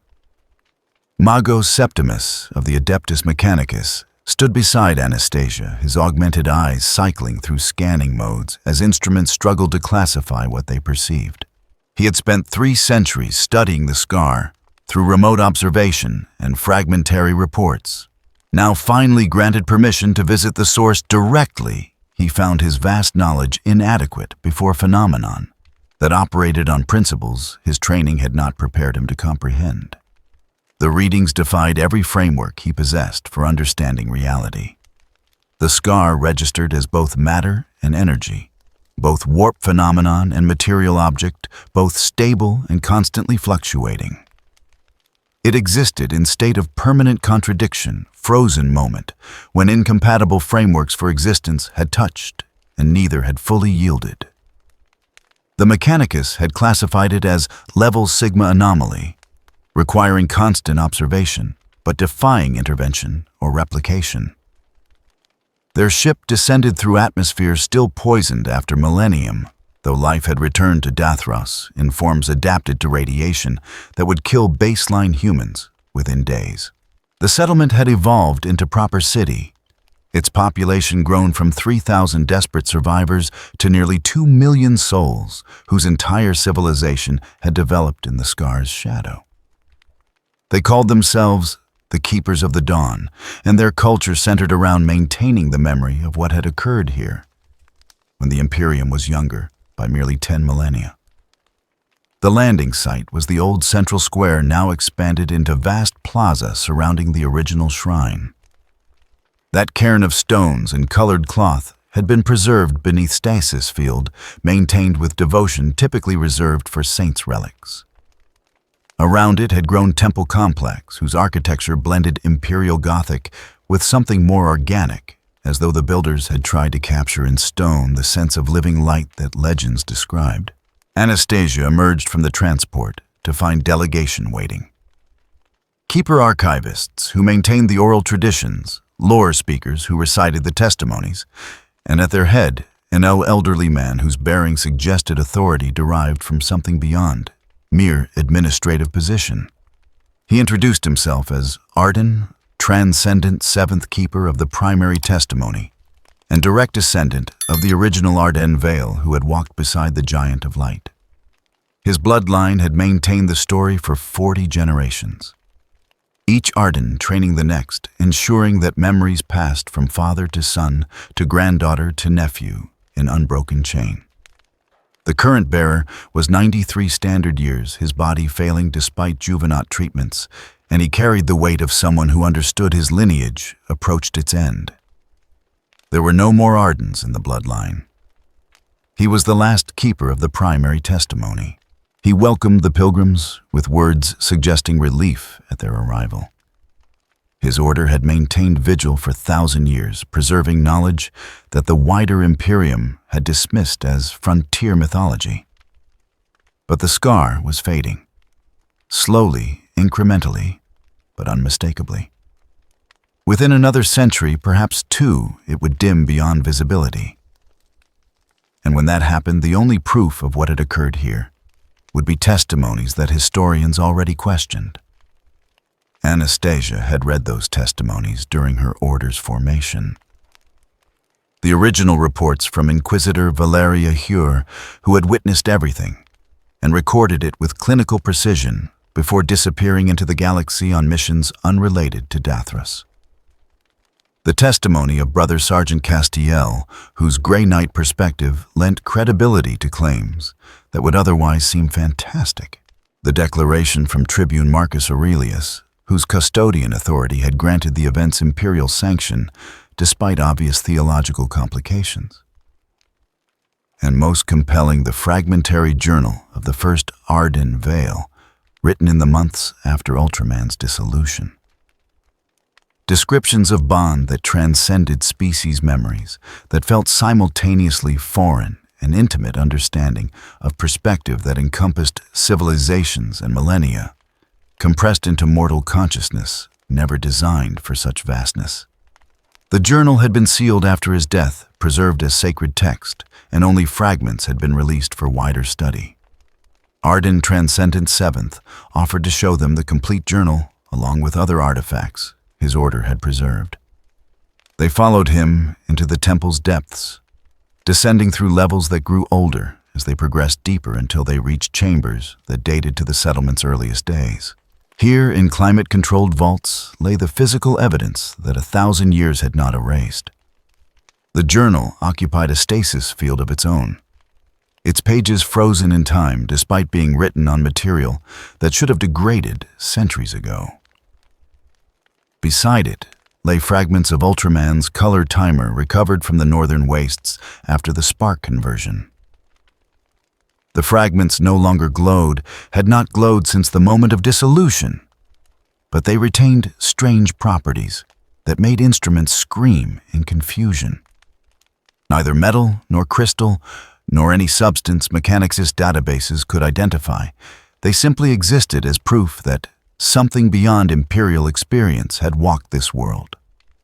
Mago Septimus studied the fragments with reverence that transcended his usual analytical detachment. He had theorized for centuries about what technology could sustain being of pure energy in physical form. Now, holding actual components of such device, he found his theories inadequate. The fragments operated on principles that his 300 years of study could not classify.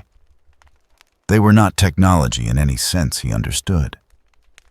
They were something else, entirely living mechanism that transcended the binary of organic and mechanical. Sister Anastasia read the journal with growing understanding of why her order had formed around these events. The original sisters who had witnessed Ultraman's sacrifice had returned to their order with theological questions that could not be answered through standard doctrine. If protection came from beings who did not acknowledge the Emperor, did that diminish his glory or expand understanding of how his will manifested? If Xenos could demonstrate virtue through sacrifice, did that suggest virtue transcended species? If light persisted through sources beyond the Golden Throne, did that threaten faith or strengthen it by proving hope's universality? These questions had split the Order of our Martyred Lady into factions. Most had dismissed the Dathros events as misinterpretation or deception. But a precious few, had recognized truth in the testimonies. They had formed the Order of the Luminous Dawn, dedicated to proposition that the Emperor's protection manifested through beings willing to sacrifice, regardless of whether they recognized their own sanctification. The ecclesiarchy had never formally condemned this theology, though neither had they endorsed it. The order remained minor, operating on the Imperium's fringes, accepting sisters whose faith questioned doctrine while remaining loyal to the Emperor's ultimate authority. Anastasia had joined 20 years ago, drawn by theology that acknowledged complexity rather than demanding simple answers. Now standing in vaults beneath a temple built around memory of Xeno's sacrifice, she felt her faith expanding rather than fracturing. Ultraman had not been servant of the Emperor. The testimonies were clear about that. He had been simply warrior from beyond the galaxy who had chosen protection as purpose. Yet his sacrifice had served the Imperium's interests more completely than many who claimed to serve the Emperor while pursuing their own glory. Arden Transcendent Seventh led them to the vault's deepest level, where the primary testimony was kept. Not the journal that was merely written record. The primary testimony was neurological imprint, technological and psychic preservation of the original Arden's memories from his time bonded to Ultraman.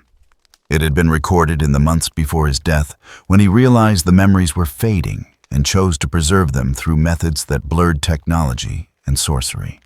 The imprint required psychically sensitive individual. To access someone willing to temporarily experience the original Arden's perspective. Anastasia volunteered without hesitation. She had survived warp exposure during campaigns against chaos, had developed minor psychic sensitivity that her order's training had refined rather than suppressed. She was not powerful psyker, merely human, whose consciousness could touch edges of the Imperium without being consumed.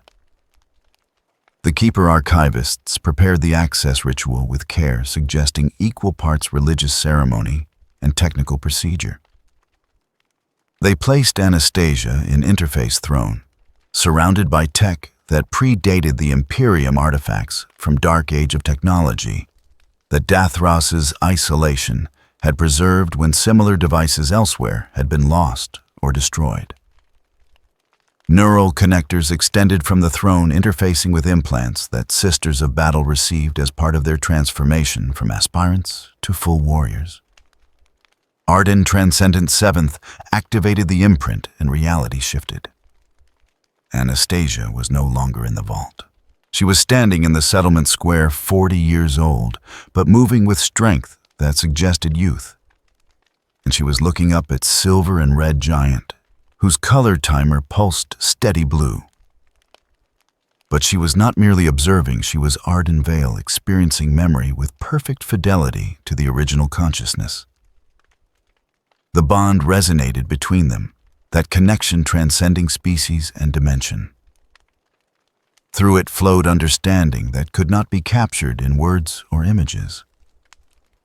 Ultraman's perspective, vast and ancient, filtering through human consciousness, too limited to contain its full scope. Glimpses of the land of light, battles across dimensions, the endless duty of standing against darkness regardless of cost. But more than that, emotion. Genuine care for these humans who had shown kindness when killing would have been safer. Recognition that they possessed courage equal to any being he had encountered across millennia. Determination that his death would serve their survival, rather than merely preventing further damage. The memory accelerated, moving through weeks in minutes, until it reached the final moments. The bonds severing with precision that prevented collateral damage. The ascent into the northern wastes. The dissolution into pure light. And through it all, thought that echoed with clarity, despite temporal distance. Worth it. This was worth everything. Anastasia gasped as the imprint released her, returning to her own consciousness with understanding that transcended mere knowledge. She had felt what Arden felt, had experienced, however briefly, what it meant to be connected to being whose existence encompassed scales beyond human comprehension. And she understood why the first sisters had been transformed by witnessing the sacrifice. This was not heresy. This was proof that the universe contained more complexity than doctrine acknowledged. That protection came from sources beyond single dying God, that sometimes faith required accepting mysteries that defied simple classification. She emerged from the interface throne with tears streaming down her face, not from grief, but from overwhelming recognition of what had been lost and what had been preserved. Ultraman was gone, had been gone for millennium. But his legacy persisted through this city, through the order named for him, through the scar that still glowed faintly in the northern sky. Magos Septimus had been conducting his own investigations while she accessed the imprint. His findings suggested the scar was indeed fading, but not through simple energy depletion.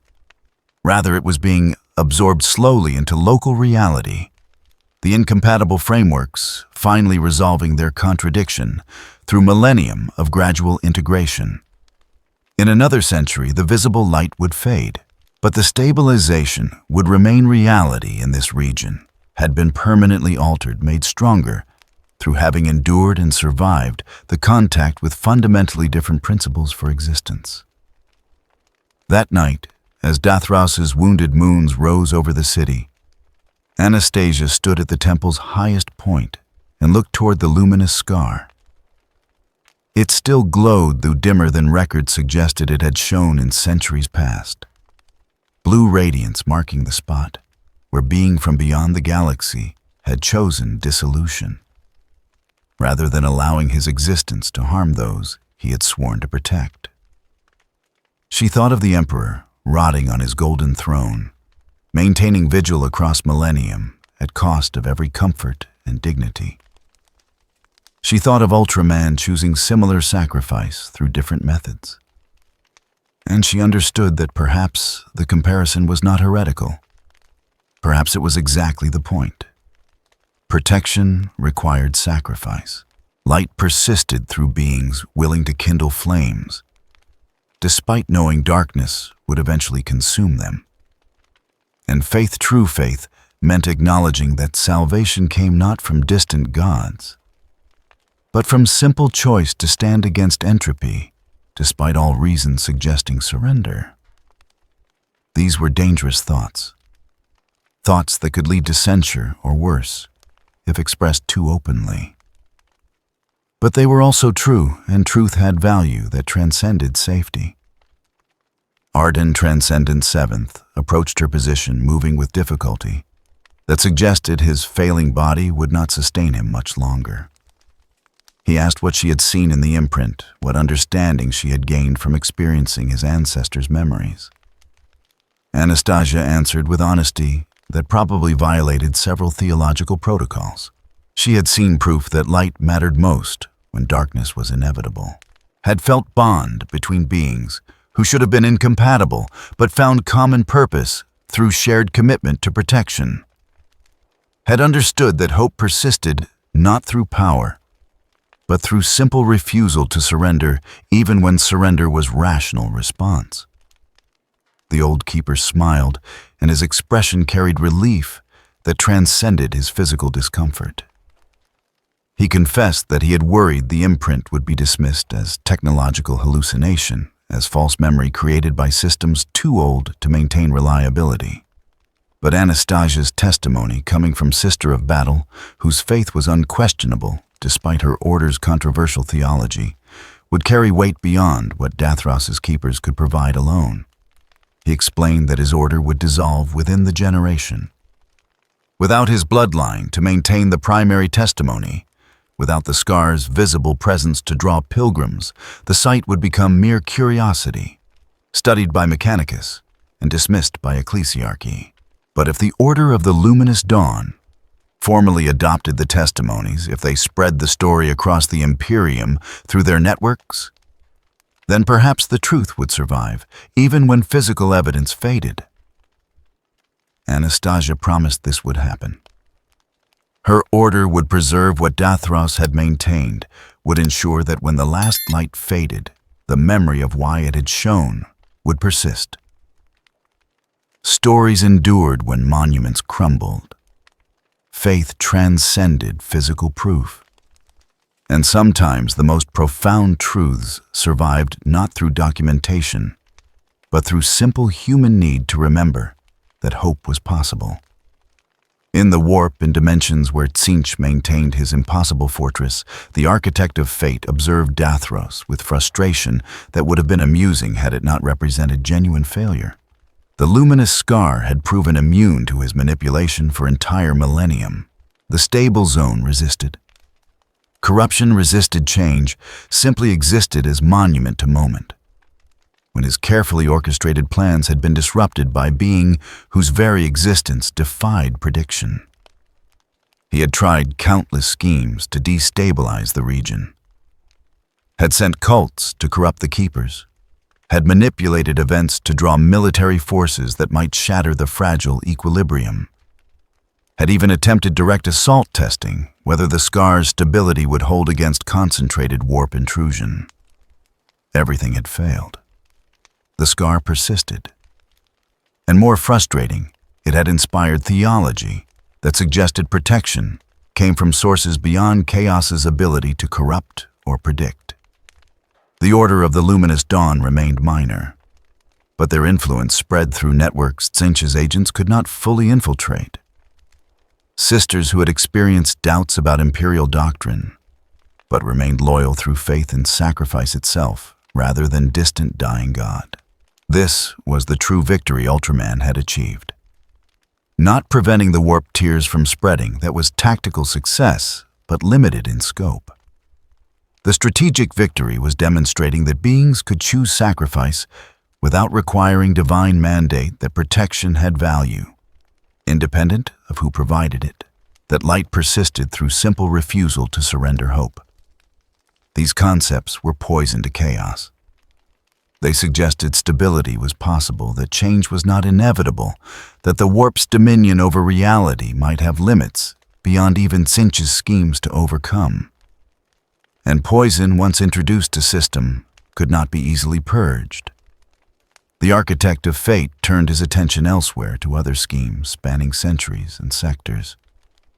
Dathros would fade eventually. All things faded given sufficient time.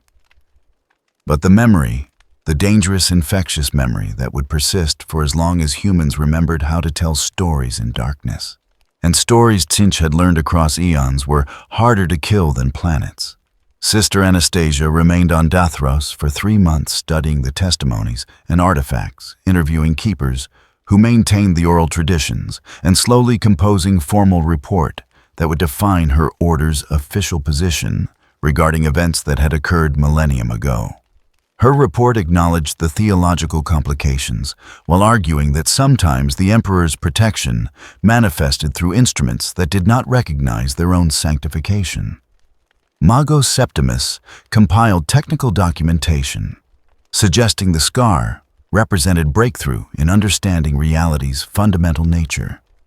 His findings would fuel Mechanicus debates for centuries, though practical applications remained elusive when the phenomenon actively resisted replication or study.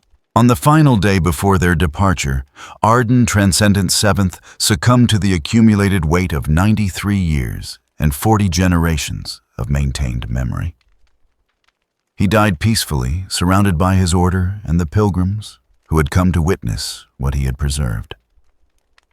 His last words were simply gratitude that the testimony would survive even as his bloodline ended. They buried him in the temple's foundation next to cairn that marked where the giant of light had stood before ascending to dissolution. The ceremony blended imperial rites with local traditions developed across millennium, and Anastasia found no heresy in the combination. Sometimes adaptation was not corruption, but recognition that truth transcended single perspective. As their ship departed orbit, Anastasia took final look at Dathros and the scar that still glowed faintly across its northern reaches. The light was fading. Within her lifetime, perhaps it would dim beyond visibility, but the story would persist, would be told by her order across the Imperium, would be debated by theologians and dismissed by skeptics, and believed by those who needed to believe that protection came from choices rather than mandates. And somewhere in dimensions beyond the galaxy's edge, perhaps another giant was falling toward another world in need of light. Perhaps the cycle continued in ways the Imperium would never witness, but which nevertheless served the same fundamental purpose: protection of those who could not protect themselves. Standing against darkness, regardless of whether anyone remembered or acknowledged the sacrifice. Kindling flames, despite knowing the darkness would eventually consume them. These were the lessons. These were the truths that transcended species and dimension and 10,000 years of accumulated doctrine. And as long as beings existed who understood those truths, light would persist. Not forever. Nothing persisted forever, but long enough, always long enough for hope to matter. The false dawn had become true light. The true light had faded to memory, and memory passed through 40 generations and maintained by faith that defied reason had proven more durable than any monument. Someday perhaps the stories too would fade. But not today. Not while Sisters of Battle carried testimonies and Mechanicus studied fragments and humans remembered that once undying world in the galaxy's forgotten corner, something from beyond the stars had chosen to give light rather than hoard it. The luminous scar glowed dimmer, but it still glowed, and that was enough. In the end, all empires become stories. The Imperium of man has endured for more than 10,000 years. Its borders spanning the galaxy, its authority absolute across 1,000,000 worlds. It has outlasted civilizations that rose and fell in the time it takes for light to travel between stars. It has survived civil wars and demon incursions and Xenos threats that should have shattered lesser polities. And yet, for all its military might and technological prowess and unyielding faith, its truest strength has never been weapons or doctrine or even the Emperor's slowly dying presence on the Golden Throne. Its truest strength has always been the stories it tells itself about who it is and what it fights for. Some stories are true, some are lies. Most exist in the gray space between truth and fiction blending until the distinction becomes meaningless. But all of them serve the same fundamental purpose: reminding humanity that it persists not through superiority or divine favor, but through simple, stubborn refusal to surrender, despite every rational reason suggesting capitulation. The story of Ultraman, the giant of light, who fell from beyond the galaxy and gave his existence to protect a world he barely knew, occupies a curious space within the Imperium's vast mythology. It is not central. The Imperium's core narratives revolve around the Emperor and his saints, the Primarchs, and their betrayals, the endless war against chaos that defines human existence in this cruel universe. Ultraman's tale is peripheral, a footnote in the grand chronicle acknowledged by minor orders and dismissed by major institutions. Yet it persists. Generation after generation, the story is told. The details shift with each retelling. Some versions make him demon in disguise, others angels sent by the Emperor, still others simply Xenos, whose purposes happen to align with human survival. But beneath the variations, the core remains constant. A being from beyond the stars chose sacrifice over survival, chose to give light rather than hoard it, chose protection as purpose rather than mandate. And that choice mattered, not because it saved the Imperium. One dying world in the galaxy's forgotten corner could not shift the balance of power in conflicts that spanned sectors and centuries.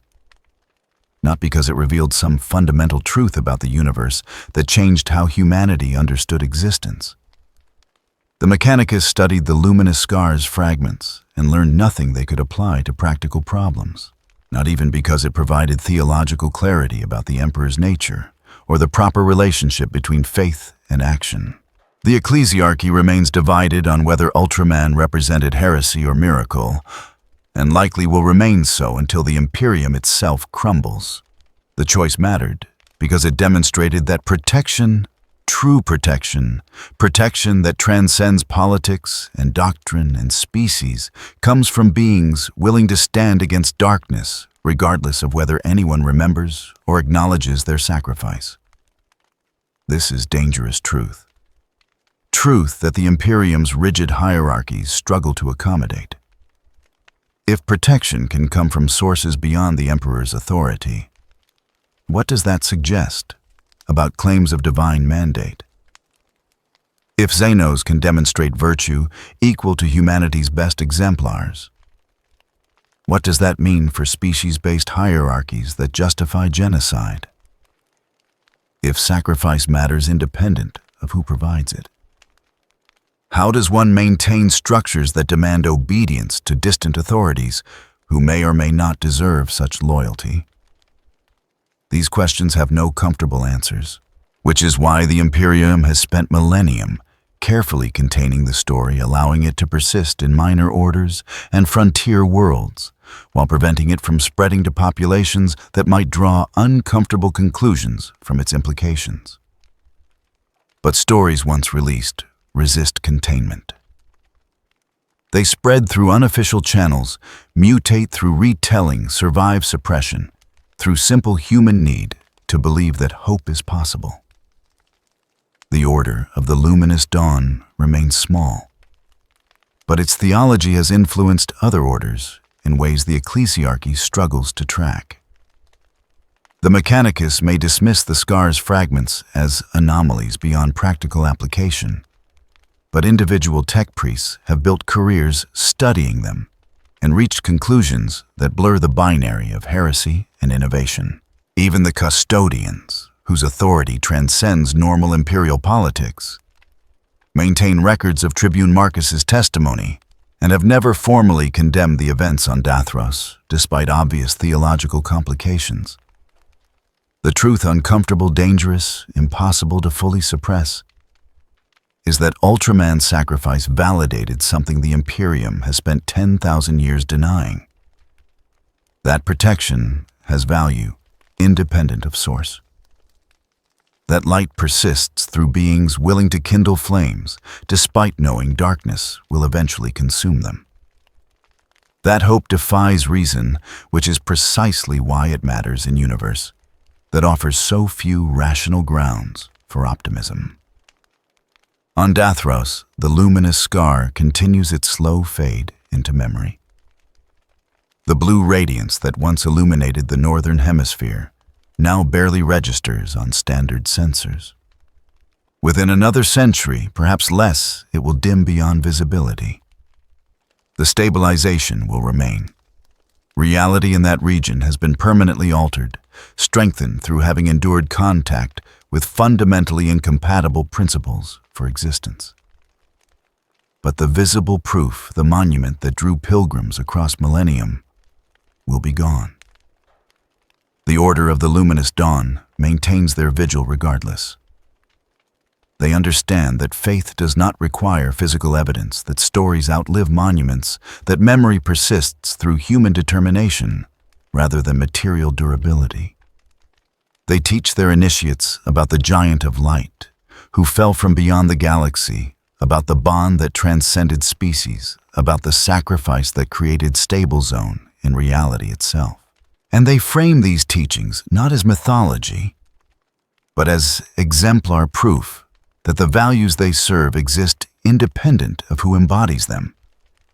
Elsewhere in the galaxy, on worlds that have never heard of Dathros or Ultraman, or the luminous scar people make similar choices for similar reasons.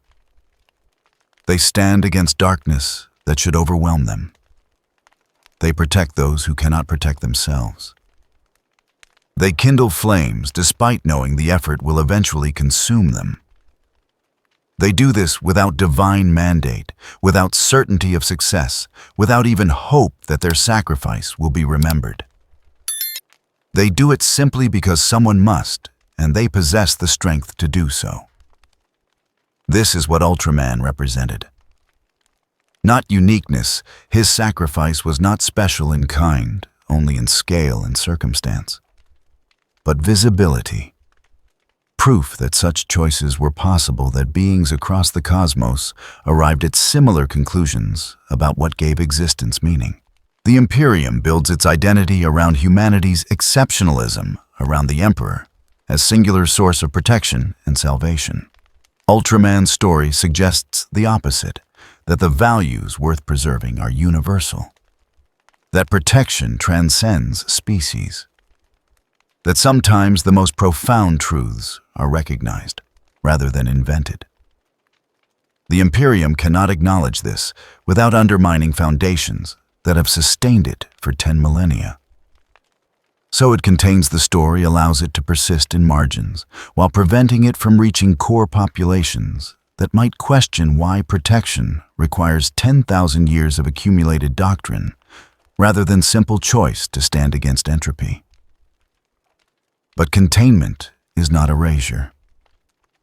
The story survives. Will survive for as long as humans tell stories to each other in darkness. Will survive in forms that may bear little resemblance to what actually occurred on Dathros, but which preserve the essential truth beneath the details. A being from beyond the stars gave light when darkness was inevitable. Gave it freely without expectation of worship or reward. Gave it because protection was purpose, and purpose required no justification beyond itself. That truth is poison to systems built on mandatory faith and hierarchical authority.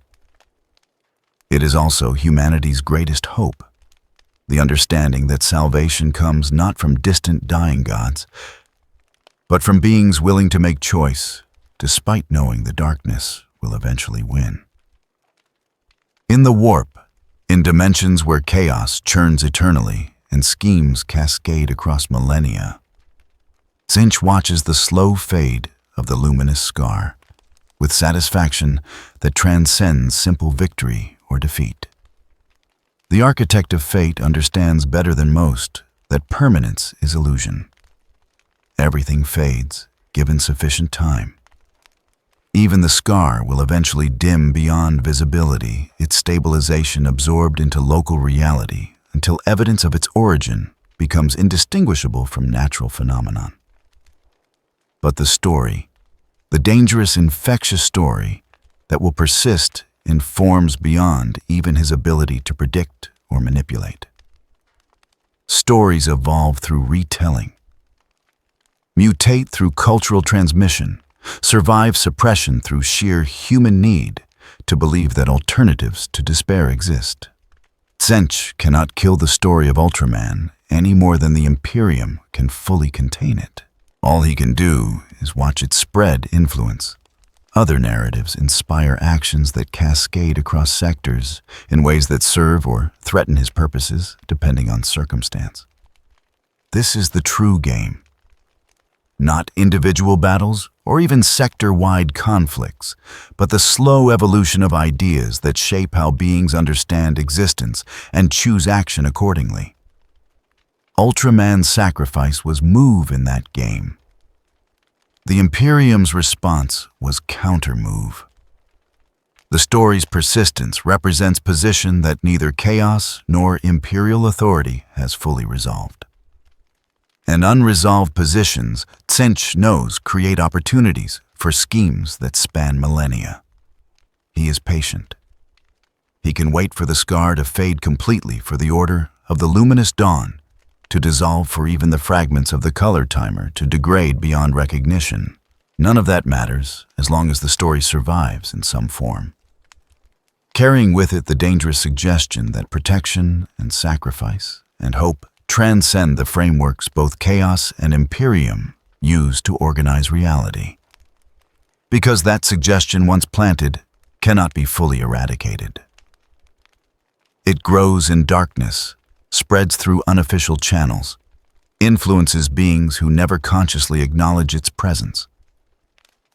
And given sufficient time, centuries, millennia, eons, it may evolve into something that reshapes the galaxy in ways neither chaos nor Imperium can predict or control. This possibility delights Tzeentch more than any simple victory could. The game continues. The pieces move. And somewhere, perhaps another giant is falling from another sky, bringing light to another world that has forgotten what light looks like. The cycle continues, not because gods decree it, but because beings across the cosmos independently arrive at the same conclusion that existence without purpose is merely waiting for death, and that protection of others is purpose sufficient unto itself. The false dawn became true light. The true light became memory. The memory became story. And stories passed through generations that cannot verify their truth but believe them regardless, prove more durable than empires. This is the lesson. This is the gift. This is what persists when monuments crumble and evidence fades, and even the luminous scar dims beyond visibility. Light matters most when darkness is inevitable. Hope has value precisely because it defies reason. And sometimes the most profound victories come not from power, but from simple refusal to surrender to entropy's embrace. Somewhere in the galaxy, on a world whose name will never appear in imperial records, someone stands against darkness that should overwhelm them. They do this without divine mandate, without certainty of success, without even hope that their sacrifice will be remembered. They do it simply because someone must, and they possess the strength to do so. This is Ultraman's legacy, not the scar that bears his name, not the fragments of technology that defy classification, not even the order that maintains his testimony. His legacy is the understanding that light persists through choice rather than mandate. That protection transcends species and doctrine and 10,000 years of accumulated ritual. That hope, fragile and irrational and ultimately doomed, is nevertheless worth maintaining for as long as consciousness persists to kindle flames in darkness. The giant of light fell from beyond the galaxy. He gave everything to protect those he barely knew, and in doing so he reminded humanity of truth they had always known but frequently forgot. That the light never truly fades. It only waits for beings brave enough to rekindle it.